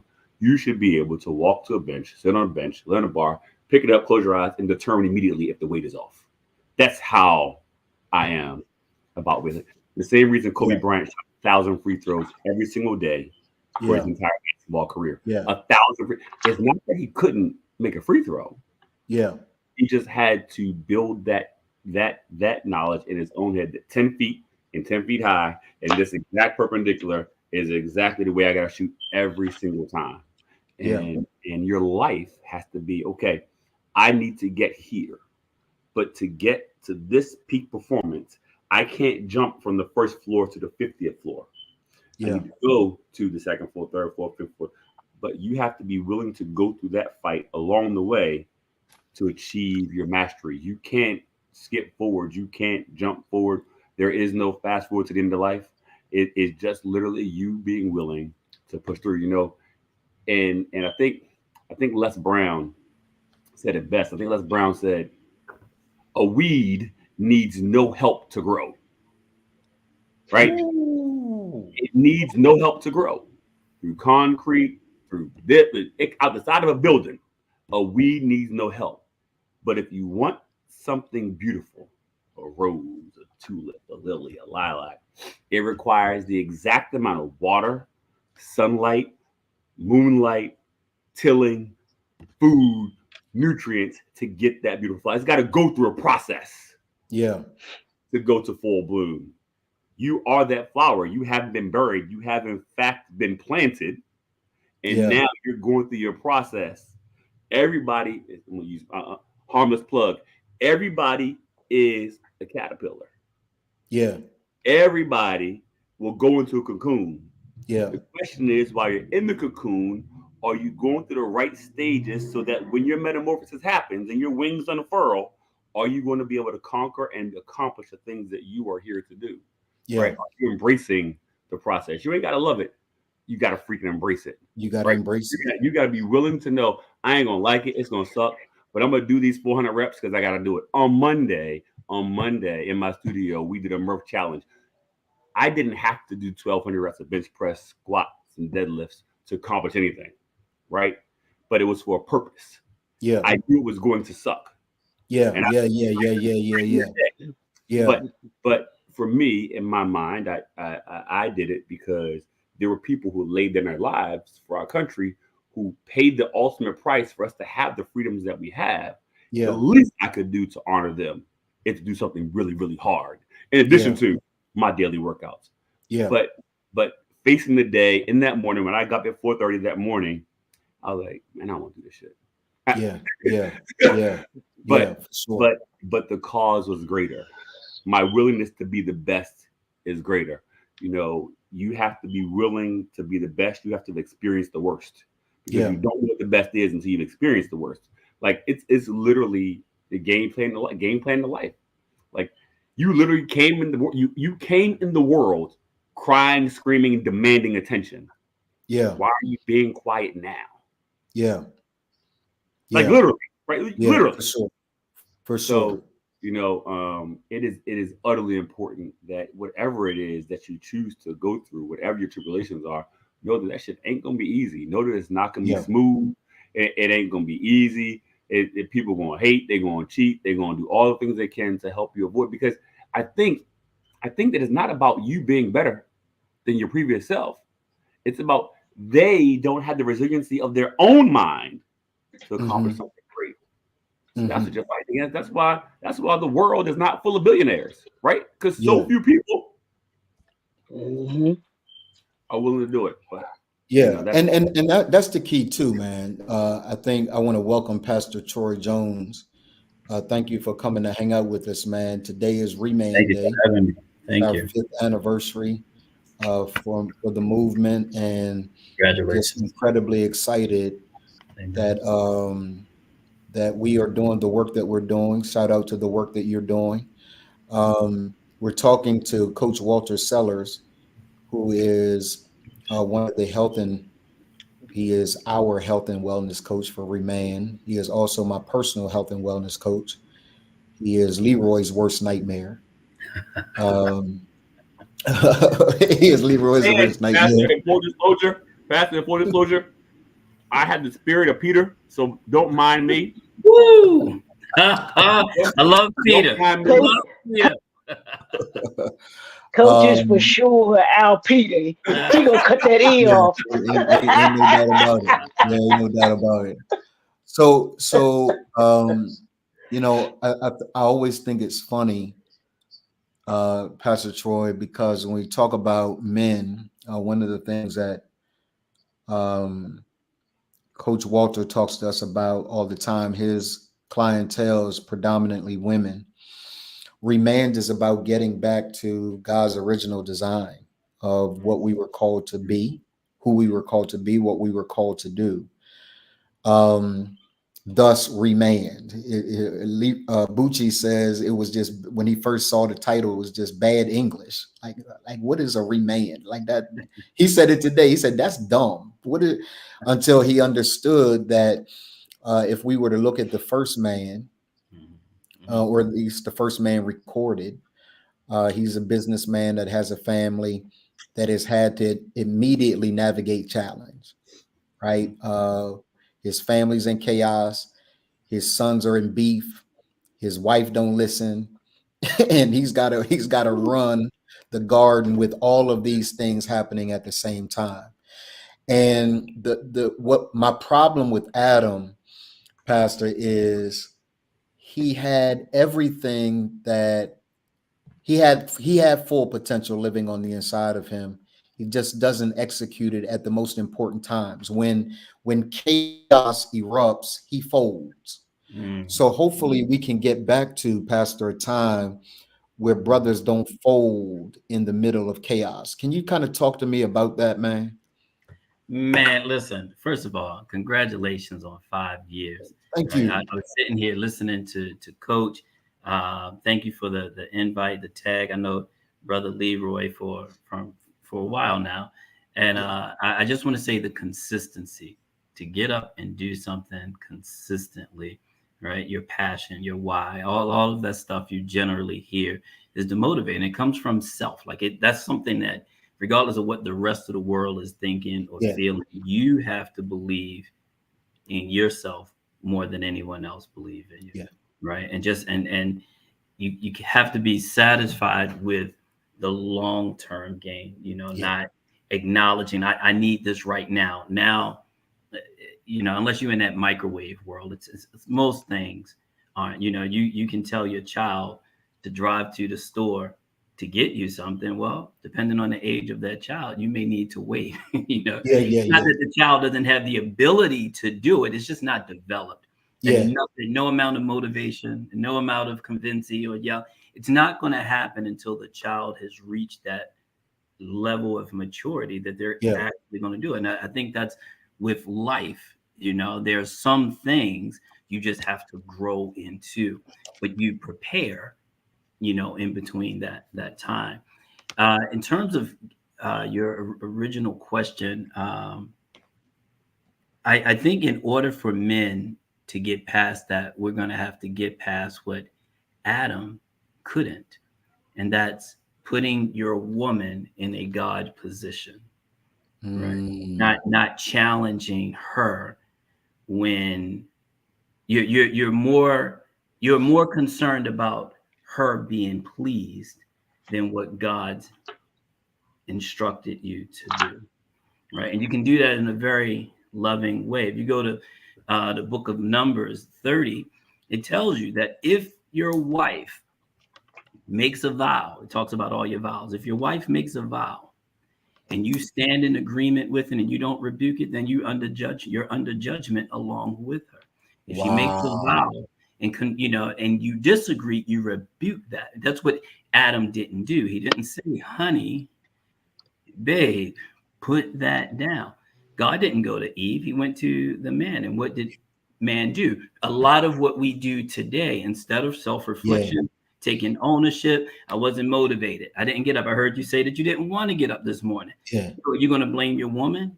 You're Lord, it was that extra helping of food you gave me last night. It was, my wife in the middle of the night deciding, you know, she wanted to give me some loving or something like that. So I don't care what your excuse is. Any excuse you give will be a legitimate excuse, opposed to just taking ownership and saying, you know what, I messed up. You know, let me just go move forward. I think women and money are the biggest distractions that a man can have. I think more so than money, it's a woman. The woman can kind of drive the money. I think most dudes by themselves are okay with production and moving forward at a steady pace.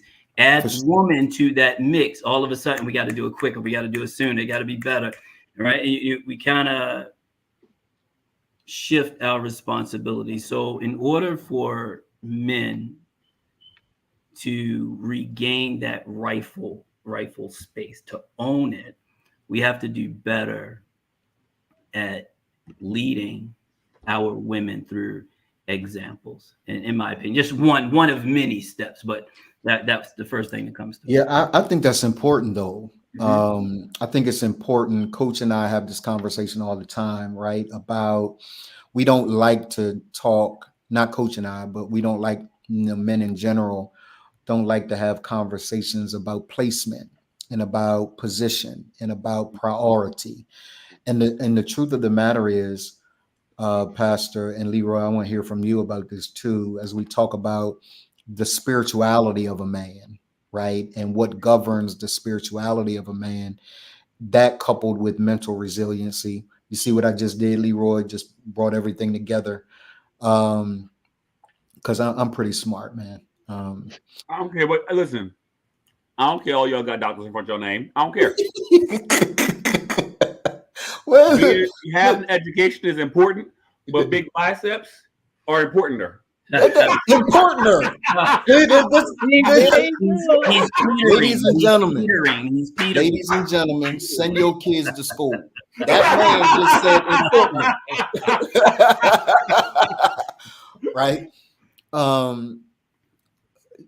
When I asked Bucci earlier, one of our clients, when I asked Bucci earlier, who was on, what is the most difficult part of the arc for him to master? And you heard him say spirituality, right? The spiritual regiment can be difficult, right? And here's what I mean, particularly in the context of men. And I want to juxtapose this kind of intentionally, right? One of the challenges, Pastor Leroy, Coach, that I think we have as Christians, I'm a Christian, right? I'm probably a different kind of Christian, but I'm a Christian. If you look at Christianity and what it has become in comparison to years of old, right? We've replaced hymns with praise and worship. We've stopped Jesus being a battle axe, right? To this loving Jesus who just hugs everybody and makes everybody feel good. So when we find men now and their ability to engage a spiritual regiment, we find it very difficult for a lot of brothers to do it in Christianity in ways that they don't necessarily find it as difficult in Islam. It's baked in Islam, right? Prayer, a particular direction in prayer. And I'm not making the argument that Islam is in any way better than Christianity. That's not my argument.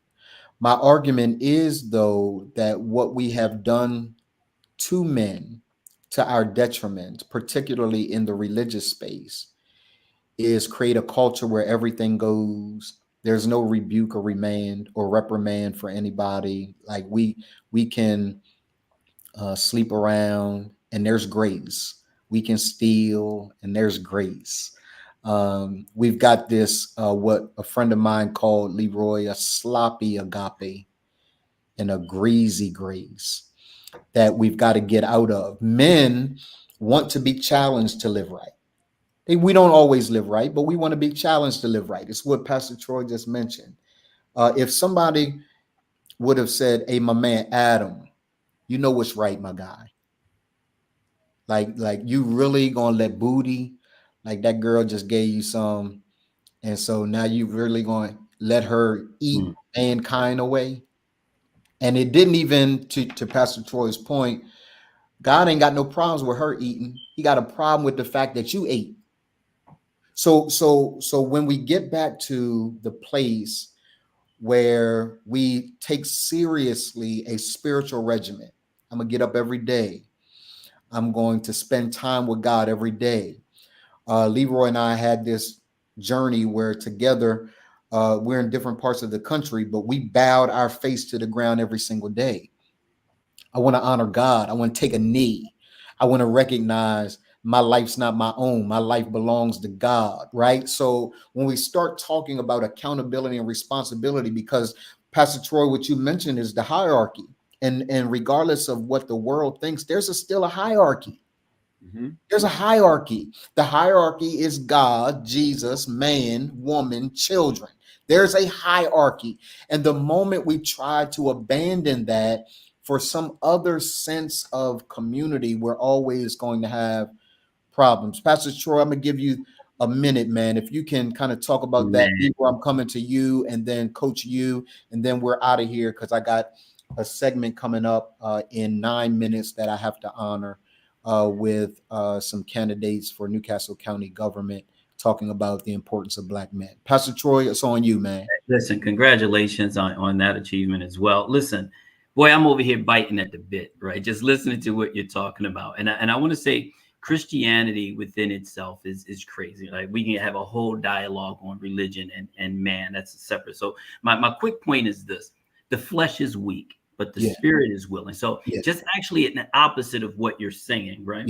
Give more power to the flesh. But if we deny the flesh, all you have to do is deny those impulses and everything flee. Right. Let's use the example. And this is more so for Walter. If he's training someone and he tells you to eliminate sugar, you don't realize how hard that is until you decide to eliminate sugar. Then you realize that it's more addictive than heroin and caffeine or whatever. Like it is a beast to deal with. When you have come to God from actually experiencing the world, you don't realize how much your flesh has been tempted and how much you've given into until you decide, I want to settle down with a woman. And all those demons start coming up, right? The Bible is very clear in Galatians 5:22, where it tells you the sins of the flesh, right? It tells you exactly, but then it gives you the fruit of the spirit. Depending on how you want to live your life, you have to be satisfied not with short-term gratification, but long-term,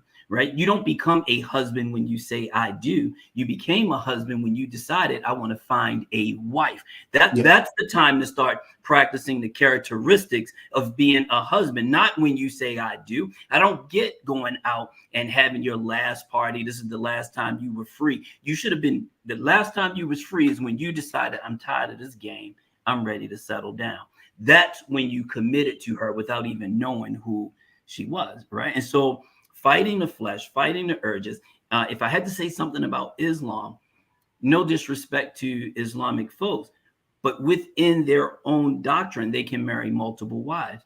That wasn't God's original plan. It was one wife, but you have to decide who you want to follow. God provided Adam with everything he could have possibly need. He took him out of disparity and put him in prosperity. And because of his woman, thinking that she was going to advance the family, there was nothing wrong with thinking that. It just wasn't time. It hadn't been ordained. The ingredients, what they needed in those trees were for prosperity, but in God's time, right? So don't rush the process. And God's way, right? God's time and way. God's way. God's way, God's time. You follow that script. All you do is work on yourself, continue to move forward, continue to be consistent. Do not get distracted. Be laser focused on your goal. Last thing I'll say, a soda bottle you can use for anything. You can use it to put coins in. You can break it and make a nice piece of art with it. But it was best when it had soda in it. do what you were designed to do and be great at that. For sure, man. Thank you for that, Pastor. You have been such a welcomed participant. You've added so much value, bro. I think I found a friend, and I like you. Yeah, I think I found a friend. Leroy, what would you say, man? In a minute, then Coach, I'm coming to you for a minute, and then we out of here. No, I think that honestly, I know for me, and I think for everyone on here, the spirituality piece is the anchor of everything that I do. Sometimes, like you said this morning, sometimes I get it right. Oh, we talk about this all the time about the arc. Sometimes, sometimes we beat it. Yeah. Sometimes it beat us. Absolutely. You know, and I mean, and that's the way that it is. But in spite of whether we win or lose that day, we have the understanding that each and every day we've got the most important thing is that we get up. And I think coach will say that about eating right and about being physically fit, mentally tough. It's always about getting up, and that's, to me, that's always the thing, is when you don't feel like it, those days like you felt like today, because all of us have had them. Those are the most important days that you got to push through and do it anyway. Because it's great when you're feeling good and you pumped and you ready to go. Yeah. But those days that you feel like you felt this morning, are you gonna do it anyway? Yeah. Do you have the spiritual foundation to be able to push through and be able to do what it is that you need to do? So I'm gonna leave it at that, bro. Yeah, man. Powerful statements, bro. It really is. It's a discipline, and unfortunately, Coach, the word discipline has been so removed from the success pattern, right? You can't, at least in my experience, man. I'm not saying that this is holistically true. I think it is, but I don't know a successful person that has obtained and maintained success without discipline. Like it is just a part of the process. So I want to give you your final minute, man, to be able to talk through whatever your closing comments are. So I think that you can't be resilient if you're not disciplined. Yeah. I don't know that if you are unwilling to stick to a process, you can prove your resiliency. Yeah. Right. Yeah. You can get lucky. Yeah. Yeah. Right. But to be resilient is a requirement when you are disciplined, and being disciplined requires you to be resilient. Right. Because discipline, I think Mike Tyson gives the best analogy, gives the best answer. Right. Discipline is doing something that you don't like doing or hating as if you love it. Right. Sometimes a client who complained to me about this being sore, that being sore, I don't want to eat this anymore. Sometimes it's like, yo, are you kidding me? Yeah. Get food and stop complaining. Yeah. This is America. You get to choose. But then sometimes, and then I got to remember, Walter, not everybody is you. Walter, don't cuss her out. Social media is real. Walter, don't get up and walk away. Because I have to remember that it is absolutely positively my call, and I can't question my call, right? Because it's what I'm supposed to do. Yeah. But get where I'm going, I have to be willing to go through those things that make me resilient. Because when I get to where I'm going, the drama that I face now is going to be nowhere near what it's going to be when I get to the end game, right? Yeah. So going through this thing and sticking to the process, sticking to the path is of utmost important, because what I'm building is still in its infancy. When that baby is screaming and crying, that's where I am right now. Right? We ain't even got to boyhood, adolescence, manhood. We still, just hitting the surface. Yeah. So if I stay disciplined long enough, I know that the end is going to be what I want it to be. Yeah. But I have to be willing to go through all those things. So men, that is the call, right? You have to untrain your mind from all the dumb stuff that you've ever thought was right. Get someone to help you along the way, so you ain't got to figure it all out along the way. You know, the reason that we hire coaches in the spaces that we're in is because those coaches know where the potholes are on the road of life. And they can say, yo, Walt, there's a pothole coming up. You need to bust a right and then go up and then bust left and then a right. And now you're back on track again. If you keep going straight, you won't get 4 flats. Now, I can take the knowledge that I just got and say, all right, let me bust this right, make a left, and make it right in the back on the right path. Or I can say, you know what? I'm just going to speed up and try to jump over this bump. It ain't going to work. Right? Life doesn't work that way, right? There's a reason that we all cross paths. Like I don't even talk to LaDonna anymore, right? Like we just having it but the relationship that Donna and I have fostered since we met virtually on a podcast about health and wellness has created this new thing for me, for him, for everyone around us, because we listened to the assignment and we took the assignment step by step and stuck to the process. The things we did. Like neither one of us listen to other men. We don't take direction well for other people, but because of the respect that we have for each other and the craft that we both have, we're able to prosper and go forward in the ways that I think that we're supposed to be. So all of that information means stick to the plan. Don't try to reinvent it. Stick to it. Go with the people who are with you arm in arm along the way. I think that resiliency will get you to your happy end. Yeah, absolutely. I want to thank you, brothers, for hanging out with me, Pastor. We'll be having some conversations. Coach, brilliant as always. Thank you for doing the session on mental resiliency. Pastor, thank you for doing the session on spirituality. You just didn't know you were doing it. We just had you do it, and it worked really, really well. It's the importance of being led by the Spirit, right? And allowing the Spirit to do what the Spirit does. So I'm gonna get you guys to the rest of your day. Thank you all for hanging out. I've got a dear friend in the black. Look at Coach. I know. Really, Coach. Really. If you gonna do it, let me tell you. Hey, Coach, let me tell you what we used to do back in the day, right? We would put our thumbs up. Yeah, you go ahead and put it. No, both my hands, they up here, right? I just want to make sure we're good. I don't want to leave no stone unturned. You know, that's right. That's why I got that mug, right? That's that mug. If I could really quick with that, right?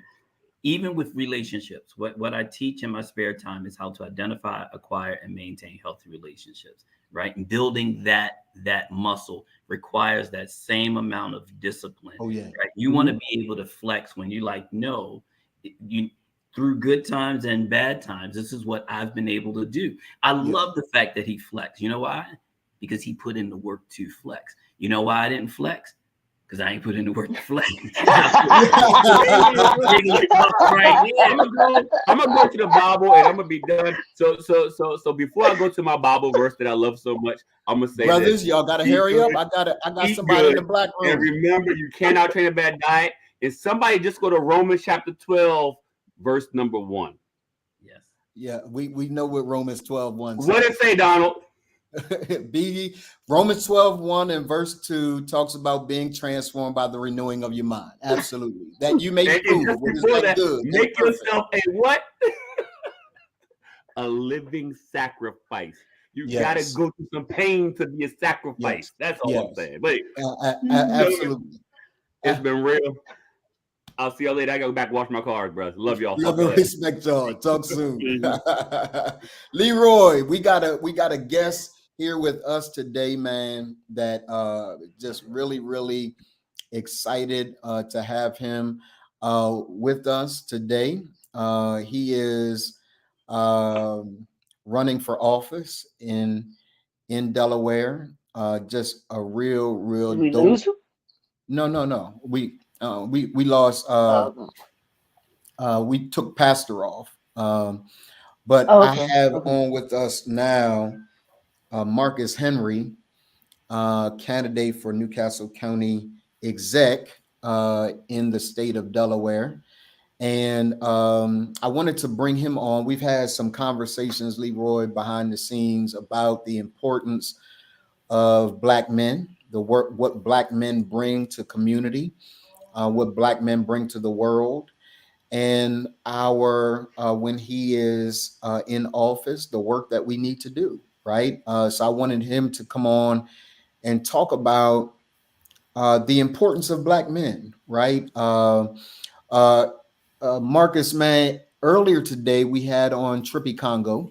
Oh, okay. Super. And he talked with us about what Black men bring to community, and he talked to us about how to be more engaged. Leroy asked him a question about how do we be more engaged and how do we kind of increase our engagement as Black men.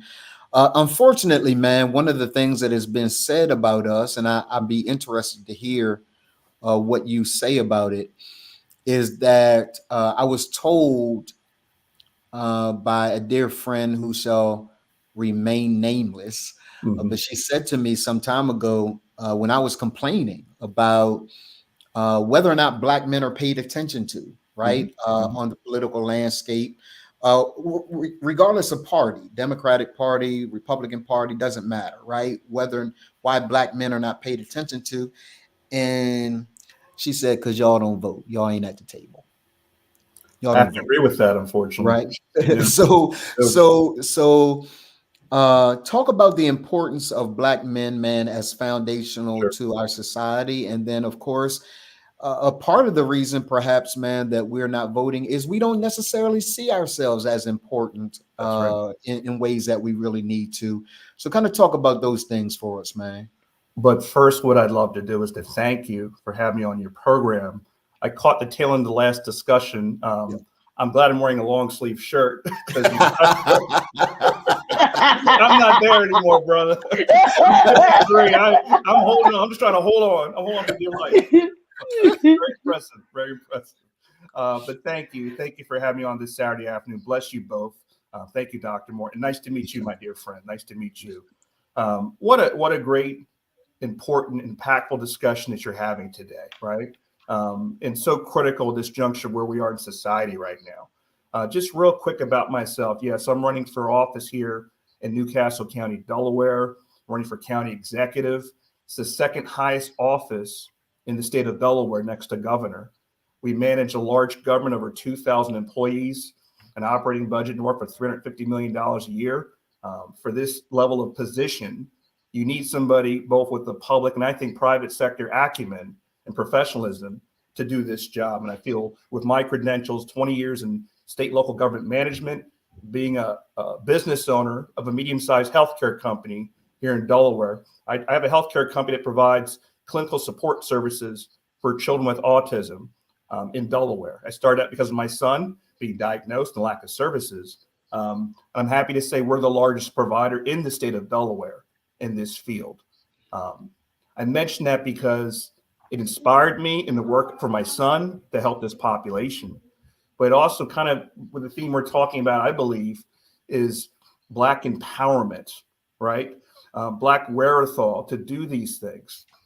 You always have people tell you, you've all heard it, well, you can't do that. What do you know about that? What do you know about that? Marcus, what do you know about healthcare? What do you know about health insurance? What do you know about banking? What do you know about, raising capital? What do you know about, starting a business plan? What do you know about all these things, these core elements of starting a business, regardless of the field? And the funny thing was, years ago, I didn't know a lot about all these subject matters. I didn't, but I was tenacious and I didn't let that faze me. And I worked my butt off for years to create a business model that works in this area, to constantly educate myself, right? And that never stops, by the way. Right. That never stops. I'm in 10 years now with this company, and every year I learn something. And another critical thing, listen to advice and understand your business, understand your market, and understand your numbers. and what they indicate to you with respect to your performance. Okay. Now, I think Dr. Morton, when we talked a lot about Black entrepreneurship, we talked about Black empowerment. I think that all starts with opportunity. But I think, as you both, I'm sure, well know, you create your own opportunity a lot of times, right? And you can't let people stop you or tell you, you need to go in this direction or go talk to this person. That's fine, but you have to have the intestinal fortitude, if you will, and the gumption to do these things in business, right? Well, that's white, Black, or what have you, right? But there are inherent challenges for Black business owners in starting up. We don't have the relationships with banks necessarily. We don't have those folks that could be seed funders or to help us along the way, as other groups might have. And that's something that I hope, not just in office, but in the future that I do in my personal life, is we got to help one another.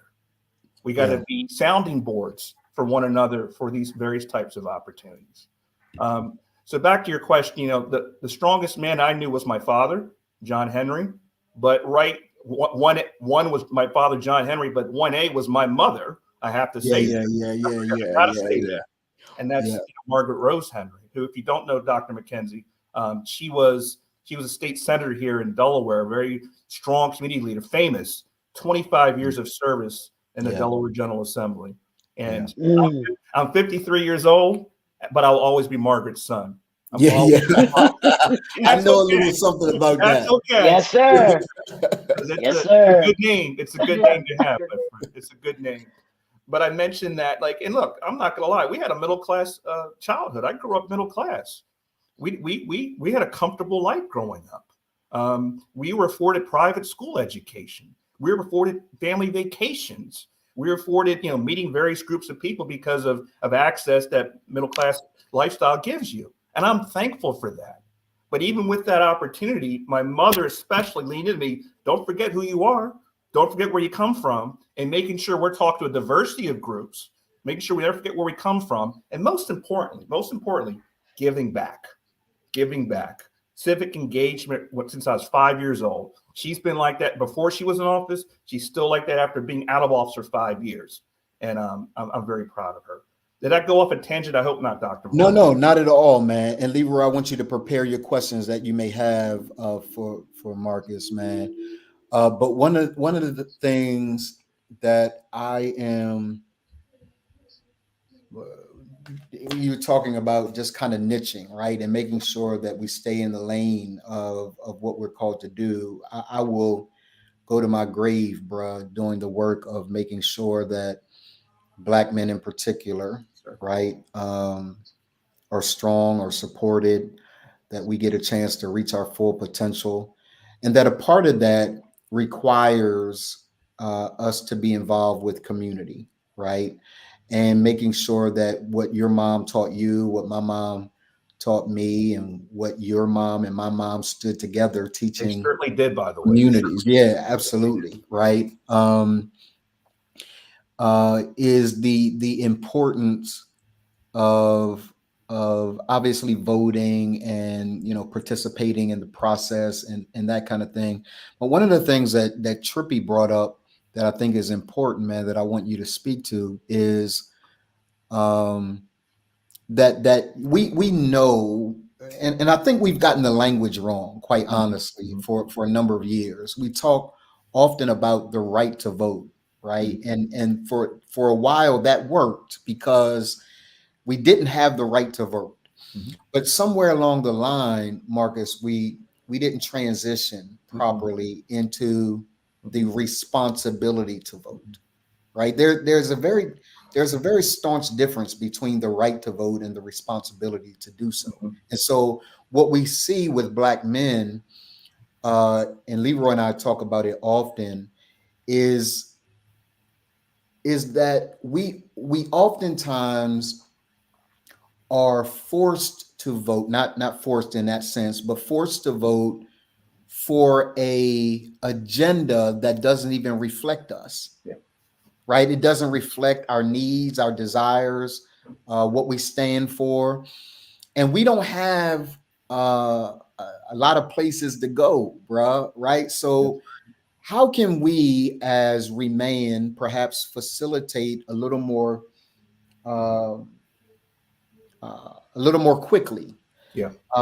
Making sure that our desires, our needs, our thoughts are represented and reflected in the overall agenda with either party, right? I'm a registered independent because I don't know that either party really reflects all that I really want it to reflect. So can you talk a bit about how we can get the concerns of Black men to be paid attention to by your office, other offices that are other candidates that are running? Well, let me say that I love the question and how you framed it, because it's really pertinent what's happening right now in the political landscape, I think, nationally. Some of these numbers showing the percentage increase of African-American males, and specifically towards Trump. And people are like, we don't understand why that's happening. Well, I understand why that's happening. Yes. I definitely understand why that's happening. Now, let me be abundantly clear. Sure. For my whole life. But you know what? And the reason I like this question is because politics is tribal, right? It's tribal. Yeah. But there's so much more in the details of positions of what we should be doing. Like I'm a Democrat, right? But I'm a Democrat. I'm on the moderate side. I'm not going to lie to you, right? I'm a businessman also. Yes. Right? And so I look at tax laws, I look at unemployment, I look at insurance, I look at like how I'm affecting my marketplace, how I treat my employees, what's happening. I look at, different business models, government regulations in terms of what I do, right? And for us as African-American men, to your point, I think Democrats have been losing some of these local elections nationally because they lost their way with a lot of half of America. Manufacturing, right?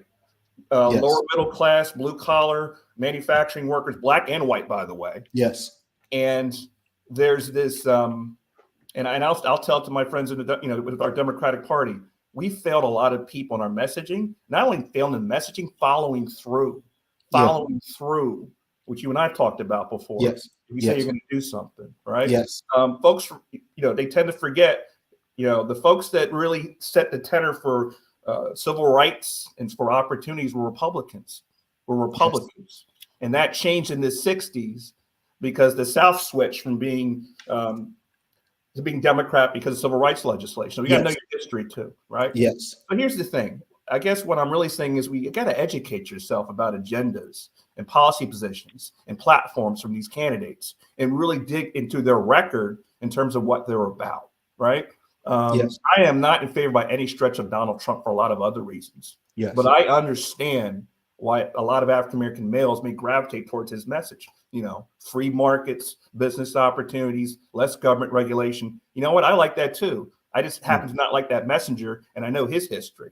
Yeah. Having said that, and I think this country, and I don't want to get too controversial, we're still in transition, I think, in terms of with COVID and so much federal pass-through money coming to people on a local level, that the economy is now saying, okay, what's the true nature of our economy in terms of productivity? With inflation as high as it still is right now, stubbornly, look at what the markets are telling you. Yeah. These are all factors for us as African-American males. Yeah. Yeah. Whether you're business or not, you got to read this stuff. You got to know these things, okay?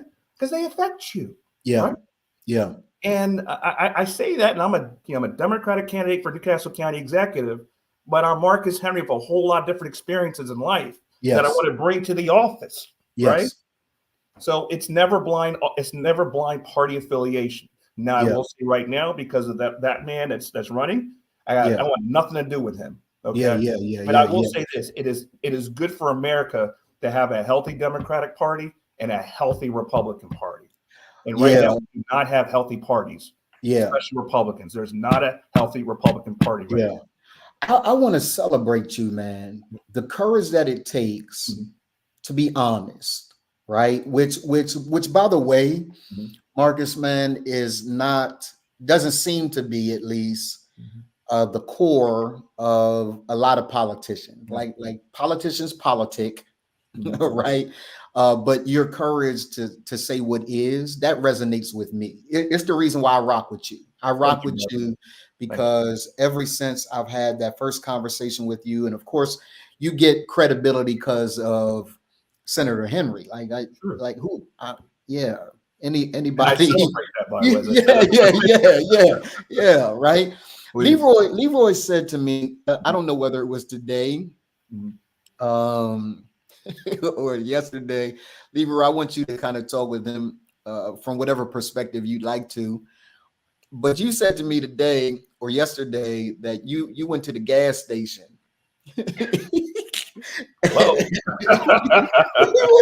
Leroy, tell him what you told me, man, and then you can ask your question. Okay. Executive, I happened to just go to the gas station yesterday, day before yesterday, just to arbitrarily put gas in my car, and I hadn't paid. I knew, I hadn't paid attention to gas prices, to pay attention to gas prices, because I knew that that we're around the range that they have been. So I look at, and I have a Maxima, so I had to put a premium in my car. Gotta put premium, bro. You don't want engine. Right. So I looked at the, because once you select which one you're going to get, it only gives you the price of that particular gas. I said, wait a minute. I'm like, wait a minute. And it was here, it was Exxon. And it was $4.75. And I'm like, wait a minute, I only ever been this close to $5 per gallon for gas. I'm like, what is going on? But I did understand too, that Exxon is probably one of the highest priced gas stations that you can go to. But I was just like, man, when did this happen? That the gas prices had increased, because we know that there have been increase in food prices and other prices for businesses and stuff like that. So, I was like, I get it, but it was like almost like sticker shock. Yes. For me to be able to go, And I'm like, wait a minute, all right, like, can I get $1 on pump for? How much can I get for $1? That type of thing. But that's what Donald was talking about. But I want to ask you, Executive, because everything that I'm hearing what you were talking about is about leadership, right? Because that's the word that keeps ringing to me. And you talked about empowerment and the importance of empowerment. And to me, I'm thinking of leadership. Can you talk about the importance of leadership in government? You were talking about the Democratic Party and even with the Republican Party. Can you talk about the importance of leadership going further into this 21st century and what that needs to look like from the government perspective, and then also talk about it from the Black male perspective, because we talk about ReManned and how important it is for the leadership from that dynamic as well. I will, and I'll backtrack and say that unfortunately, U.S. production on oil imports is still too high, and so OPEC, which is a consortium of nations that controls pricing on oil, they determine that mostly Saudi Arabia and other type of countries control that pricing, and then Ukraine prices can affect markets. But I just want to mention that real quick. So it's the economics of things. Absolutely. It's still too damn high, by the way. Because I even heard that we dipped into our reserve as well to try and curtail some of those prices. Yeah, we got to increase our production levels right now, which that's economics. Yeah. So anyway, to your question, I'm going to say it this way, and you've heard it from me, and thank you, Dr. Morton, for the compliment. But I have and I'm not the county executive yet. I hope to be. It's looking good right now, but I appreciate that. I have consultants that help me in terms of our marketing, branding, what we do. But one of the things I learned early on, regardless of consultants and people tell you things, is be authentic. Be authentic. People can sense when you're being authentic. What I told you guys right now, I'll tell a crowd of 100 people. If I'm in a community meeting, or if I'm with corporate America, or wherever, I'm consistent with what I say. There's some problem with politics right now, the consistency of the messaging. Yeah. I don't differ the audience I talk to. I don't talk down to people. I don't talk up to people. I project to people, and I understand my audience, right? But be truthful.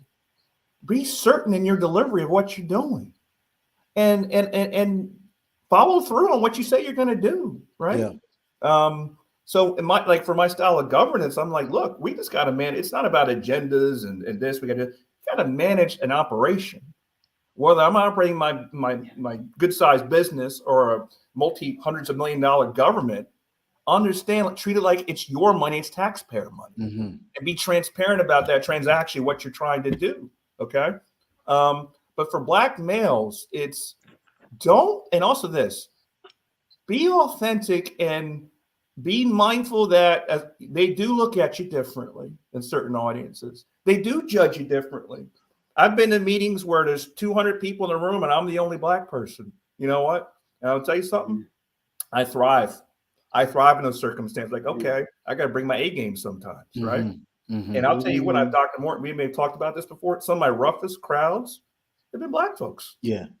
And just being very, unfortunately, sometimes judgmental, because I don't sound as a typical politician. I don't present as a typical person. That's a whole other issue. I'm sure that's another program. You know what I'm talking about there. Yeah. And that's where I say is being authentic. And I want to just back up a little bit too. I have an autistic son, Alex, who's 16. I love him to death. He's doing well. I have a daughter who's 18, who's at college at Gabriella. And for her, coming from this household, for me and her empowerment, like I do with Alex, it's a little different. It's self-esteem, right? Here's another one for you that a friend of mine was talking to me about the other day. We got to teach these kids to be able to grow emotional intelligence. And by the way, that's a lifelong endeavor, right? Because as we get older, I hope we do get better. I'm a much better man at 53 than I was at 33, right? Yeah. I have a young man working on my campaign. He's 23 years old, brilliant kid. And I said, when I was 23, I wasn't even where you are. I'm just blown away by some of these kids, right? Young African-American. By the way, I got a 23-year-old kid running my campaign right now. Wow. He's damn good. He's damn good. I found the one. And this young man, I'm going to predict right now, and he'll be governor in about 20 years. Wow. He'll be governor. Don't tell him I said that, by the way. But he's confident too. I like that. But I say that because that's the other thing. We got to cultivate as African-American men, the next generation. Yeah. I got a bunch of young African-American fellows working with me, ladies, and young white people too. But we got to cultivate the next generation. And Dr. Morton, I don't know if you agree with me this, and Delaware, I don't think the last generation did a real good job with that, unfortunately. Oh, absolutely, brother. Right. I don't think, and that hurts to say that. Yeah. Your old expression, I say this, crabs in a barrel. Yeah. Boy, we got that in Delaware. Yeah. Boy, we got that in Delaware. And we haven't cured that yet, Dr. Morton. Yeah. For sure, man. You know what I'm saying? For sure. I 100% agree. You mentioned something that I want to bring to your attention. You mentioned Leroy, it should have resonated with you as well, right? When he mentioned self-esteem, right? ReManned is currently getting ready to go into its pilot stage of being researched, so that it can become, our curriculum can become an evidence-based program. Yes. Right. Two of the things that we are researching right now is self-esteem and its impact on recidivism, and resiliency or lack thereof, and its impact on recidivism. Talk to me, man, about the importance of, Leroy talked about it earlier. I've heard you talk about it in times past and even today, the importance of relationships and partnerships, right? Government can't do it all. And ReManned and organizations like ReManned, for the countless people that are being served in Delaware, we can't do it all. Can you kind of talk about the importance of relationship? Years ago, I think it was under George Bush, the faith-based initiative that George Bush developed, right? There was a time, man, where they wouldn't even entertain a grant or anything like that unless and until there were relationships and partnerships, collaborations, right? Can you talk about where you stand with the importance of us doing our work, you doing your work, and us doing work together. And I'm just using ReManned because it's our 5th anniversary. Of course, I'm going to. Congratulations again, by the way. Yeah, thank you, man. I It's said our that. 5th anniversary, right? So, can you talk about the importance of these kinds of partnerships and relationships? It's everything. It's everything. You know, and I deal a lot with this, and I didn't talk about some of my experience. I won't go to big diatribe about that, but I ran a department called Community Services with the county, and we dealt with funding and opportunities for a lot of nonprofits as part of our mission, along with federal development, community development, housing programs, libraries. But with nonprofits, as you know that world very well, Dr. Morton, I'm sure you do, Dr. McKenzie, it's the relationships and funding opportunities as they present itself, local funding opportunities, federal pass-through opportunities. But what you find, I know at least in Delaware, through my experiences, you got a lot of different groups doing similar things, right? But some are a little different, some are a little better, what have you. We need to create a better consortium structure for these groups of the services that we're providing.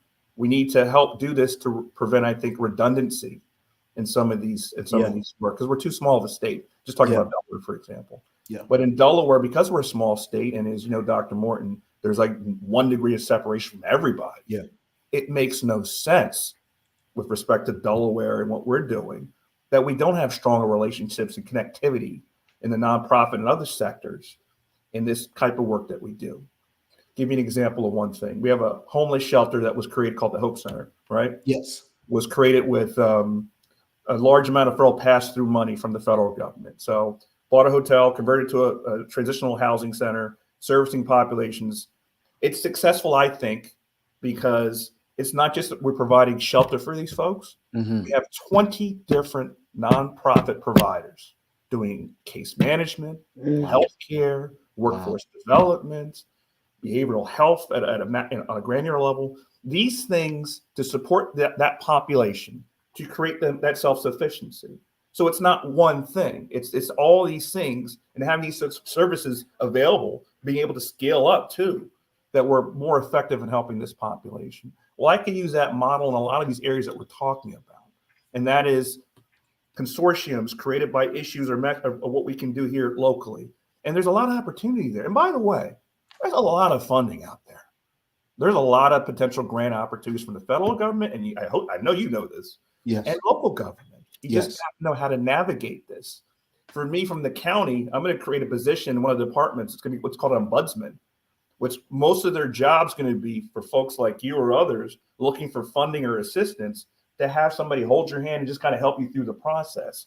Because like we had an issue recently with Mr. Morton we got to address, because that drives me insane. Yeah. Wasting time on phone calls and follow-up and, you got to do this, you got to do this for them. Help somebody. Yeah. Like I used to get called. I ran a department with 300 people. I have all this responsibility. I get calls like, "Hey, I'm trying to get a permit for a turf field," and I sit there for 5 minutes and I do it for them. You know why? Because I knew for me to transfer it, do all this stuff, I'm gonna waste somebody else's time when I know I can do it in 5 minutes. Right? Yeah. Yeah. That's how government should work. Yeah. To me. Yeah. And I know it's a little bit off what you're talking about, but I think it's important. The government service, the direct service nature of that. But creating these opportunities, and it's low-hanging fruit. There's not real cost here, by the way. Yeah. It's just better coordination for these opportunities and things. Yeah. Before I let you go, man, you also created or said a couple of buzzwords, right, that are important to ReManned. The work that we do essentially is about character development. It's about helping men to develop a sense of expanded AQ, which is an adversity quotient, right? How do I overcome the setback? How do I get up again, right? And when we were partnered, we did some work with the Department of Health and Social Services with the state, and we were essentially a workforce development organization. But what we said to them was, look, you've developed a significant list of partners that will give guys second chances. They come out of being incarcerated. There are places that will now employ them. You don't have an employment problem. You have a sustainability problem, because if a guy comes out of jail, and you get him a job, even if you give him soft skills and even if you give him interview skills and all those kinds of things that are necessary, the moment that employer says something slick, it's going to be a problem, right? So the work that we do is around three things: IQ, EQ, all of us know that, but we work around AQ, the adversity quotient, as developed by Dr. Paul Stoltz, right? How do I get this man to navigate adversity so that he can live to can work another day? So as you are kind of preparing to be elected, and I think you're a phenomenal candidate. Thank you, sir. I think you are an authentic candidate, and for me, I can rock with that. I don't have challenges, quite frankly, with any candidate unless and until you start gaming me. If I perceive that you start gaming me, and we're having a conversation that we ain't really having, right? You create these straw men, then I feel you. I've got an issue. So politicians that do that, I have an issue with. Trippy on earlier today, most authentic guy I've ever met. He's a good brother. Clowned about basketball. He said I used to babysit him, like just these outlandish lies, right? That the guy told. And you also are authentic. I want you in your last couple of seconds with us, man. Thank you for spending time with us. I want you to give a message to Black men, please. As a Black man, as a Black man who is married, has children, running government, owns business, quintessentially, Leroy, this is exactly that's a ReManned man, right? That's yes, sir. Yes, sir. Create, right? Yes, sir. So can you give a message to men as they are attempting to kind of navigate the nuances of life, leadership, and legacy, family, personal life, business life? What would you say to the guy that's watching? You got to love yourself. You got to love yourself. Don't be so hard on yourself. Take time every day, meditate, pray, and sometimes on the other track, humble yourself sometimes too. It's a marathon, not a sprint. It's a marathon, not a sprint. And I mean, I don't know about some of you, we've all had traumatic times in our lives. And what you hope is you grow from that. I've had tragedy in my life, right? I got things, not just with my son, but just life in general. Grow from that. Use that, leverage that hurt, and double down on your efforts, right? And don't ever let somebody tell you no. Don't ever let somebody define who you are, because you can be whatever the hell you want to be if you put the work in. In this country, especially, I don't give a damn what people say. You can be whatever the hell you want to be if you put the work in. I know that. I know that. Yeah. And that's I'm being real sincere here, because it's just as a Black man, that's what we sometimes we limit ourselves sometimes for no damn reason. We limit ourselves. Yeah. Don't limit yourself. Yeah. Sky's the limit, man. If you just work, sky's the limit. Yeah, that's so important, man. Leroy and I have had the privilege of I've been to Accra, Ghana. I've been to Israel. I've been to these different places, right? Leroy went to what's it called, Leroy, in Kenya? I went to Kihancha. Kahancha, right? And so we both kissed the ground, when we got there, because it was really a welcome home kind of moment, like welcome home, right? We really thought, if you listen to people here, sometimes they'll convince you that they don't like us over there, they don't want us over there. Really, just really isn't true. And so we kissed the ground, both of us. And when we got back, we were just really appreciative. Marcus, like, man, this country got problems, but it's the greatest country in the world. Let's not forget that sometimes, man. Let's not forget that. Let's not forget that, right? Like I can start a business tonight at 11:59 and wake up at 12:01 with a full business.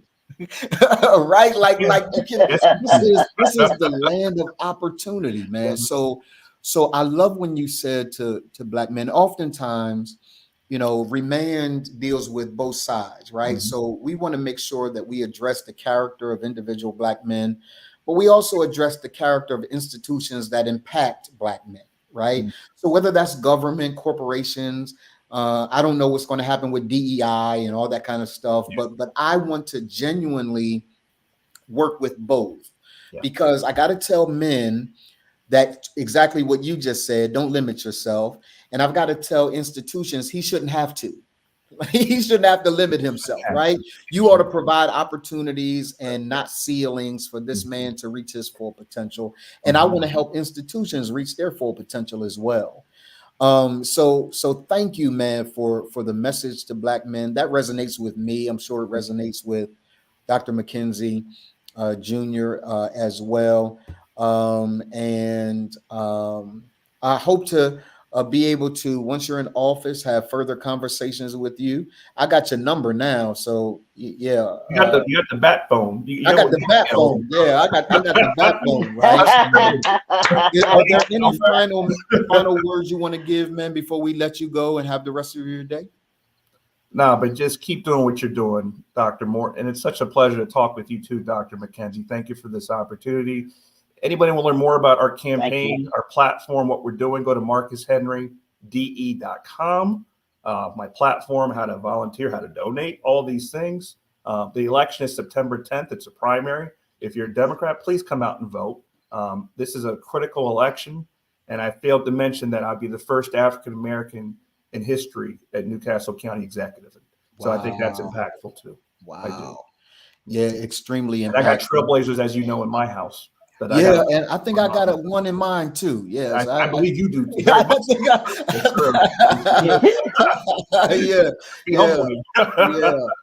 That girl, my mom, man, shattered so many ceilings. Your mom shattered so many ceilings. With such grace. And we have a responsibility, Marcus. It's not just, you know, it's great to have a legacy and a lineage that we can be proud of with our parents.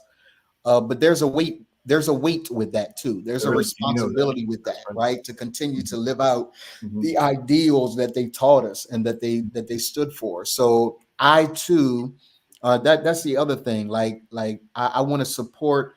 It would be disingenuous of me to not support a black man. Now, here's what's also important. You're a black man that is competent. I don't support black men just because they're black men and they're incompetent. I'm not doing that. We got too much at stake to do that.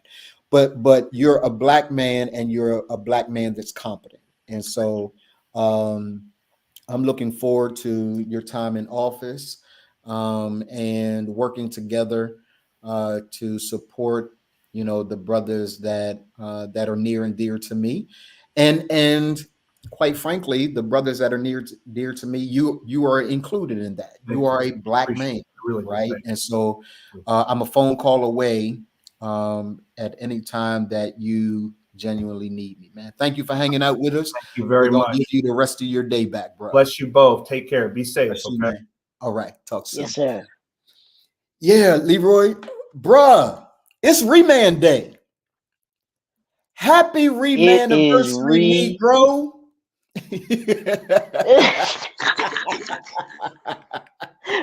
we got to call up Stevie to get him to do a song for ReManned. Happy ReManned Day to you. I love that. Happy ReManned Day, Negro. Happy ReManned Day, Negro. Absolutely. Cleo Clint, good to see you, my guy. He's all the way in Texas. He says this: it's so hard to listen to either president because you do feel like they're politicking. At the same time, what if you're saying, okay, maybe Donald does say too much, but maybe as a constituent, you feel like taking the chance to see what Donald could do for the next 4 years. If you own stocks You don't like the markets. Regardless which president we have, blacks may still suffer because this has always been our history. They suffered under Obama, Trump, Biden. I get Trump says stupid stuff. Trump says stupid stuff. And it cut him off after there. I think what Clint is saying has some value to it, right? And that is, regardless of who, and you know, Leroy is a Trump supporter, and so I don't. We Dude, don't really. don't We don't. even punch you. Look, I don't need nobody even think I'm remotely Somebody gonna take. thinking Somebody gonna about take this that G. clip. Somebody gonna take that No, clip. sir, Bob. I know, right? Yep. Somebody will take that and be like, "See, I told you." That's what he said. Cause you know they'll do it. They'll do it. But They I will do it. No, sir. do think that there's some value in what Clint said, which is, hey, look, y'all, what has been proven is that it doesn't matter who's in that White House. We still better begin to, and you said it earlier today as well, no one's coming to save us, right? We have some work to do, regardless of who ends up in the presidential seat. Exactly. We have work to do. And Mm-hmm. so I want to celebrate Creole Clint for actually saying that, because I think it's an important piece of this puzzle, Leroy, that we can't place our trust in anything other than God and ourselves to get the job done. And that goes to what I was talking about last night, man. And I hope that you understood what I was saying and we talked about it before when we Yes. talked about for the government aspect of it is and you said somebody asked you, you know, what did you say, what a black man gonna do, what are they gonna bring to the table, whatever. We've got to come to the table with an agenda. Yeah. It is imperative that if we want our voice to be heard, Yeah. we have to have something to say. I'm gonna say Yeah. that again, y'all. Yeah. If we want our voices to be heard, Yeah. we have to have something to say, Yeah. regardless of who is in that seat.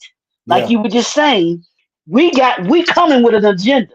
Yeah. We coming with an agenda. The Yeah. only question we got is, what are you going to do about it? We don't Yeah. care who it is. Yeah. We want you doing something about it. And we're Yeah. going to hold your feet to the fire in Yeah. order to be able to do something about what it is that we're saying and we ain't coming with just an agenda. We're coming with our voices. We're coming with our votes. Yeah. Like you talked about, we've got to understand if we want to be seen, if we want to be heard, and if we want to be respected, if we want to be acknowledged, if we want others to pay attention to us, we have to have something to say. It's Yeah. not that everyday ordinary stuff sitting up here crying and complaining. No, we have solutions to the issues that we're saying that we are dealing with. We're not just coming with the problems, with the agenda. Here's the solution. Part of the agenda is the solution. Yeah. Here's the problem. Here's the answer and the solution to it, man. Absolutely. Years ago, man, we developed in Delaware a Black agenda. It was an 11-point Black agenda that that we had that really encompassed everything from politics to entertainment to education to the family to international affairs. Phenomenal agenda that was created by a collaboration between the community, politicians, former politicians, everyday Joes. Phenomenal agenda that represented Black people. For those of you that are watching, we're going to take a commercial break, and then we're going to come back. We want to talk about what our agenda looks like. We want to talk about what we plan to do. Oh, you thought that we were just on to celebrate today. You thought we was just on to say Happy ReManned Day and to have a bunch of speakers. And you thought that's what we was about. You don't know us. We are here to set a tone and an agenda specifically and unapologetically for Black men. And we want to tell you what our plans are after we come back from a commercial break. So what I want you guys to do is to do me a favor. I said we was going to give away some stuff. So we are. We have missed 3 giveaways already. So we're going to give away 3 things. We're going to do them all at one time. We're going to do them all at one time. Thanks. That's our friend, Leroy. Yes, sir. I see him. What's up, Tam? Yeah, good to see you, Tam. Thank you for hanging out with us. Absolutely. And we're going to come back. We're going to give some stuff away. And then we're going to talk about, thank you, Tam. We're going to talk about what our plans are. Yeah. Right? Because there are 2 sides to ReManned. We got plans for individual Black men, but we also have a plan to deal with the institutions that are out there that are making it more difficult than is absolutely necessary for a Black man to thrive in this country. So we're going to talk about those things in just one second. So we'll see you guys in just one moment.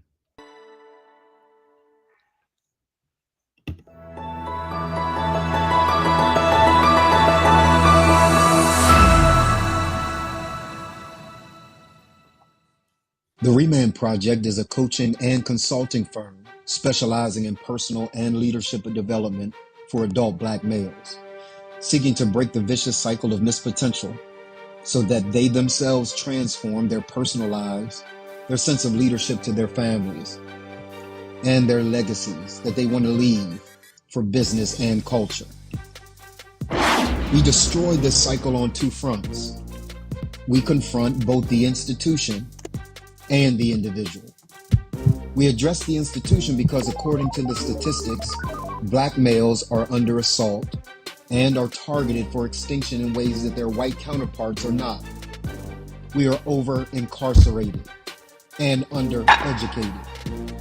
There are systems in place, political systems, media systems, and religious systems that serve as intentional, or some say unintentional, barriers to the Black male's advancement. As a result, we work to raise public awareness about issues confronting Black males, promote healthy and positive images about Black males, curate spaces to share information and resources about programs, services, and support for Black males, support knowledge creation and dissemination around these issues, and provide a forum for Black males to both speak and act for themselves. We address the individual Black male because we cannot avoid personal responsibility. We are now overmothered and underfathered. We make bad social choices, and we avoid responsibility for getting ourselves out from under the social plight that we face. We will develop the moral compass and character necessary to face the adverse realities that are faced in everyday life. We live by the premise that even that which is not our fault is still our responsibility. In 2019, we answered the call to transform the culture one man at a time. Our society, our families, and men in particular, are in a state of crisis. And the goal of the ReManned Project is to curate the largest, strongest, and dopest community of Black males in the entire world. We then create awareness and action against the institutional and individual impediments that exist against the foundation of our culture and overall society, which is the Black male.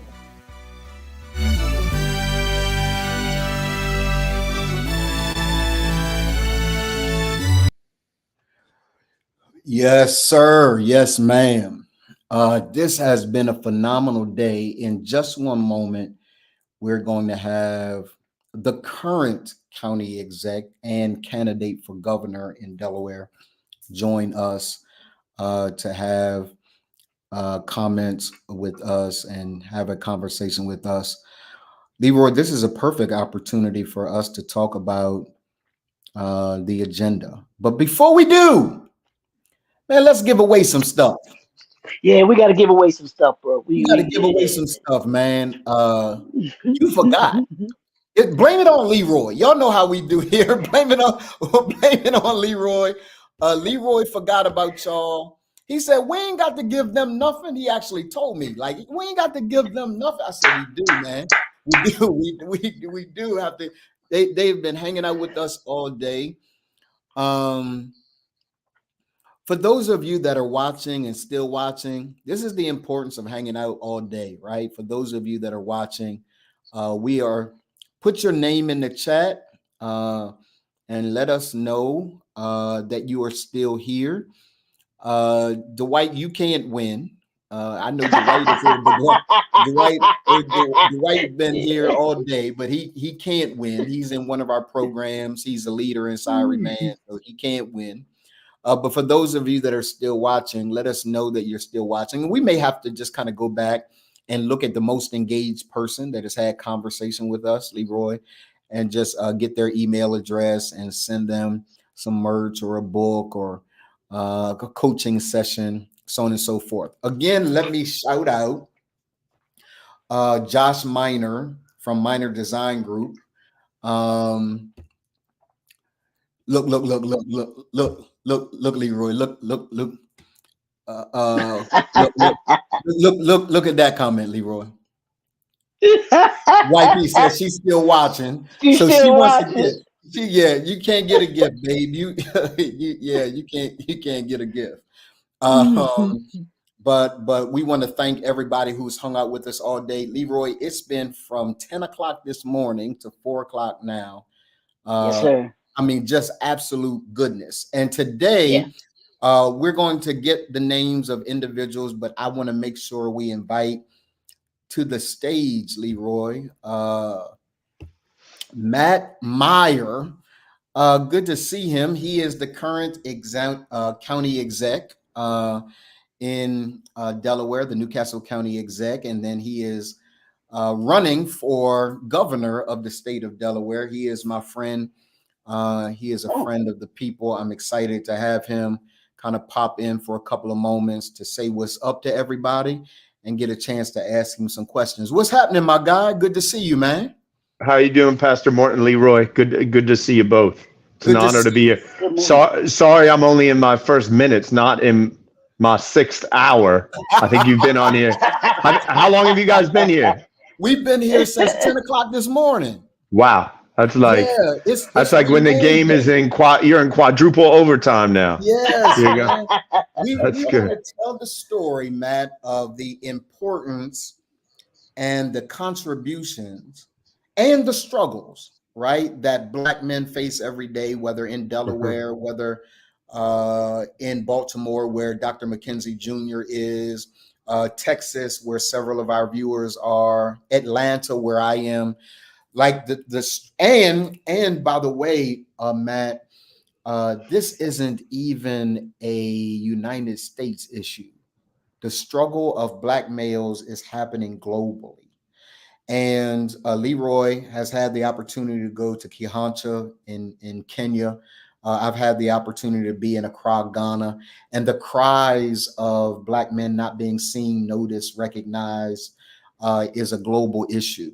So we wanted to develop, first of all, thank Delaware and Newcastle County for determining June 1st, ReManned Day. City of Wilmington has done the same. It's ReManned Day in the city of Wilmington.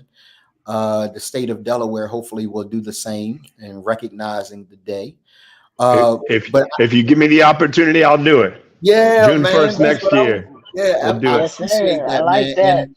that. And you have here's what I appreciate about Matt Meyer. Look, I've not given opportunity to anyone to present here that hasn't been a man of their word, that hasn't done what they've said, that doesn't stand on the side of people. Marcus Henry was on a moment ago, and he was talking about the Hope. Is it the Hope Center? The Hope Center, yeah. Hope Center. Matt, can you kind of talk about that work that you've done, man? That's phenomenal. First of all, I'm glad Marcus was on here because I talk about it a lot, but there, as anybody knows, when you spend a lot of money to buy a 192 room Sheraton hotel, there are a lot of people involved. And Marcus was on the front lines actually getting the work done and making sure it actually happened. So he's better than anyone to be on here and talking about it. First of all, I don't know if you know this, Pastor Morton. I'm a Delaware kid, but my first job, you know where my first job out of college was? Where? It was in Nairobi, Kenya. Oh wow! I moved to Nairobi. I learned Swahili. Kama watu hapa wanajua Kiswahili tuongee. I speak a little bit of the tongue. I don't know what you just said, but yes. I know. I don't know what you just said either. And I went there. I went there, and I'm glad you mentioned that about it being global, because I found so many different. You go, as I think you both and a lot of people on in this meeting know. You go to Ghana, you go to Kenya, and first, at least my first experience getting off the plane is like, wow, this is different. The soldiers had big guns, and it was totally different. And then the more I lived there for a year, and the more I spent time there, the more I realized, this really isn't that different. And even in Kenya, there are black, white, there are a lot of ethnic issues between ethnic groups, but the black, white racial issues in Kenya are serious and legit. And like you referenced, the opportunities for black men, at least where I was in Korogocho and Mathare in Nairobi, were slim to none. And so I worked there. I actually ended up starting a business with a Kenyan guy trying to make sandals, make footwear, and sell them around the world. I ended up creating jobs for 30 young women and men there. So that I like that you recognize that it's not just a Delaware thing, obviously not just an American phenomenon, but it's a global thing. And the more people unite and come together, right, to say this is something we all need to be mobilizing behind and working behind, I think we'll all be better off for it. Yeah, I agree, man. I 100% agree. And I want to ask you, man, obviously as governor, you've got to be governor of all people. Right. And it's a delicate dance. Oftentimes I say to people that when we ask attention to be paid to a particular people group, I like to kind of reference the fact that it's because that people group's house is on fire. We can talk about spraying hoses and water, on all the houses in the row, or we can concentrate some resource and attention on the house that's on fire. And I will tell you, man, that not just the black house, right? We know the issues of black people, but also there is a crisis of black males. And I want to ask what we can do about that in relationship with one another as governor and as leader of ReManned. What can we do to support black males? And I'll contextualize it this way, Matt. When we talk about business, and I'm thankful that you mentioned that, because one of the things that ReManned is heavy on is creating black male entrepreneurs who have families and trying to navigate all of those nuances that come with being a black male business owner, having a wife and children, and all that comes with that, right? When we talk about minority development, oftentimes what a lot of people don't know is that when we talk about minority development, we're talking about women, we're talking about black women, black men, Hispanic, Latinos, right? But we're also talking about white women. Right. So when we talk about providing opportunity, a lot of those opportunities are taken advantage of by others in the minority group other than black males. And I'm hoping that there's a way not to just take care of black males, but to create opportunities for black males to take advantage of some of the opportunities that exist. It's interesting you say that, Don. When I was at my college reunion last weekend, and I went to Brown University up in Rhode Island. And when I went to Brown University, they had a place called the Third World Center. It was where black and brown people went I think they had a special like pre-orientation, because I don't know, Brown University is an Ivy League school that now looking back, at least I don't know about now, I can't, but certainly historically has not been the most friendly to Black and brown people. And so it's appropriate that you know, people go and get oriented to what for a lot of people is a completely different culture, right? Yeah. It was, and I walked by the Third World Center last weekend, and it's been renamed the Center for People of Culture and Diversity Studies, which I think is probably appropriate. We're not using the Third World much anymore, which is good. And I was joking with my wife, well, what's it going to be 10, 20 years from now? And as I was joking with her, walking past it, a couple of South Asian women walked out.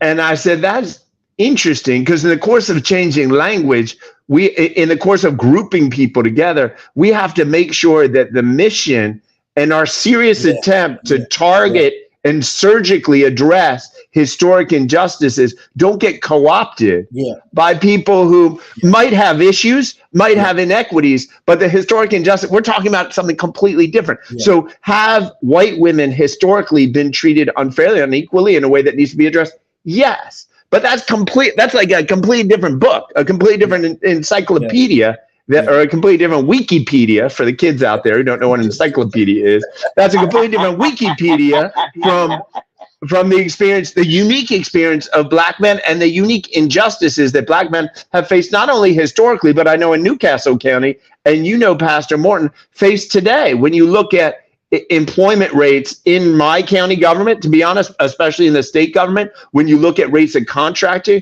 when you look at when we spend $30 million to build a big library, how many of the owners of those companies are Black men or Black women? It's not fair. And that's a specific vestige of our own history that we have an obligation to address. There are injustices with reference to white women. There are injustices with relation to South Asian, but that's completely different. Right. And so what I've tried to do as county executive, and what I'll be laser focused on as governor, is there are very different issues and very different injustices, but there's a specific issue of, like you said, I don't know if I'd say on fire. I know a lot of Black men in Newcastle County who are doing just great. It's hard to speak in generalities, but there's no doubt when you look at demographic, statistic information, my obligation to spend our taxpayers' money equitably and to address historic injustices, we're not doing that as well as we should.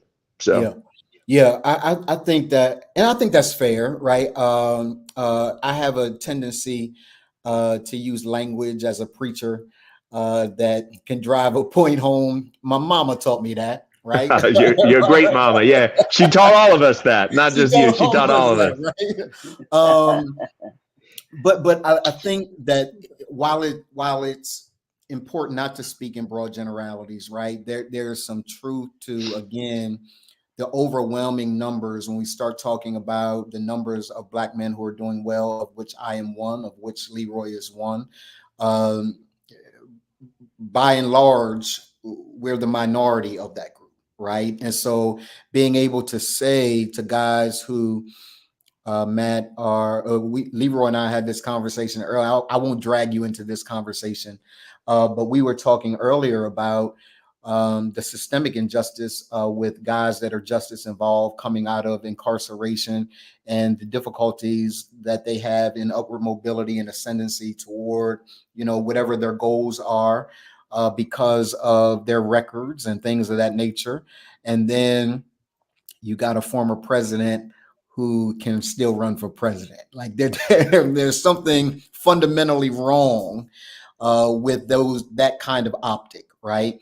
And so I wish every Black man who got convicted on 34 counts could raise $58 million the next day. How do we do that?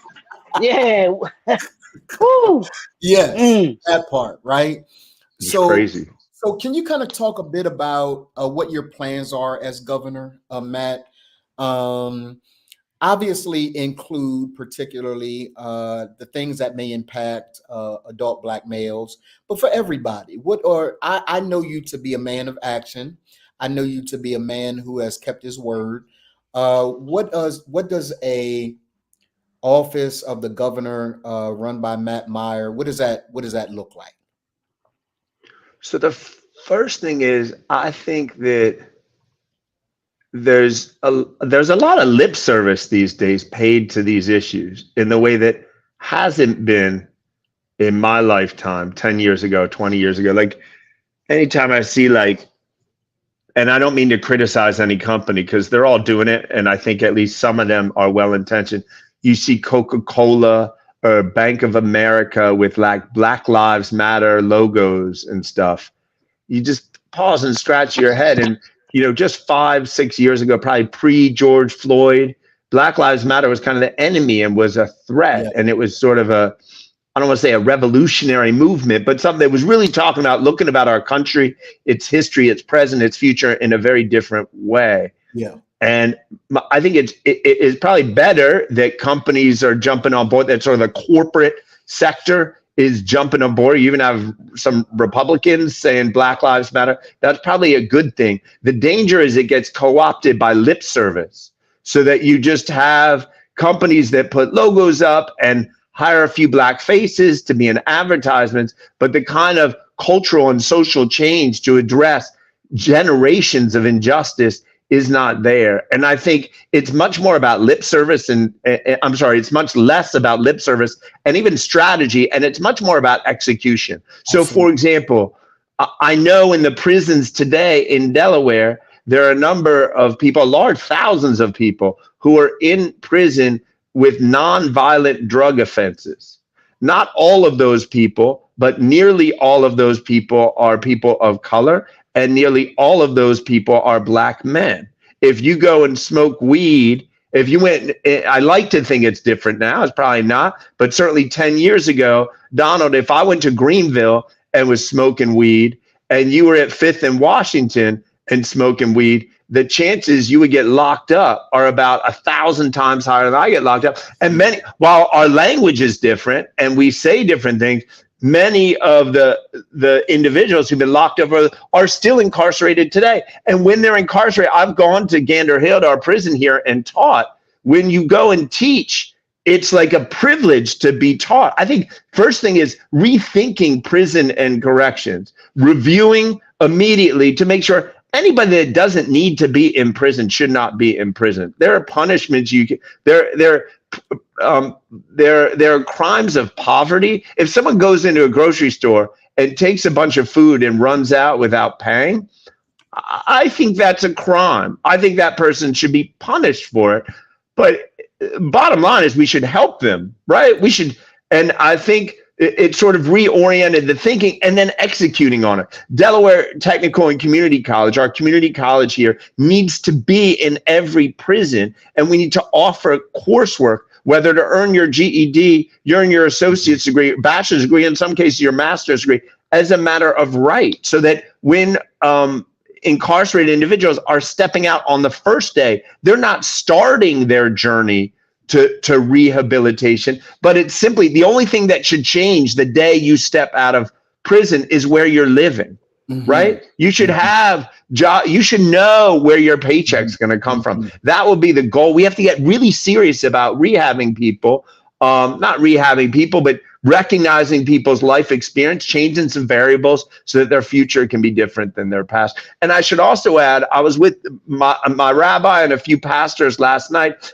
The spiritual, certainly government and spiritual leaders, I don't know, maybe there are places in the country, maybe people in this meeting watching today, no, but there needs to be a strategic spiritual effort in the prisons on day one to understand we can attack issues of unemployment, we can attack issues of housing, we can attack issues of domestic violence, all sorts of things. But if we don't address the spiritual, the internal desires of people's relationship with their Lord, with their God, with their Jesus, with their Muhammad, then we're missing a big piece of that. Because my experience is if you address the spiritual, a lot of those other things can start falling into place, and we all need to work together to do that.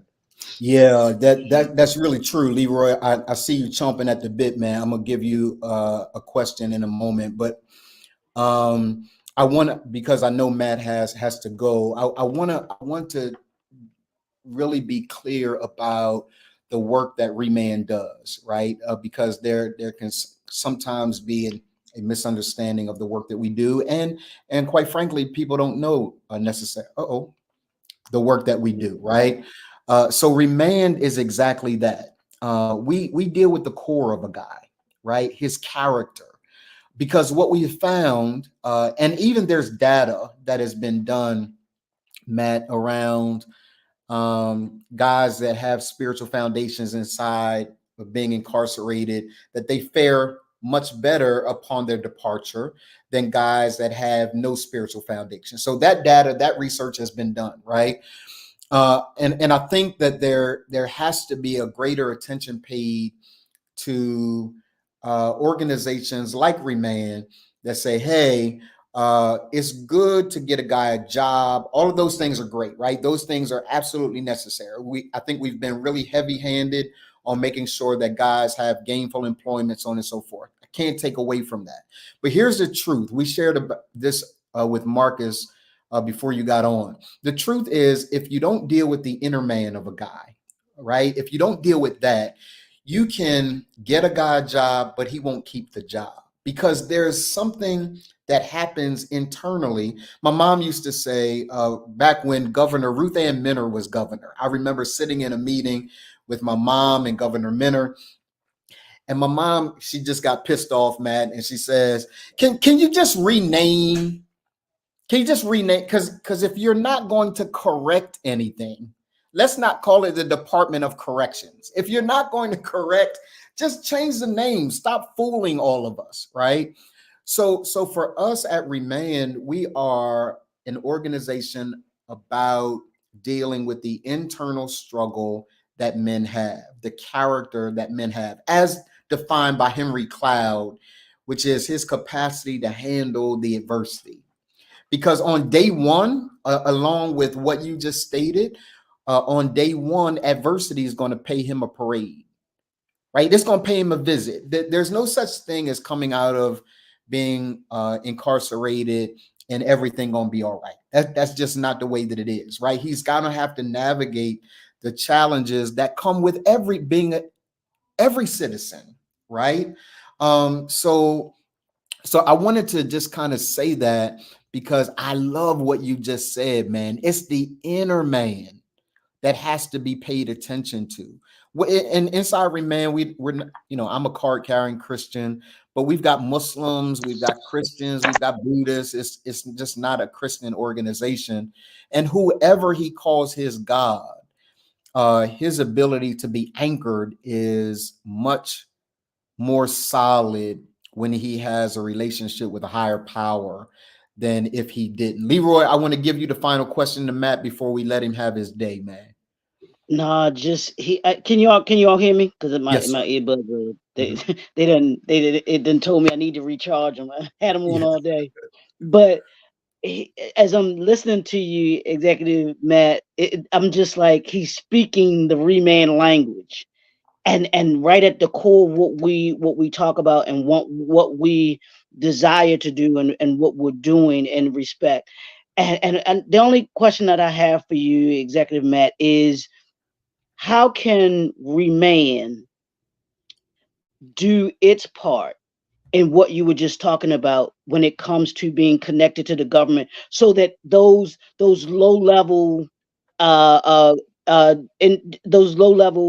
crimes, if you will, that are committed, to have where they don't have to necessarily do time, where they can actually be connected with ReManned, go through the program that we have that deals with the core of them, and give them the tools and the ability to be able to not have to go through the system again, because the recidivism and everything, we know that there's more likely for them to be able to do it if you don't give them the tools, and most of us know that the tools aren't being given. But is there what is it that we can do that will help to facilitate that happening? That's a great question. So I was 9 years ago, I was a 6th and 7th grade math teacher at Prestige Academy, who I'd spent a year as a diplomat in Iraq, embedded with the Army, came back home. I was fed up and I was pissed off. So I decided to run for office. And I won, and suddenly I'm running Delaware's largest local government, 2,000 employees. I'm thinking of all the things we have to do. And very quickly, I learned that government is really limited in what it can do. Government is really limited. Government can pay for stuff and it can connect people well, but a lot of things government tries to do aren't very good. They're not very efficient. I do my best to make them good and efficient and outcomes driven, but a lot of times it works better when we partner with organizations and individuals who are passionate, and we just pay them to go do it and get us the outcomes we need. So when I think about something like, how do we do a comprehensive review of everyone incarcerated in Delaware right now? And if I was to give me a stack of people who you think these people need to be released. Now, we're not going to let them out tomorrow, but what we're going to do is create a pathway, 30 days, 90 days, 6 months, where they work with ReManned or another group, right? We work with a group. We get a comprehensive program together so that there can be that soft launch, that exciting launch, that step, that bridge from their current world to a bright future. Related to that, we in Newcastle County started, I run right now the second largest police force in the state, the Newcastle County Police, 400 officers. We started something called the Behavioral Health Unit, where what we do is if you have a mental health or substance use issue, we do not arrest, if you're nonviolent, we do not arrest and incarcerate you. What we do is we have law enforcement assisted diversion, where you get referred to counselors who put together a plan for you, a behavioral health plan. If you stick to the plan, we never charge you. You never have charges. Wow. But if you stray from the plan, you will be charged for the original crime. We need partners in doing that. The state police is 3 times the size of the county police. I want to bring programs like that to the county police. But once again, like at the police, we have partners to do that. One partner that's really missing in that is a spiritual piece. And I think having a group like yours, particularly when we're dealing with Black men, or sometimes even Black boys, to be honest, under 18, could be very helpful in just, taking kids aside. I learned teaching at Prestige, Reverend Morton, that cultural competency matters and your lived experience matters. And you can stand in front of some of these individuals and have credibility in a way I or a lot of our police officers who don't have that lived experience can't. Yes. Yeah. So those are just two examples. I love the examples, and I don't want to gloss over, and I'm gonna let you go.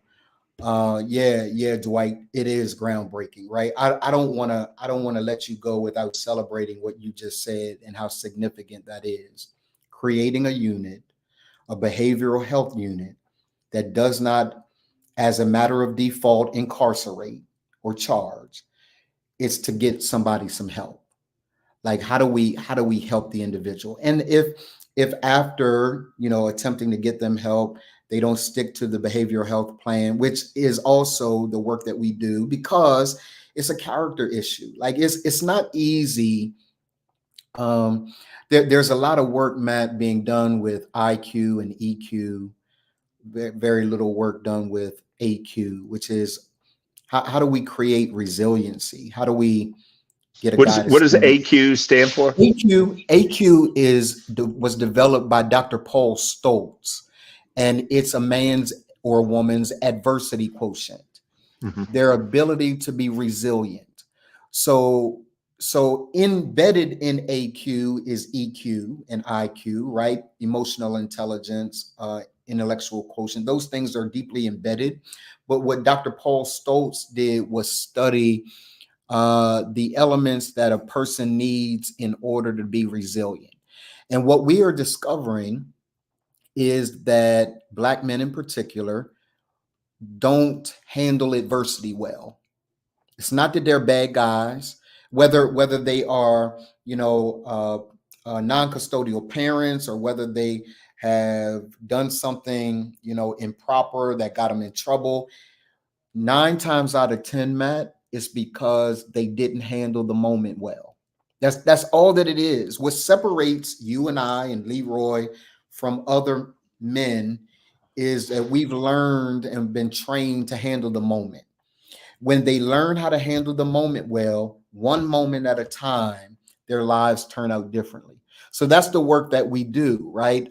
Helping a guy to expand his adversity quotient, because Ronald Handy, who was one of the first Boys graduates. and Girls Club.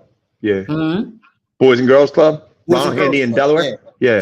He was one of the first graduates of ReManned. He helped start ReManned, right? And he said very early on that when a guy gets out of jail, that's his quote actually, adversity is going to throw you a parade. It's not there, you know, there are no balloons. I know we got balloons, people welcome home, that kind of thing. But if you don't know how to handle the next day, when all the balloons go away and Right. all of that, you're likely to reoffend. Yeah. And so it's great that we have programs that give soft skills and things of that nature, but ReManned specializes in digging at the core of a man and finding out what's going on and giving him the tools and strategies necessary to handle the next adverse event, of which there will be many. Because if he can handle that one, then he can handle the next one, and so on and so on, until he is living the kind of life that he ultimately wants to live. So I'm looking forward to working with you, man. And I'll give you the opportunity that we gave Marcus and as well. Talk to our viewers about how they can support, what they can do, the dates of the primary, and how they can support your candidacy. Great. Thank you. First of all, thank you so much for this opportunity and what ReManned has done in 5 years and continues to do. We will be a partner no matter what, but hopefully we'll be a partner and we'll be meeting in the governor's mansion in a few months to continue the conversation. To get there, I need your help. Go to mattmeyer.org, mattmeyer.org. You can, our launch video features a number of my former students. They're much bigger than they were when I taught them in 6th and 7th grade.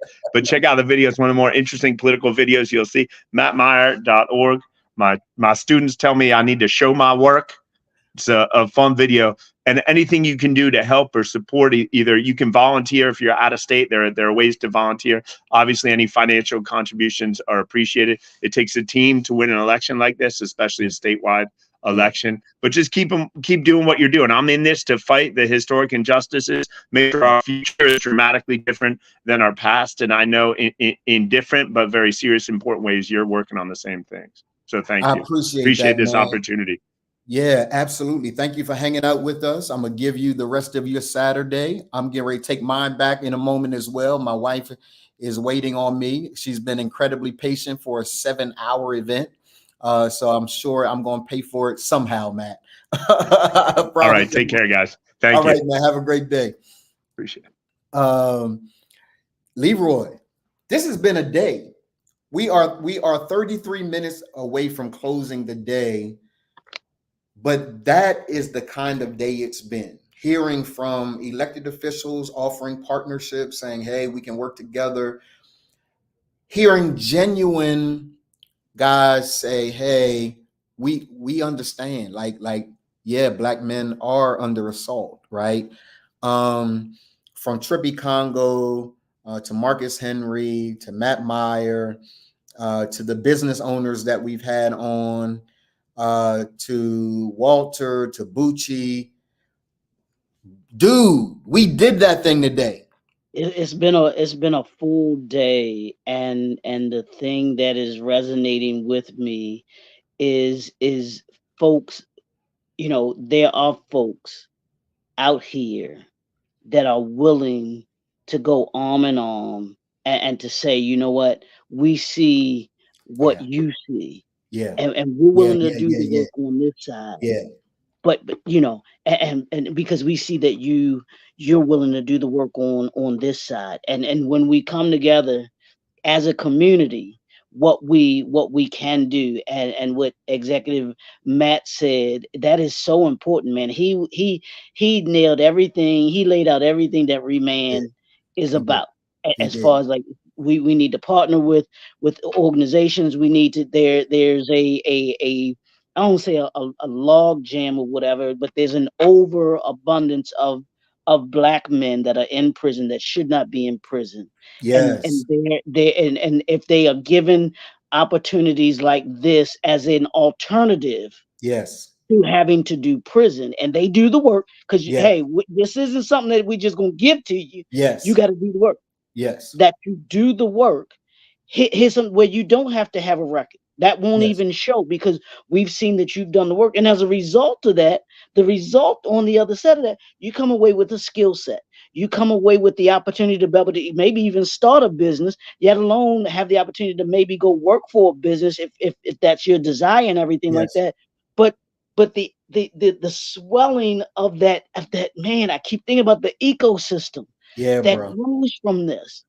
Yeah. And even if we want to take it from the government standpoint, we take it into the into the private sector with the C-suite guy.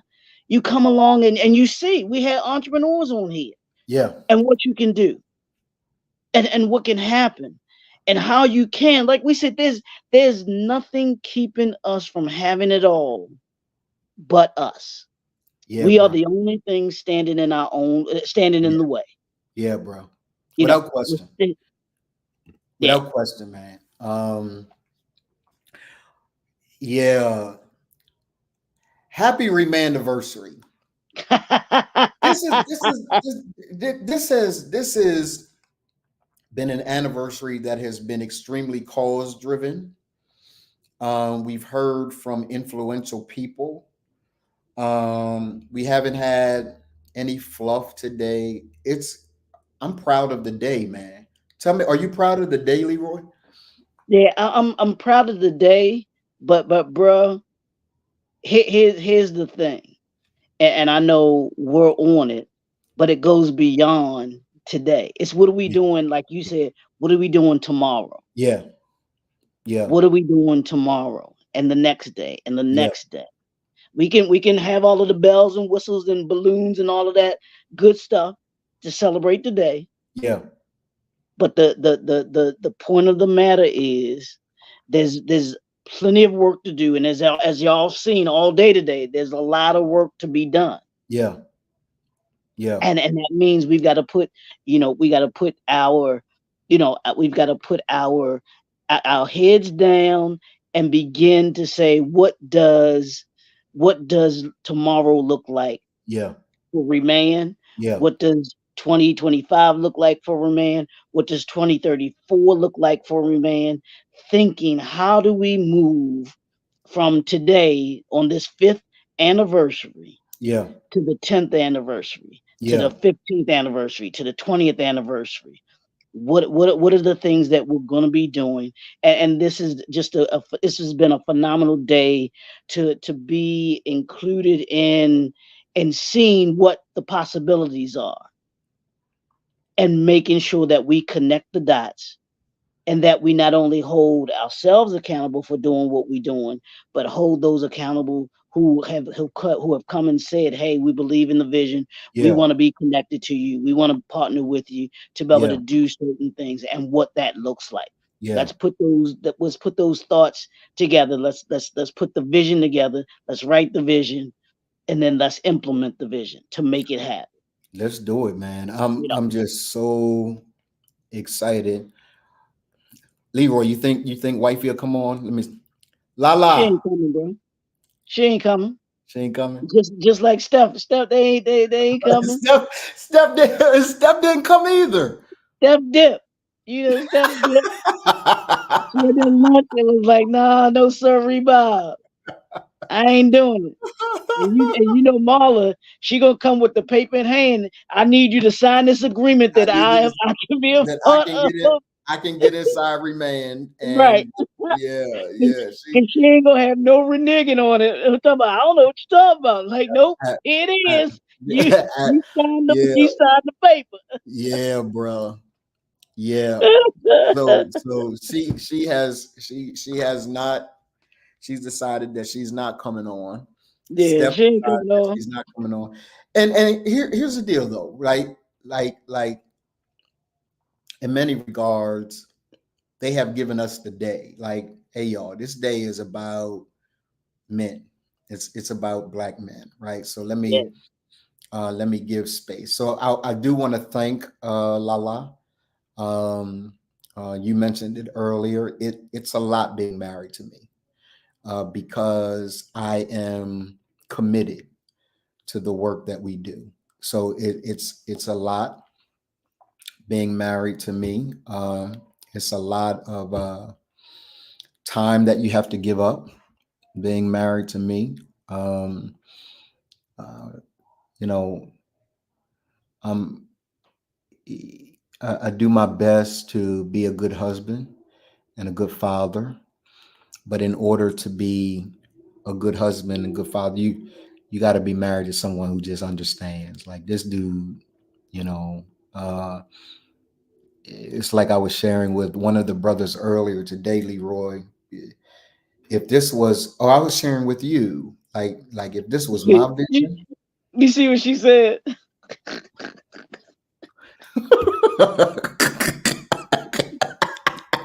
Bruh, this is what I deal with. Okay, so we gonna hold it until 5:30. If you coming on at 5:15, Exactly. Leroy and I will be on until 5:30. Yeah. Okay. And we have your word that you coming on at 5:15, right? If it were just because the work, Leroy, can you kind of talk about this a bit, man? Like people see you and I, they see we get along, that we have fun, that we enjoy with one another, like we're doing now. But there's an enormous amount of work that goes into the work that we do. Can you kind of let people in behind the scenes of all that it takes to do this work? And see, that's what, I think society um is to blame for a lot of this, especially social media. And I heard Pinky Cole say this when she was being interviewed by Reverend Pastor Jamal Bryant, and she was saying that she wanted to show only the good things that had to do with Slutty Vegan and everything like that. And my first thought was no, no, they need to see the work. And even the song that Bishop Jakes did with Kirk Franklin, the 911 song. He was like, you on the top front of Time magazine. He said, but you didn't see before Time magazine what it Yeah, took to get there. yeah, yeah, And that's what this work is. It's understanding that no, we said it earlier, there's no soft life. yeah, This ain't soft life.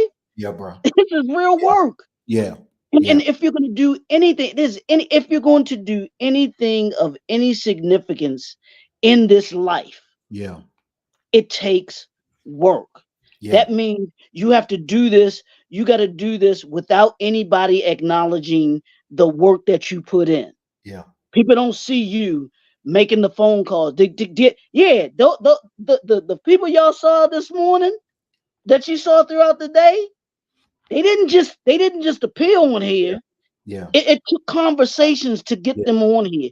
It yeah, took them telling about what ReManned and who ReManned is to yeah, get them on here so that they could understand yeah, who we are, what we do.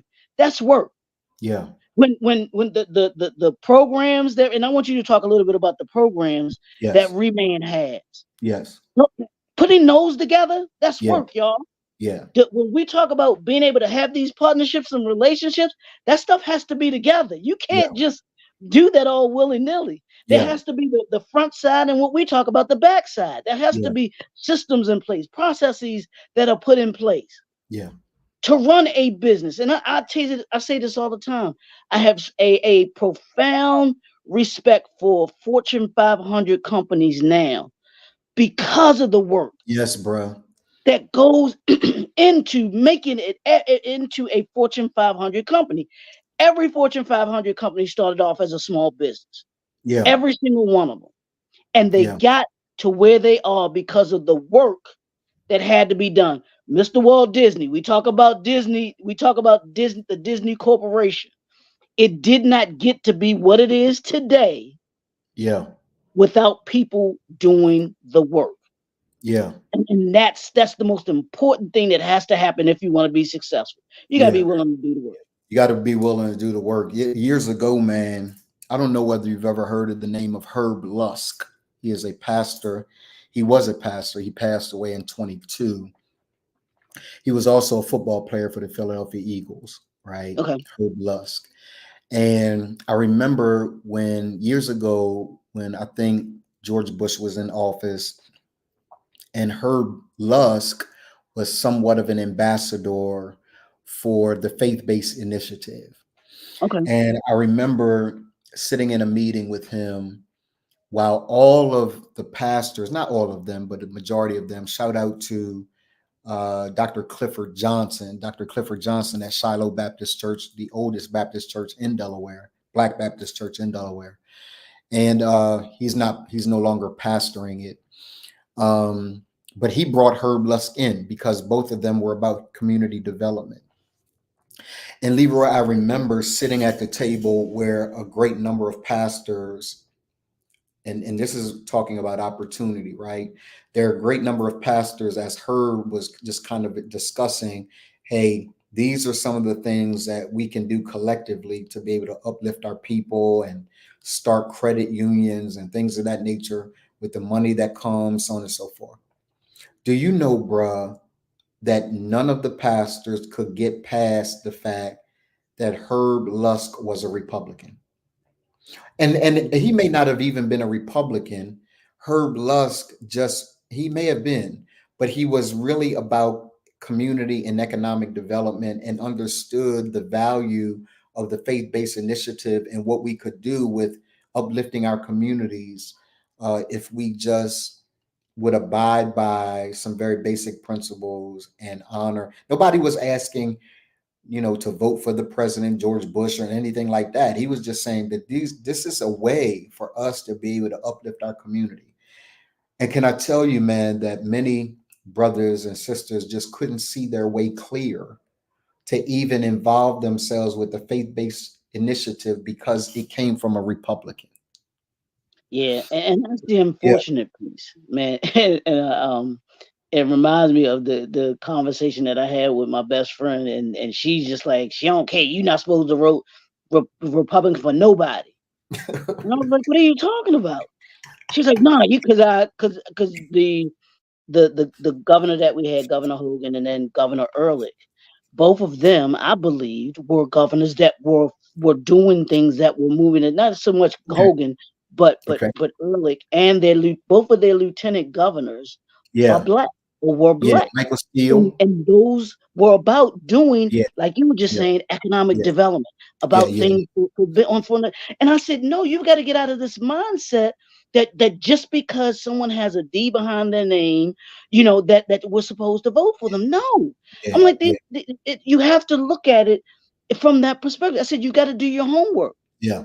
And understand it. And it's like you said, it's unfortunate that we can't move beyond that point. And the only thing that we get blinded by is the letter that's behind someone's name, and not what I'm not gonna say policies, but I'm gonna say what their mindset is and what it is that they're trying to accomplish or want to accomplish. Like you say, I don't care who you are. Now it does matter to me who you are, because you ain't just gonna be saying it's because it's more than just about saying something. It is about, because I can tell you anything. I can give you a message, but what are your, but once you get in office, what are you going to be? How are you going to be able to legislate? What are you going to be legislating? For sure. That's what I'm looking at. Are you going to be a man of your word? Are you going to be a man of integrity? Are you going to be a man of character and do what it is that you say that you genuinely, were you just saying it to be saying it just to get elected? And now all of a sudden, once you get in there, things are different. Or when you get in there, you're legitimately saying, you know what? Hey, let's have that conversation that we talked about when I was on the campaign trail. That's the difference, man. And we've got to get past that and say, you know what did you say, it's about the community. Whatever's best for the community.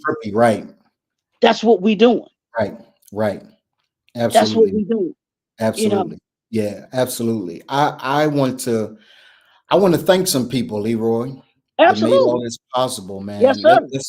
Let's clap it up for Dwight Robinson. Yes, sir. Been with us all day. I like Dwight because he just said what my wife did was petty. So I love Dwight. Yeah, Dwight said what Lala did was petty, talking about she coming on at 5:15. Yeah, he called it out. That's petty, right? He is a player coach, right? He's doing the work with us, but he's also in one of our programs, right? We have 3 separate programs. We've got the ReManned Mogul, we've got the ReManned Mastery Mastermind, and then we have the ReManned Intensive. And Dwight is a part of the ReManned Intensive.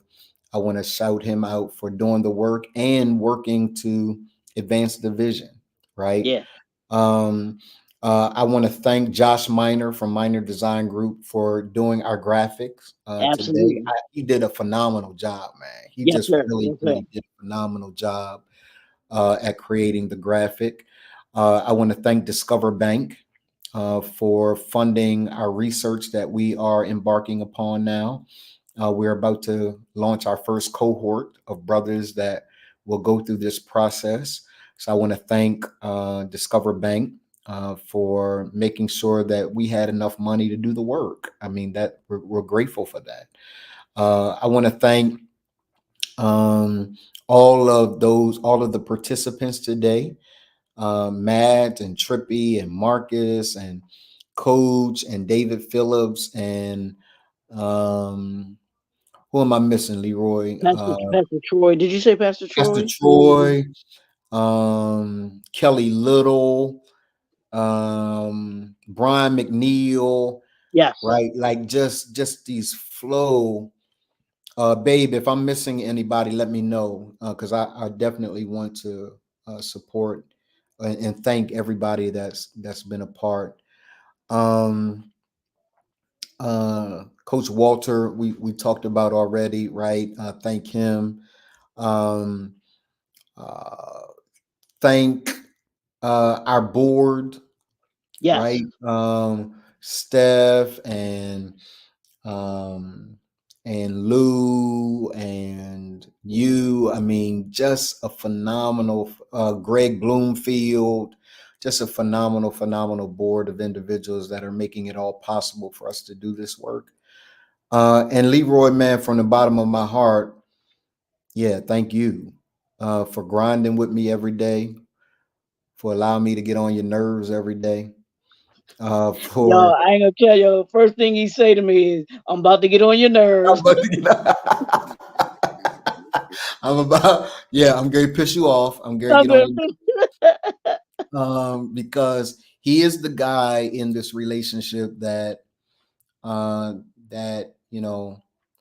understands an entrepreneur's mindset because he's also an entrepreneur, but also understands the need for structure, right? So he's an entrepreneur. He understands both sides of the fence. I am a dreamer. It's nothing for me to tell Leroy, hey man, we going to the moon next week.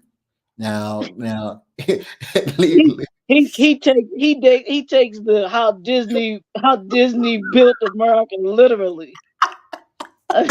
He ain't taking that literally. Like he's like, bruh, I don't watch the documentary. I got ideas to do. I got a mouse. I want to make a mouse a household. What you mean? Don't nobody like mice? Everybody loves mice. What you mean? Of course, people need a mouse. Yes, people need a mouse. And so my wife just sat there in bed looking at it with me, like looking over at me every now and then, like, why are we? What are we doing? Right? Like this is it. This is better than waiting to exhale. This is better than any. She don't get it. She don't get it. Yeah, but she watched. She rocked out with me. She watched it all the 4 of the episodes. Did she? Okay, cool. She watched it all with me. But as soon as those credits rolled on the last one, she was like, "Yeah, I need a break." All right. So I want to thank you, man, for your tireless work and commitment. There are great days ahead for ReManned. I want to thank Kasai Guthrie, who is getting ready to do the work on all the consulting work with gamifying the character arc. I want to thank Lachelle, who is our consultant in Indiana, about the research that we're doing. I want to thank Eric Robinson, who is leading the charge with the research and stuff, boots on the ground in Delaware. I want to thank Ron Handy for starting it out with me, Chris Collins for starting it out with me, Tremel Epps for starting it out with me. Like, what we are experiencing today stands on the shoulders of many. And I'm just really appreciative. And at the risk of sounding uber spiritual, I want to thank God, man, like for real, right? Because, you know, people get awards and they say, I want to thank my Lord and Savior Jesus Christ, right? This ain't that moment, but this is a moment where I'm just eternally grateful for my spiritual parents, for my children, for my family, for my friends. I'm grateful to God that I have strength, that He spared my life over cancer, and that I've been cancer free for 10 years now, so I can do this work. I'm just full, man. I'm grateful for everything that took place on today. So thank everyone for hanging out with us. If you so desire, I'm gonna ask you to do me a favor. Those of you that are watching, you say, hey, you know what, Donald, I want to give. Like, I want to give to this work. I want to give to the work that you're doing. I want to give you an opportunity to do so. You can sow any amount. PayPal.me/ReManned. You can give any amount to support the work that we're doing and making sure that we can fulfill everything that it is God's asked us to fulfill. I'm gonna die on this hill. This be the work I do until I draw my last breath.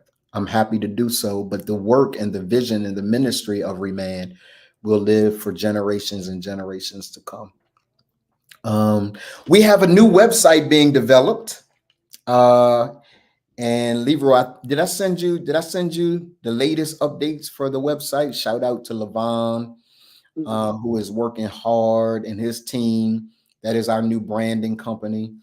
Shout out, did I say Bucci's name already? He did our new logo. Just countless people involved in this effort. And the reason why that's important is because sometimes, man, as leaders, we get the big head.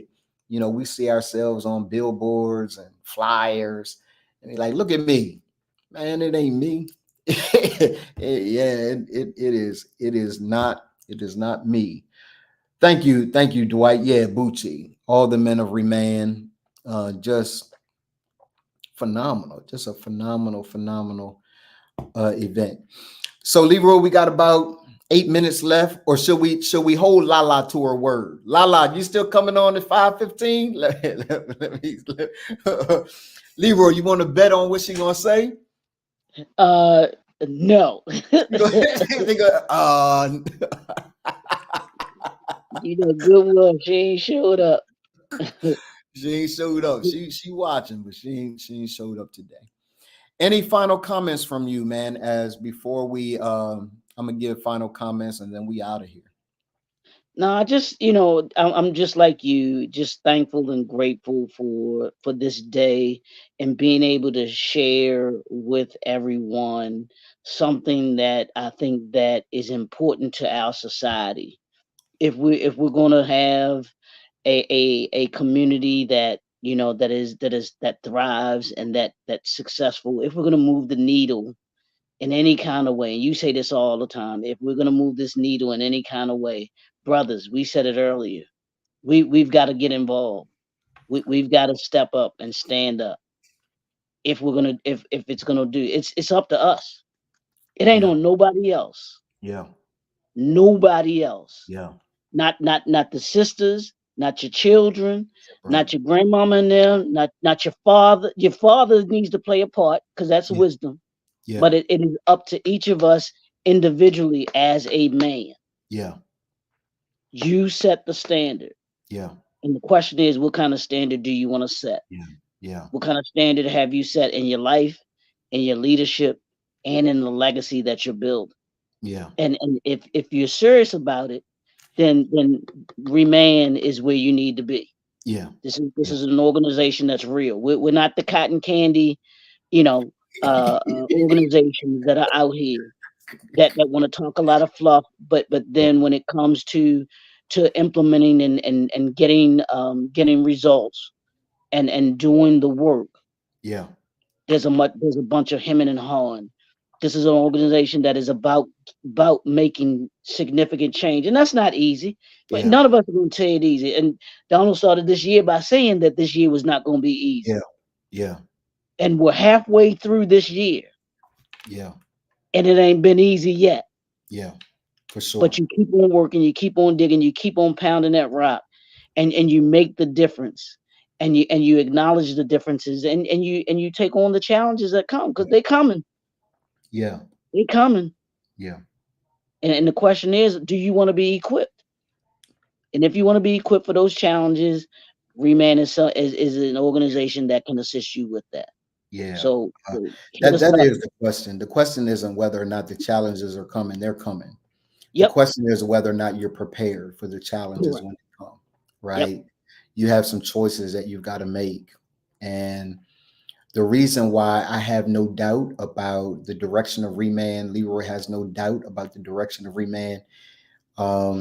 Doubt usually happens from a place of ill preparedness. We're not prepared. The reason why Kobe was so confident is because he was prepared. He had done what he was doing in the game thousands of times before he even got to the game. So when you're in the game, life, leadership, and legacy, all of those are games. When you're in the game, the question becomes, do you really genuinely, are you prepared? And if you're not, that's why you're in doubt, because you don't have the tools. But if you're not, if you are prepared, you have confidence. I saw that Eugene Young, he is running for Congress. I support Eugene Young. He is running for Congress. He is a Black male. I support him, and I wish he would have been on earlier today as well. But I support him as well. Look at what my wife said, Leroy. I know we're gonna end at 5 and come back at 5:15. We're gonna end at 5. That's what we're gonna do. Coming do. back at 5:15 so that you can honor your word, because your word was this. This is your word. I'll come on at 5:15. Yeah. So yes. So we'll be back on at 5:15. If those of you that want to come back on at 5:15, just join us here at 5:15, where Lala will be with us for the remainder of the time. Look, y'all, let me say this. We got a couple minutes before we got to go. Today isn't the end. It's the beginning. It's I appreciate you, man. Yeah, Eugene Young. I support Eugene Young. And so just a dope guy, brilliant guy, is going to do really, really well in Congress. Yeah, it's a movement, Eugene. It's a movement. And today you just got a glimpse of the work that we do, the people with whom we do that work. And it's impactful. I'm proud of it. There is one thing missing, though. Remember that old phrase, Leroy? I'm sure your church used it in its infancy stages. Now y'all got thousands of people and that kind of thing, right? But remember back in the day, they said there's only one thing missing from the church. And then he would take the "you are" out of it, and they would say, "You are," you right? There's only one thing missing from ReManned. It's the brother that's watching me that's not connected. You're missing. And as much as I would like to say that this organization will reach its full potential without you, it won't. We're still going to do what we're called to do, right? We're still going to do what we're called to do. Trust me. But if you really want to see us reach our full potential, right, then I need you to go here. I need you to go here.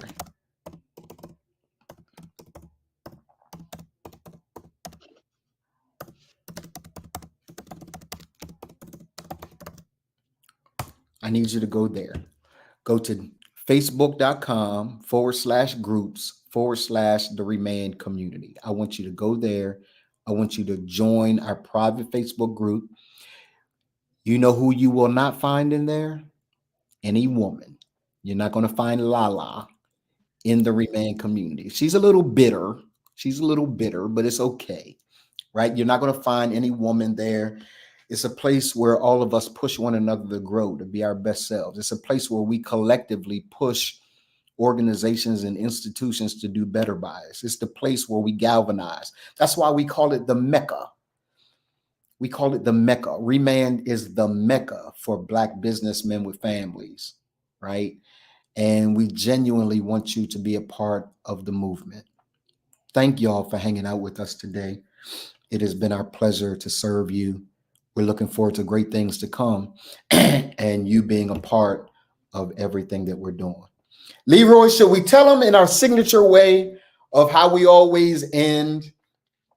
Leroy, I'm gonna let you do the honors. I'm just gonna join you. On three. Yes, sir. 1, 2, 3. Be gone. Have a good day, y'all.